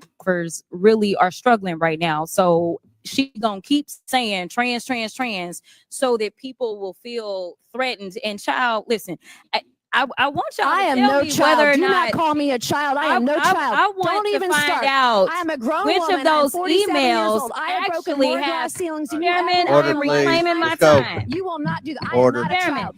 I am not a reclaiming child. my time. If you want to take it outside, Mr. Chairman, the committee is not. Miss Mace wants to smoke. She said, let's take this outside. Let's see it. Let's do it. Let's go. Be like, let me clock out. Hold on. Let me clock out. Drop your location later. Let's do it. The Shade Room. Of course, the Shade Room is the ones that's posting this. They so freaking anyways, it says, catch me outside. Representative Nancy Mace and Vice Representative Jasmine Crockett to step out following heated debate. So it's the Shade Room. It says, child, things got heated between South Carolina Representative Nancy Mace and Texas Representative Jasmine Crockett during Tuesday's House Oversight Committee. According to Newsweek, the heated discussion between the two ladies began as the House voted to ban transgender athletes from federally funded institutions. During their exchange, Crockett used the term child, to which Mace seemed to think she said the word child, and invited her to step outside as she proclaimed she was a grown woman. I'm a grown woman. Crockett took to X and reflected on the moment and said, if you want to see the difference between the House Dems and the House GOP, watch this. Mace also spoke out and said, this is how you shut Jasmine Crockett down the next time she starts in on someone's rights. Well, that's how you shut her down, by saying, go outside? What if she would have took you up on that? Would you have been able to stand 10 toes down? Would you have been able to handle you? I think she would have handled you on the cool. You're playing with fire.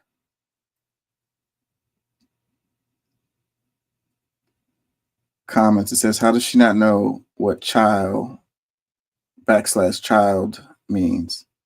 Another one, it says, so she's going to get away with that. Another one, I'm happy to meet Nancy outside on behalf of our good sis Jasmine. Another one, this is ghetto on both sides. Another one, it says, if a black woman were to say, meet me outside, she would be fired expeditiously. Can't fire a congressperson. Another comment, wait a minute, did she say if you want to take it outside? Now, if the tables were turned, we would have been black, angry, and aggressive, shaking my head. Another comment, white girl not even knowing that child don't mean child is the funniest part. Another one, unpopular opinion, but should we really be using unprofessional verbiage in this type of setting? Why should we expect her to know what child means? I think they're both wrong. I agree with this comment. I think that she was being too laxed or using vernacular that wasn't proper for the setting. Yeah, but they're both wrong at the end of the day.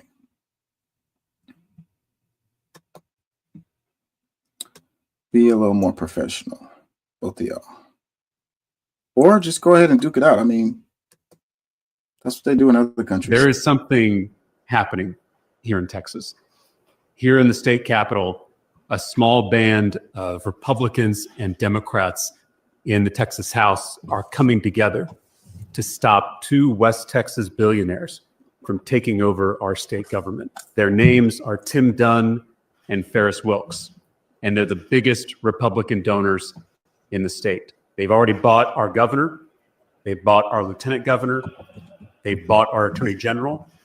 They've bought our state senate. And now to complete their takeover, they're trying to buy the Texas House. Tomorrow, they'll attempt to get one of their puppets elected speaker. One of our Republican colleagues said, quote, this is the most corrupt state government in Texas history. Tim Dunn and Ferris Wilks are not just oil and gas oligarchs. They're also Christian nationalist pastors. They've spent more than $100 million to ban abortion in Texas, to ban books in Texas, and now they're trying to close our Texas public schools with a private school voucher scam. This is bigger than party. This is bigger than partisanship. Texas is too big and too great to be sold to the highest bidder. We cannot allow two billionaires to transform our beloved state into a theocracy. We have to stop them. There is some. Wow. I bet you he practiced that speech in the mirror at home to his wife and to his kids, to his staff. He had that down. Yeah, this is a bipartisan issue. Like, this is a big deal. Like, you know, the big money in the politics. That's what they always say. And this is both sides, okay? Republicans and the Democrats. Nobody gets a pass on this. Freaking, it's not cool, you know? What's the point in voting? What's the point in voting? What's the point of even having the mirage of a democracy? You know, if you can have people who are very wealthy, very well connected, and have so much influence. And, you know, this is what they're doing because it happens on a national level, but not to the extent that it happens, you know, state and even more locally.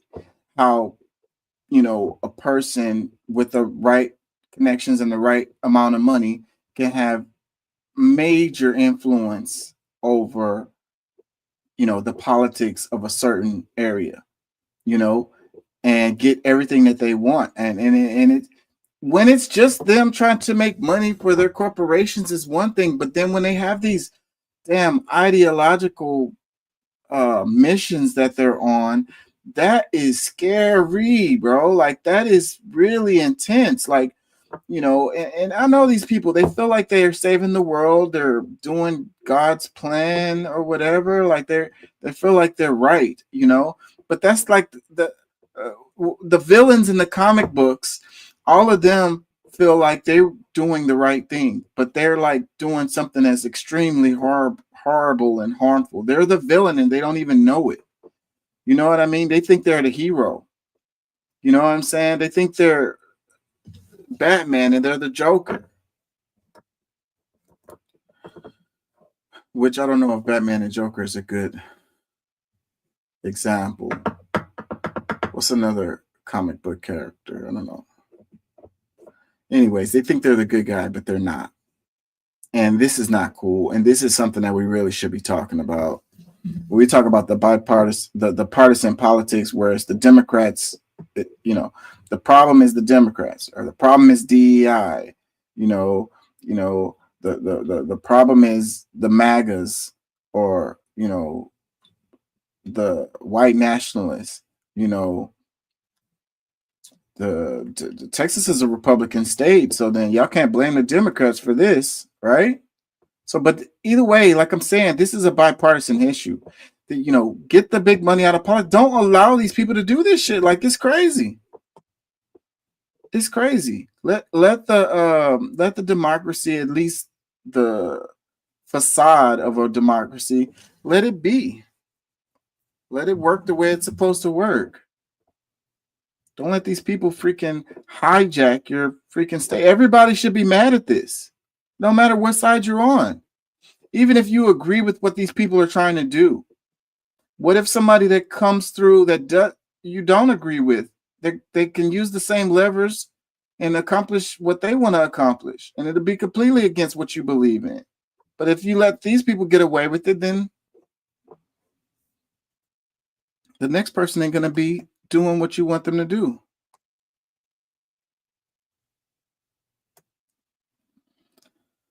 Oh, I'm about to get out of here. And we had organizations that were looking into us that were like not really involved with social media. Like I think like the CFPB, like this financial, I don't even know what it stands for. It's the financial organization that Elizabeth Warren had set up. Oh, great. And it's basically, it's like, we're not a bank. The right? We're not debanking section. Yeah, no, so I mean, like we're not a bank, right? It's like what does Meta have to do with this? But they kind of found some theory that they wanted to investigate, and it's like, okay, clearly they were trying really hard, right? Wow. to like find some theory, but it like, I don't know, it kind of like throughout the party and the government, there was just sort of, I don't know how this stuff works. I mean, I've never been in government. I don't know if it's like a directive or it's just like a quiet consensus that like, we don't like these guys, they're not doing what we want, we're going to punish them. But it's and we. So he doesn't know what the department is, the Consumer Financial Protection Bureau. Like, it's set up to protect people from getting frauded by major corporations. You know what I mean? Frauded by anyone, basically. You don't know anything about that. You're not concerned about being, fraud being done against you. Or maybe it's that you're not concerned that you are committing fraud on people, on consumers. And you don't care that the consumers have some kind of protection.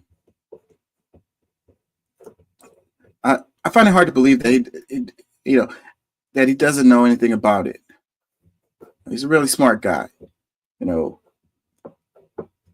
He's either pretending that he doesn't know anything about it, or he's really not concerned with consumer protection.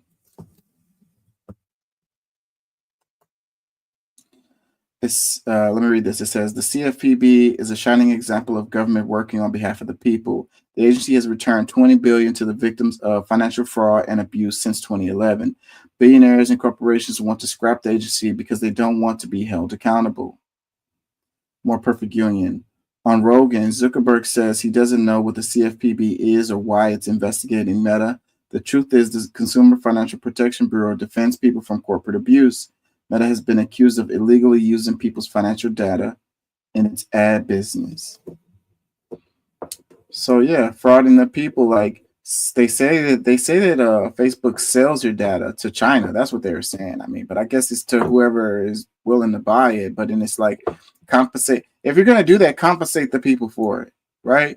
The data is the new oil, So we need some legislation to go in and be like, you know, if you're gonna make money off of my data, then you need to pay me. You know, it's only fucking fair.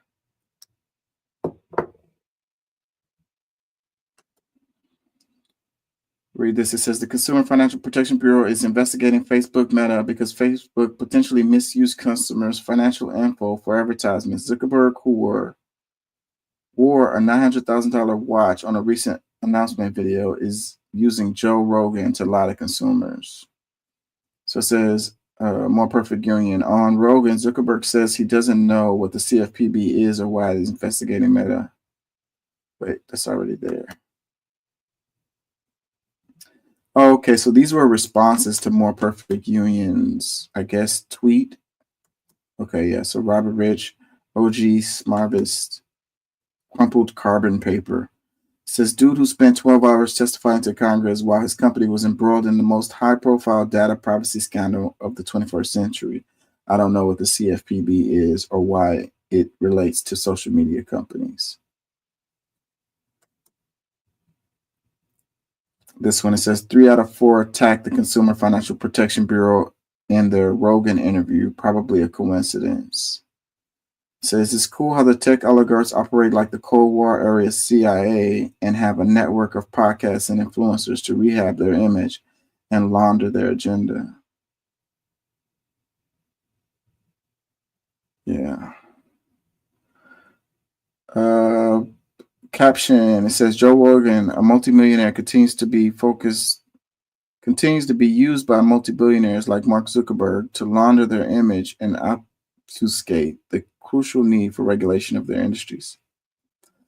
Another comment that says, how does he not know what the CFPB is? Another comment, we're not a blank, says the CEO of a company that includes Meta, Pay, a licensed money service business, money transmitter that's currently being investigated for improper use of consumer financial data by the CFPB.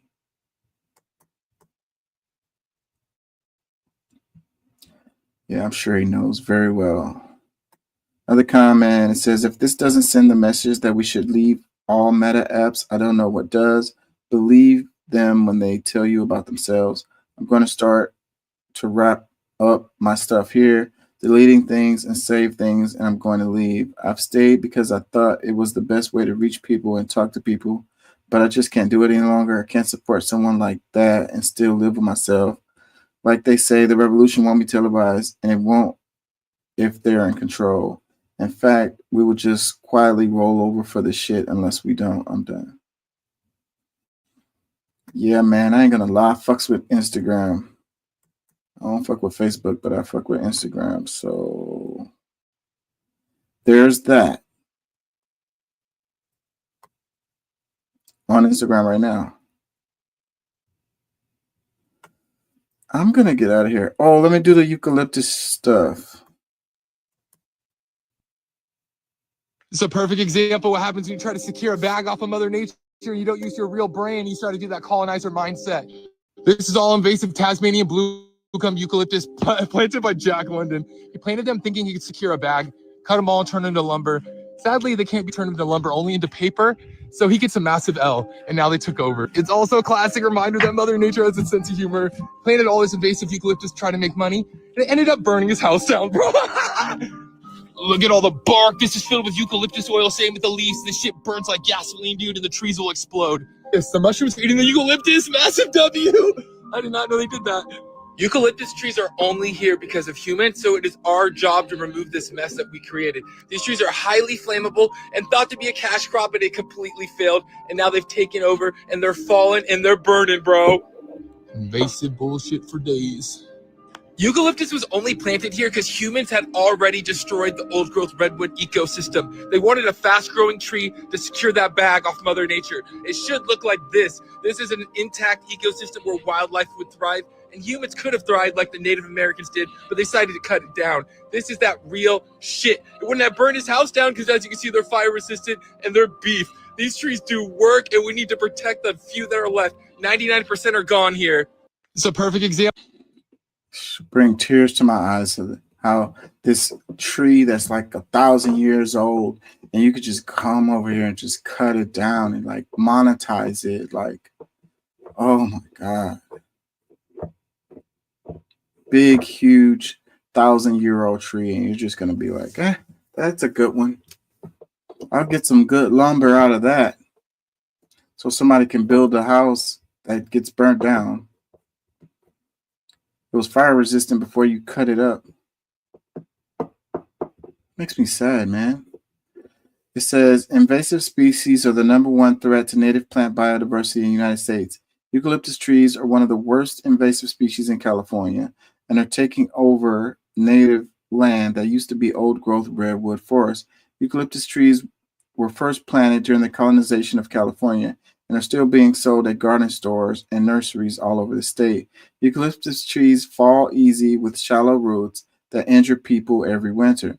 Eucalyptus oil is naturally released by these trees as a natural herbicide that kills native plants, and eucalyptus oil burns like gas, making it one of the biggest wildfire threats in California. Stop buying eucalyptus. Don't plant invasive species. Plant native.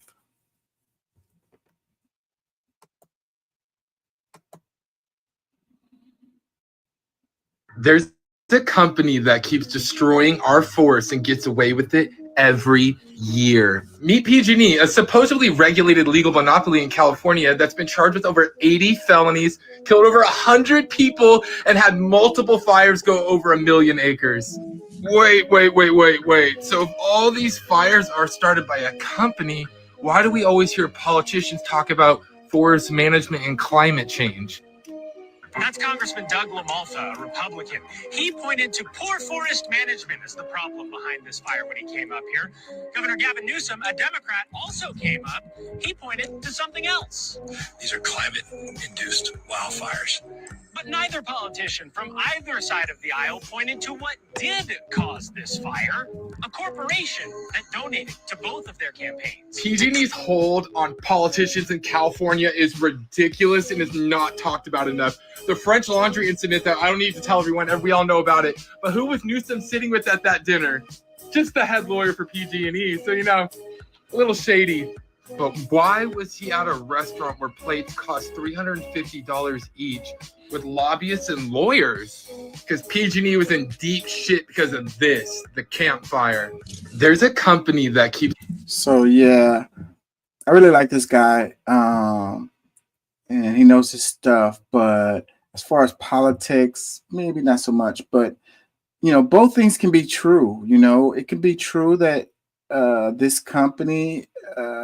and their lack of fucks to give can start these fires, and climate change at the same time. Both of these two things can be true at the same time, if that makes any sense.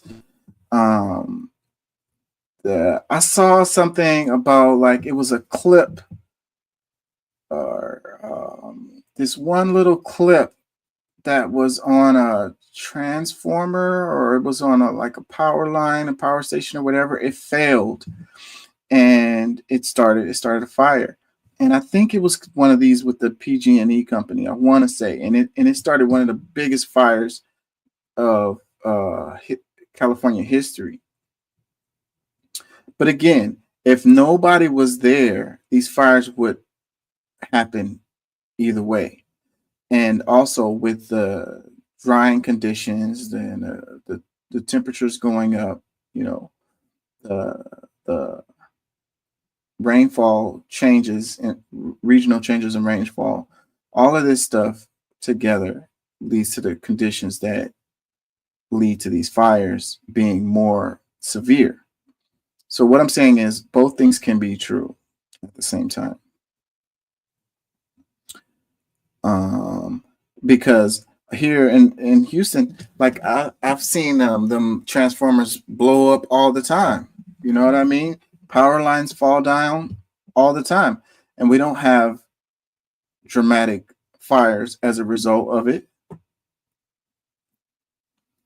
Let me read this caption. It says, California continues to have massive wildfires like the Palisades fire in Los Angeles, the Camp Fire, and the Oakland Hills fire. We went over how invasive species like eucalyptus trees have taken over millions of acres of land that used to be fire-resistant native plants, creating a massive fuel load in our forests waiting for that spark. That is what we see in LA currently. Now I want to talk about how capitalism, greed, and government corruption led to the deadliest wildfire in California history. Meet PG&E, the company that started both the Dixie and Camp Fires, while they donated to 8 out of 10 politicians, including the governor of California, Gavin Newsom. PG&E should not be allowed to be a private company in California after it's burned millions of acres of forest and destroyed the city of Paradise, burning over 10,000 homes while pleading guilty to 84 felonies, just to be followed by the biggest wildfire in California history, the Dixie Fire, which was also started by PG&E. As we can see today with the fires in the Southern California, with people losing their homes after losing fire insurance because of the Camp Fire, even the Palisades Fire in Los Angeles is affected by greedy decisions and monopoly corporations made. Stop blaming wildfires on climate, dam removal, and endangered salmon. These fires will continue to happen unless we stop fire suppression and hold the people and companies who start them accountable. It's not as if they will start another fire. It's when will they start another fire. As the current fire has shown, all they need is a dry environment, high winds, and one spark. Yeah, so how come we don't hold these people accountable? A corporation can be a person so that they can make a contribution, but a corporation can't be a person when it's time for them to be held accountable. They can only be fined, and if you fine them like 1% of their 1 year profits, then that's just the cost of doing business. These people need to go to jail. If they, it said 84 felonies. If I had 84 felonies, I would be locked up. So, okay, a corporation is a person. So, I mean, who are you going to hold accountable then? You know what I mean? So whoever knew about this stuff, or whoever should have known about this stuff, whoever could have done something to prevent this stuff should be held accountable. Held accountable, not fined, go to jail. Do not pass go, do not collect $200, go directly to jail. CEO, the CFO, operations manager, the top 5, send them all to jail. And if you do that, it becomes a deterrent so that these people can make sure that if a fire does break out, it wasn't through their negligence.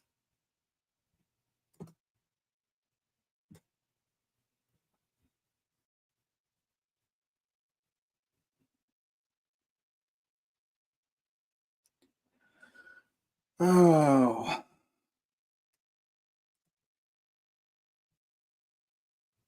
Fuck eucalyptus. Fuck this tree. Eucalyptus trees and eucalyptus groves are everywhere in California. Planted by the millions by early settlers, eucalyptus trees remain a defining feature of California's landscape, despite a well-known and sadly well-documented history, including the devastating Oakland Hills fire, of being highly flammable.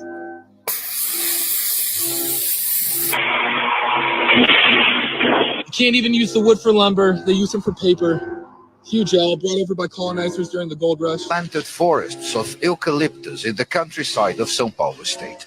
They belong to Suzano Pulp and Paper, Brazil's biggest producer of cellulose, the raw material used to make paper products. You guys always wonder why I say fuck eucalyptus. Look at this shit.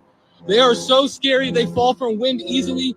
Dozen largest trees that fell yesterday. One was a pine tree. The rest, take a look behind me. They all looked similar to this one. That's a eucalyptus tree. And those redwoods are fine, of course. Fuck eucalyptus. Fuck this tree. It says, why does California keep having deadly massive wildfires like the Palisades Fire and the Oakland Hills Fire? The answer is simple. Fire suppression and invasive species like eucalyptus taking over land that used to have fire-resistant native plants. Invasive eucalyptus trees are taking over in California, especially in the Bay Area and anywhere along the California coast. Where hundreds of thousands of trees have spread, eucalyptus should not be growing in California, especially the invasive Tasmanian blue gum eucalyptus, the most invasive and flammable member of the eucalyptus family. Also the most common eucalyptus found in Los Angeles. These invasive trees arrived in California from colonization, and the eucalyptus oil that produces is one of California's biggest wildfire threats. As this fire has shown, all they need is a dry environment, high winds, and a spark. This new year, let's plant less invasive species and cut down the eucalyptus plant native. local, native. That's the answer to everything.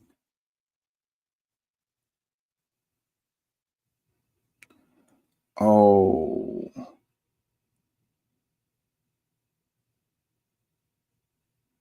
I'm gonna do this one and I'm gonna wrap with FDR.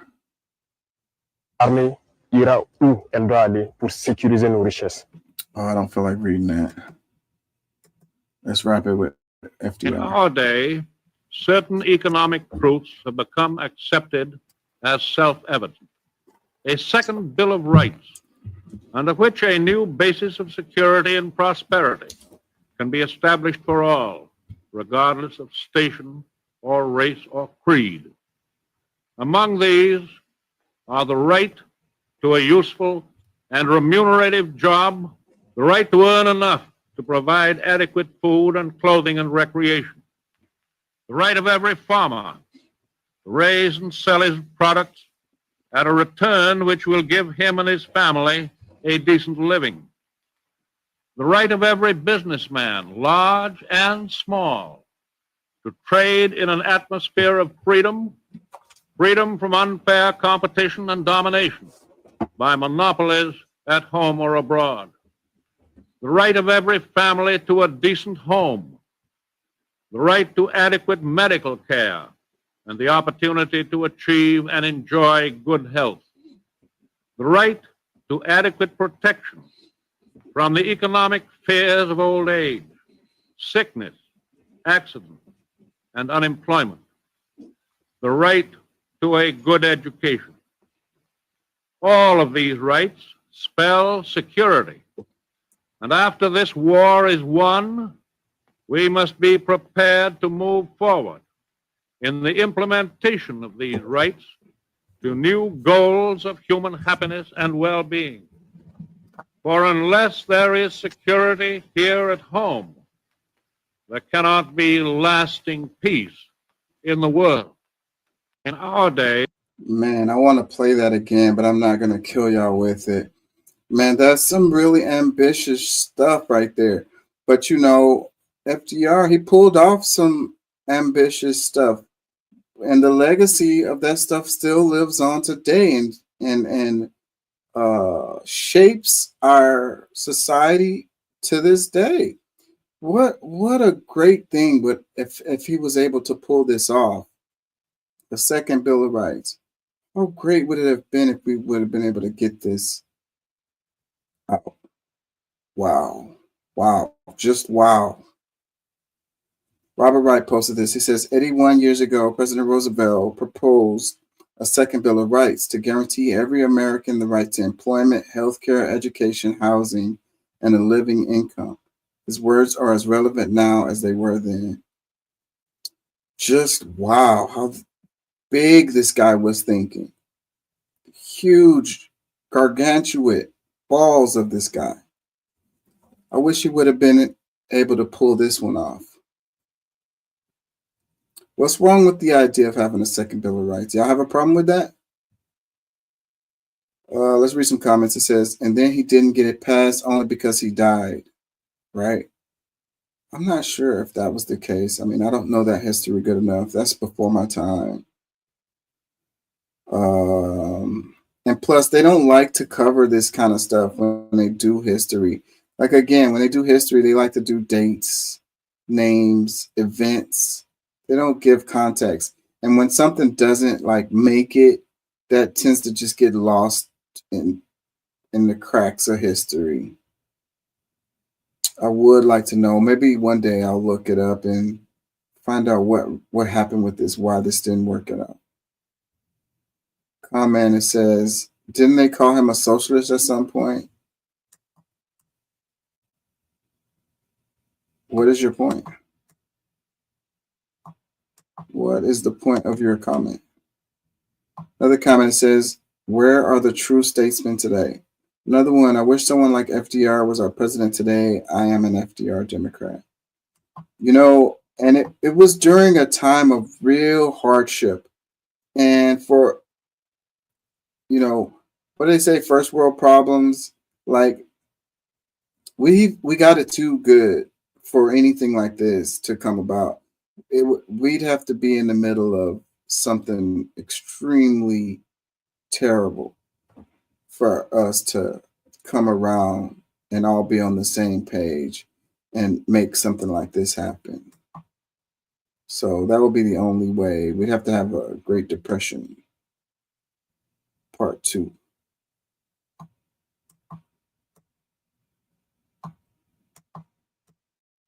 Sad scenario that we'd have to suffer extremely for something good to happen. Another comment says, my mom's family was saved by FDR's WPA program. After 45 years of hardworking employment, I am saved by FDR's Social Security provision, to which I've paid into for 45 years doing a service-type job with low wages. My Social Security check goes right into the economy for groceries and life's necessities. What a vision. Another comment, thank the Democrats for most of our rights today. Why will we vote Republican? It's always against our own interests. No one will ever change my mind. That's not necessarily true right there. Oversimplification right there. Another comment says, sounds reasonable. Where do we sign up? I'm telling you. Another comment, I will miss when this country wasn't run by villains. Another, one of the greatest presidents.